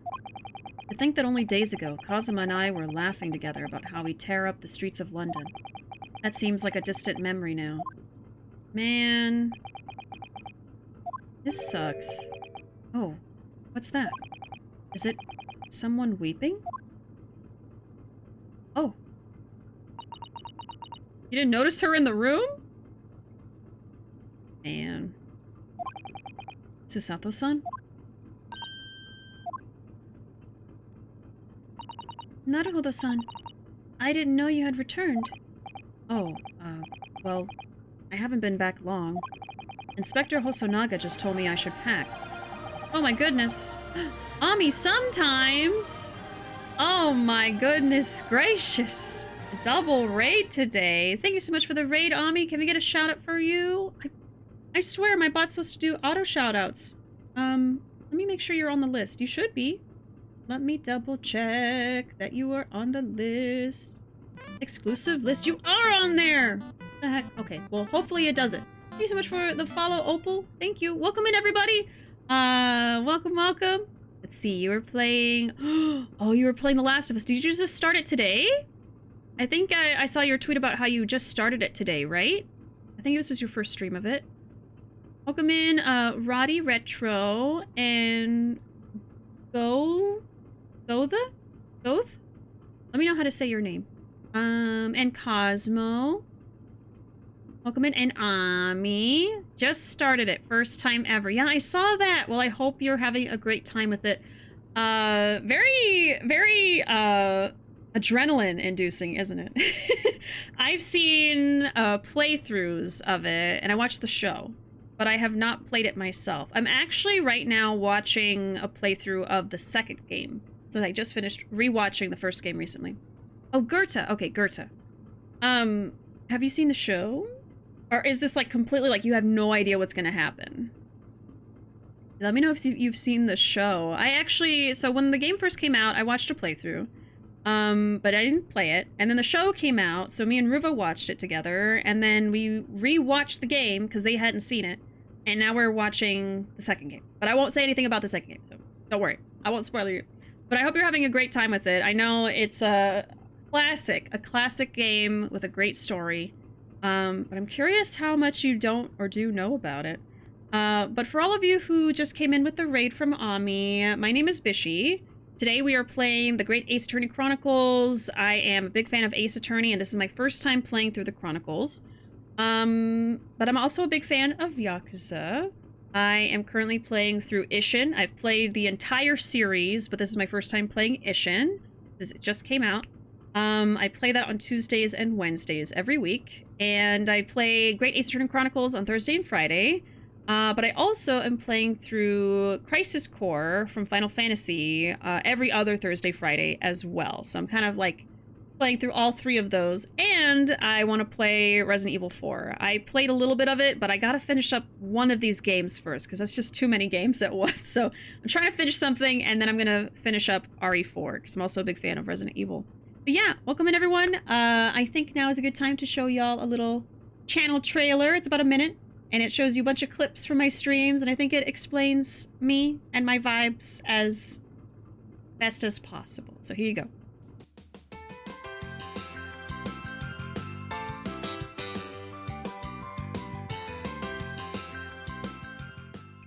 The only thing I want is for you to come out of Maya's body right now. Exorcism, exorcism, exorcism, exorcism, exorcise that bitch! Exorcise that bitch! That frickin' frat boy poisoned my pee-pee. Here's some lapis. No! Oh, I'm alive, I'm alive! Oh!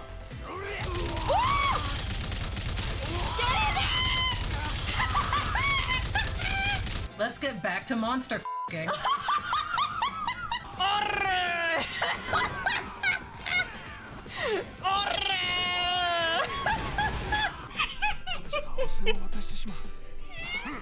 Show us your meat! Show us your meat! Show us your meat!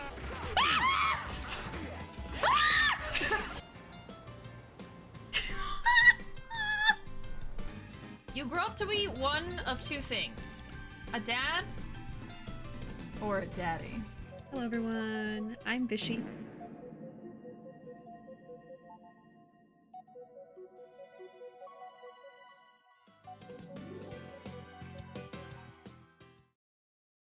And those are my streams. Oh, I actually had sound effects turned off from earlier. Y'all were being gremlins, so I had to turn them off. Okay, they're back on. But yeah, that's me. Those are my streams. Love it. That was cute. Thank you. Thank you. Thank you. Yeah, we have a lot of fun here. I always try to make people laugh. Thank you for the follow, Black Cat. Thank you. We catch up with chat here. That is a full schedule. Yeah. I was originally just playing Ishin and this game. And then Square Enix gave me a copy of Crisis Core, and I've been wanting to play it ever since it came out in December. So I threw it into the schedule because I want to play it too. And I'm just kind of alternating between Crisis Core and Ace Attorney. I think Crisis Core I'll finish up quickly compared to Ace Attorney because these games tend to be a little bit long. And then as soon as I'm done with Crisis Core, I will get back to Resident Evil 4. But yeah, all awesome games. And I actually, the copy of Ishin that I have, the copy of Crisis Core, as I mentioned, and the copy of Resident Evil 4 are all given to me by the respective companies. So very thankful, feeling very thankful that I get to play all these amazing games thanks to Sega, Capcom, and Square Enix. So yeah, just a really cool time that I'm playing all of these simultaneously, thanks to, you know, working with them. But anyway, yeah, been having a lot of fun with all these playthroughs, and playing through Great Ace Attorney as well. Really late. Have a good night all. No worries, Caramel. Thanks so much for being here and for hanging out with us as usual. I appreciate it a lot. And I hope you have a good night. We'll see you next time. We shall see you. Yeah, I actually had Ruuuvo bring me some water while I was showing y'all the trailer because I am out of water and my throat does not like that, so. I need to take some very well-deserved sips, I think. Oh, and it's like ice cold water from the fridge. Oh, yeah. Oh, yeah. Just imagine the feeling of ice cold water. That is what I'm experiencing.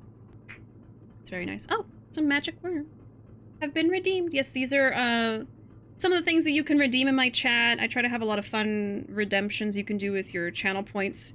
I have 246 or so of these little guys. These are little magic worms that I remember from my childhood that I had to turn into a chat thing. So anyway, you can redeem your points and make me wear them for a little bit. And a tiny rainbow cowboy hat, yes. That's another one. That's another one. Good night, y'all. I'm very tired and must return to slumber. See y'all for some more Ace Attorney tomorrow. Yes, no worries, Arkham. Have a good night. I appreciate you hanging out, and we will see you tomorrow. But yeah, I'm also playing this again tomorrow. I'm basically just trying to reach a good stopping point. We have just basically solved the problem here in this murder case. And things are kind of just wrapping up right now. We have discovered that this character... Let me see. This prima ballerina, actually, is responsible for the death of the protagonist's best friend. Not necessarily out of malice, but nonetheless, she did kill him, so. Not happy with her. She has very unfortunate circumstances, but not happy with her right now, because I love Kazuma. I had only just met him. I just started this game recently. This is only the second chapter. But they just kill him immediately. And I'm still very upset about it. But anyway, yeah, that's what we're working on at the moment. Not me running around to get the water like a stage tech going wild backstage during a live show. Yeah. Yeah, like right at the tail end of the trailer, Ruuuvo like rushed and was like trying to give me the water before I went back to stream. I like texted them while the trailer started like, hey, can you bring me some water, please? Just some, you know, behind the scenes stuff. But anyway, welcome in everyone. I'm gonna get back to playing the video game. Okay. Inspector Hosonaga just told me I should pack. You know, ready to leave the ship tomorrow and all that.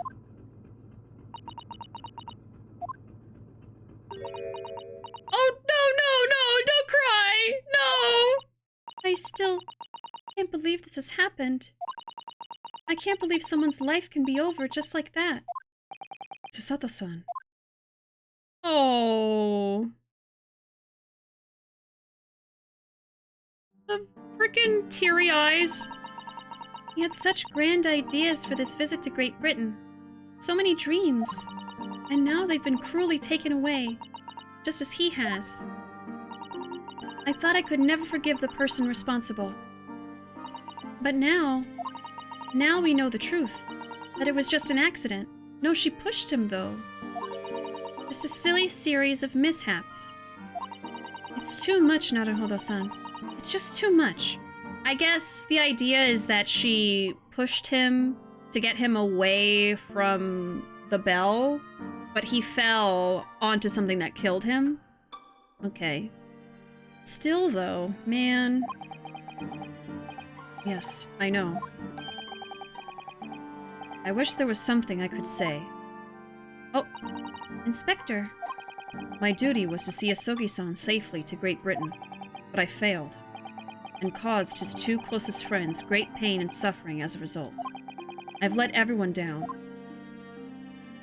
and I will do anything to make up for my terrible blunder. Nobody blames you, Inspector. And I'm free again now, at least. Huh? What the heck?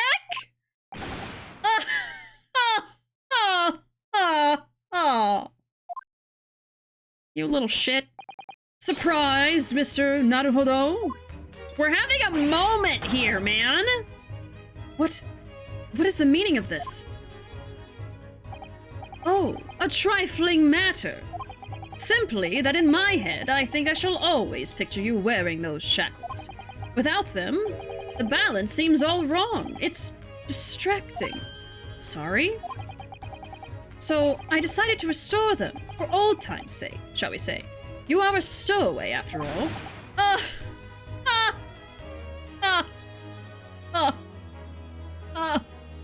You can do the laugh now. Go ahead.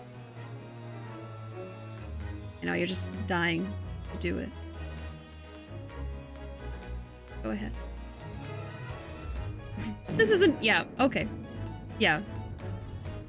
Good choice. This is an A-B conversation, show him. C, yourself out, you bish. Yeah.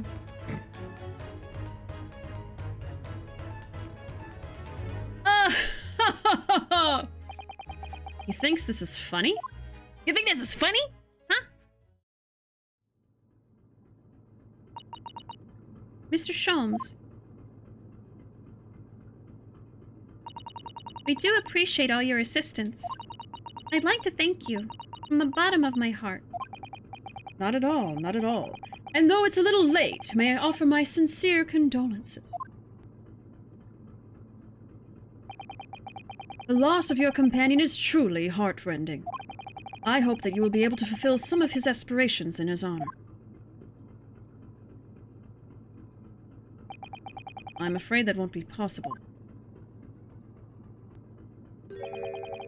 We shall be disembarking at the next port, in Hong Kong.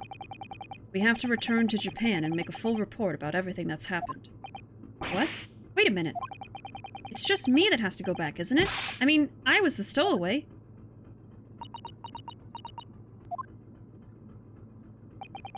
The terms of this study tour were negotiated by the Department of Justice in both Great Britain and Japan. It was to be 1 lawyer and 1 assistant. Was to be? In the light of Mr. Asogi's unfortunate death, I'm afraid the study tour can no longer go ahead. Oh no.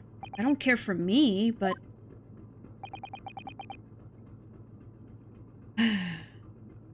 Glorious laughter in spite of it all. Hey, welcome in, Speed.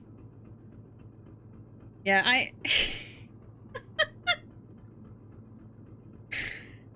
mean, you know, one sound effect happened, and then the moment passed, I turn it back off. Just missed your window. Sorry. I was kind of laughing internally at the predicament you found yourself in, though, I have to say. Y'all troll me a lot with those sound effects, okay? I gotta get back somehow. Okay. Poor Susato-san. My dear fellows, the majority of problems have an extremely simple solution, you know. All you require is 1 lawyer, and the study tour can continue, surely. But there is no one else with the necessary qualifications, Mr. Sholmes. We know of no other lawyer. Qualifications, you say? Any qualifications obtained in your own country will be of little value in Great Britain, I'm afraid. Oh, but... But anyway, the voyage to London still promises a good month of time. Ample opportunity, I would say, to find yourselves another suitable lawyer. Yes.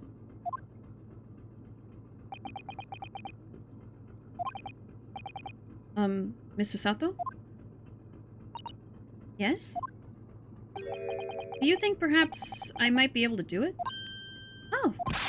But you're not a lawyer, Mr. Naruhodo. Oh, unless... Are you studying law? No, I'm not, but... I'm sorry. In that case, I don't think there's even a chance it could work. But as I said, there is still more than a month before we reach England's shores. Isn't that right, Mr. Naruhodo? Yes, I have a month in which to study, to learn what I must to become a lawyer in Great Britain. Mr. Naruhodo. That's ridiculous. Are you seriously suggesting anybody could learn all of that in just 40 days? There's only one way to find out. I would work my fingers to the bone, Inspector. Every single day. Will you let me try? And if, by the time we reach Great Britain, I haven't learned enough to be recognized as a lawyer, I'll take whatever punishment is deemed appropriate. But why put yourself in such a difficult position? Kazuma. He said that there was something he had to do in Great Britain, and that he would sacrifice anything to make it happen. He was passionate about it. I can't let all that passion just come to nothing. And anyway, it's for my own benefit, too.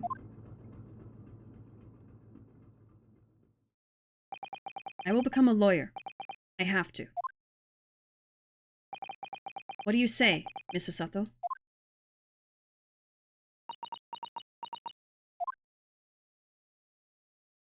Oh. I think it's a wonderful idea. I feel like this is the first time she's smiled this whole case. In fact, maybe the first time ever? Thank you. So, what does our bespectacled inspector friend say? Are you serious?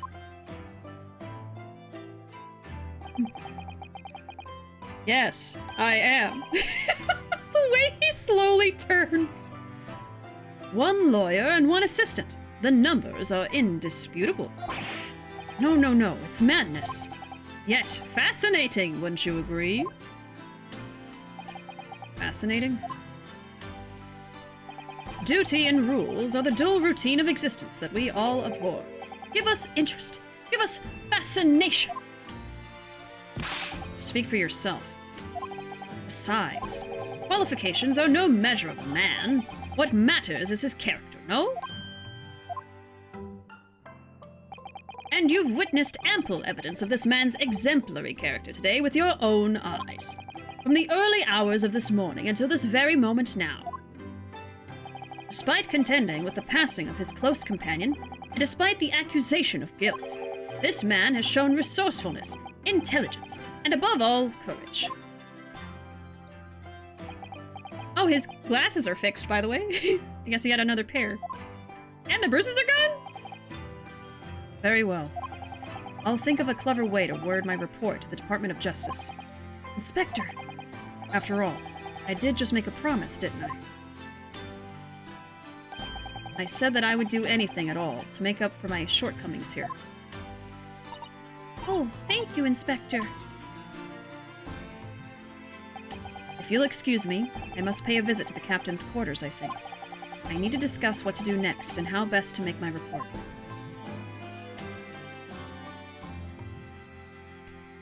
He's gonna become a lawyer in 40 days!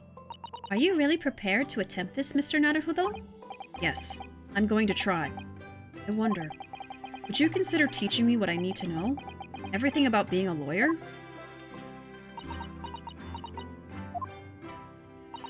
I would be delighted to help you. I am a judicial assistant, after all. Thank you. And, Mr. Naruhodo, I'd like you to take charge of this. His sword! What? Me? Are you sure? I'm sure it's what Kazuma-sama would have wanted. Oh, God! Its name is Karuma. It's a great sword that's been in the Asogi clan for generations. Very well. I accept. I'll treasure it always. Man. So then, Miss Sasato. It seems we'll be working together for some time to come yet. Karuma, supposed to sound like karma. Karuma is actually Von Karma's Japanese name as well. Huh. Interesting. With the right attitude, you can be Phoenix Wright, or Ryunosuke Naruhodo in this case. Let me catch up with chat here for a second. Streamer getting revenge. This is Bishi's villain arc. Yes. Turning off sound effects is my villain arc. Oh, been silently watching for like an hour. I appreciate the lurk.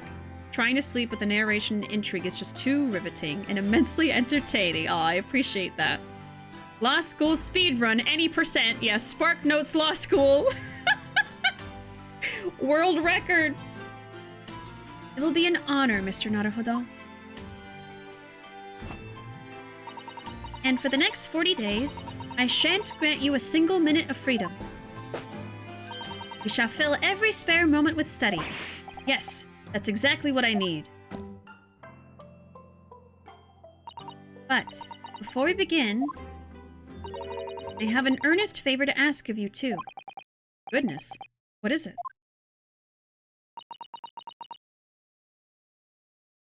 Just take a strategic sip of water.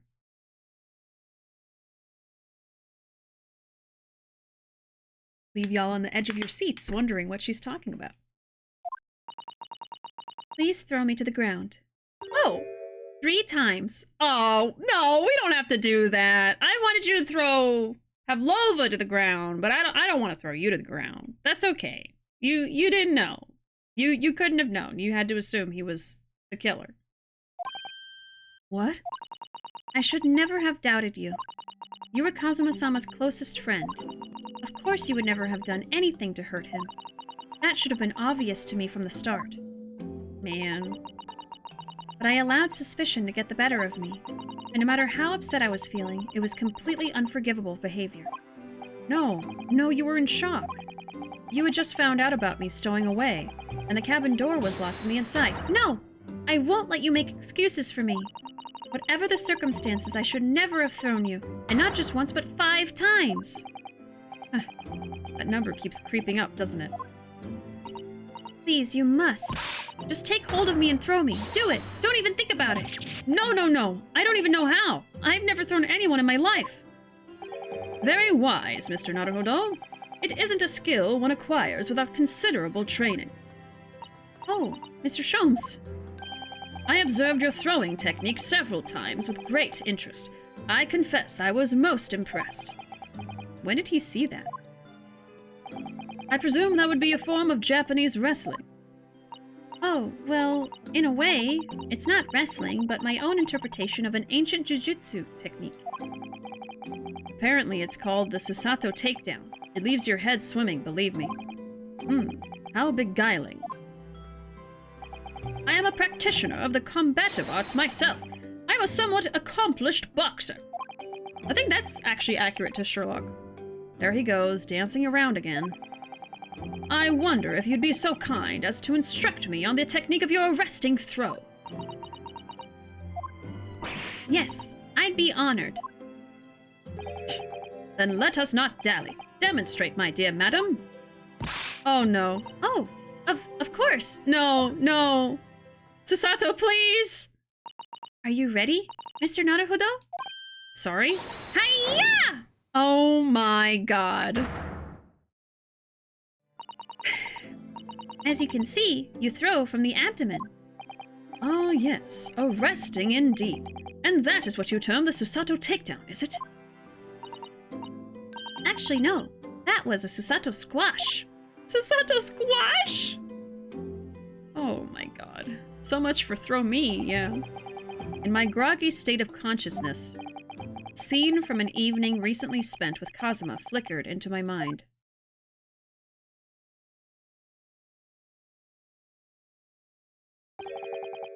Karuma? That's right. It's a prized sword that's been passed down through generations of the Asogi clan. Can't believe you managed to get permission to bring it with you. I mean, taking a katana on a study tour is more than a little irregular, surely.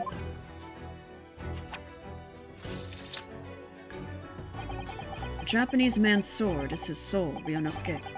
I can't be parted from my katana. Karuma guides me.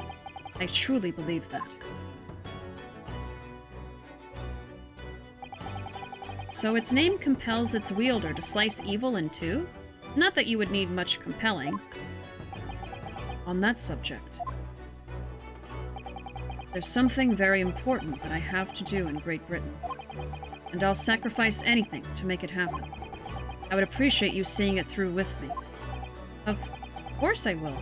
Whatever it is, I'll see it through to the end with you. I knew you wouldn't let me down.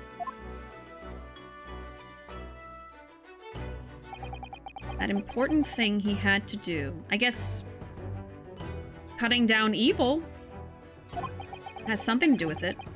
I still don't know what that was. But I'm going to see the place for myself and work it out. In Great Britain's capital, London.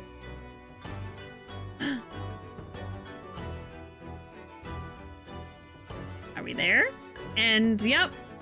There you have it, folks. The end of Chapter 2. Crash Course Candidate awarded. I will save, thank you. Alright, that means we get to pick back up with this tomorrow with Chapter 3. We get to start the next case. Yeah, so this is very different. So I guess not every chapter is necessarily going to be a trial, perhaps? Or maybe this is just a special... I don't know. I don't need to know. It's fine. We'll just experience it as we continue playing. But yeah, that was a great case. Very sad that Kazuma is dead, you know. So I don't like that part, but it was fun to do all the things. Anyway. Oh, God. Okay, let me make sure I save so I don't forget. All right. That is going to be it for today's stream. Let me turn those sound effects back on. Go ahead and try that one more time. Oh my goodness gracious. We streamed for 5 hours. Almost. Next stream is going to be interesting. Yeah, I'll have to take really good notes tomorrow because I won't be playing it again until the next week, so. Oh gosh, but anyway, I'm excited. I'm excited to see what the next case has in store for us. Issue the stream you strumped. The stream I strumped. Oh my god. Starting off strong next stream. Yeah, with a new case. I'm glad I finished this one today, though. Obviously, it was very doable. So I guess this was a 2-stream case? So not too long. Yeah, he had a specific goal, but that's all we know. Yeah, and I think it has something to do with stopping an evil person or something. I guess. Ryu is carrying Kazuma's soul now. Yeah, with the sword. Oh my god. Yeah, Sherlock canonically dabbles in boxing, fencing, and stuff like that. Yeah, I knew the boxing. He's got on his fighting trousers. Oh, I thought he said I deserved your throwing technique and honestly do it. Yeah. Oh, God. All right. But yeah, that's going to be it for me tonight, y'all. Thank y'all very, very much for hanging out. I appreciate it so, so much. And thanks for all the raids today.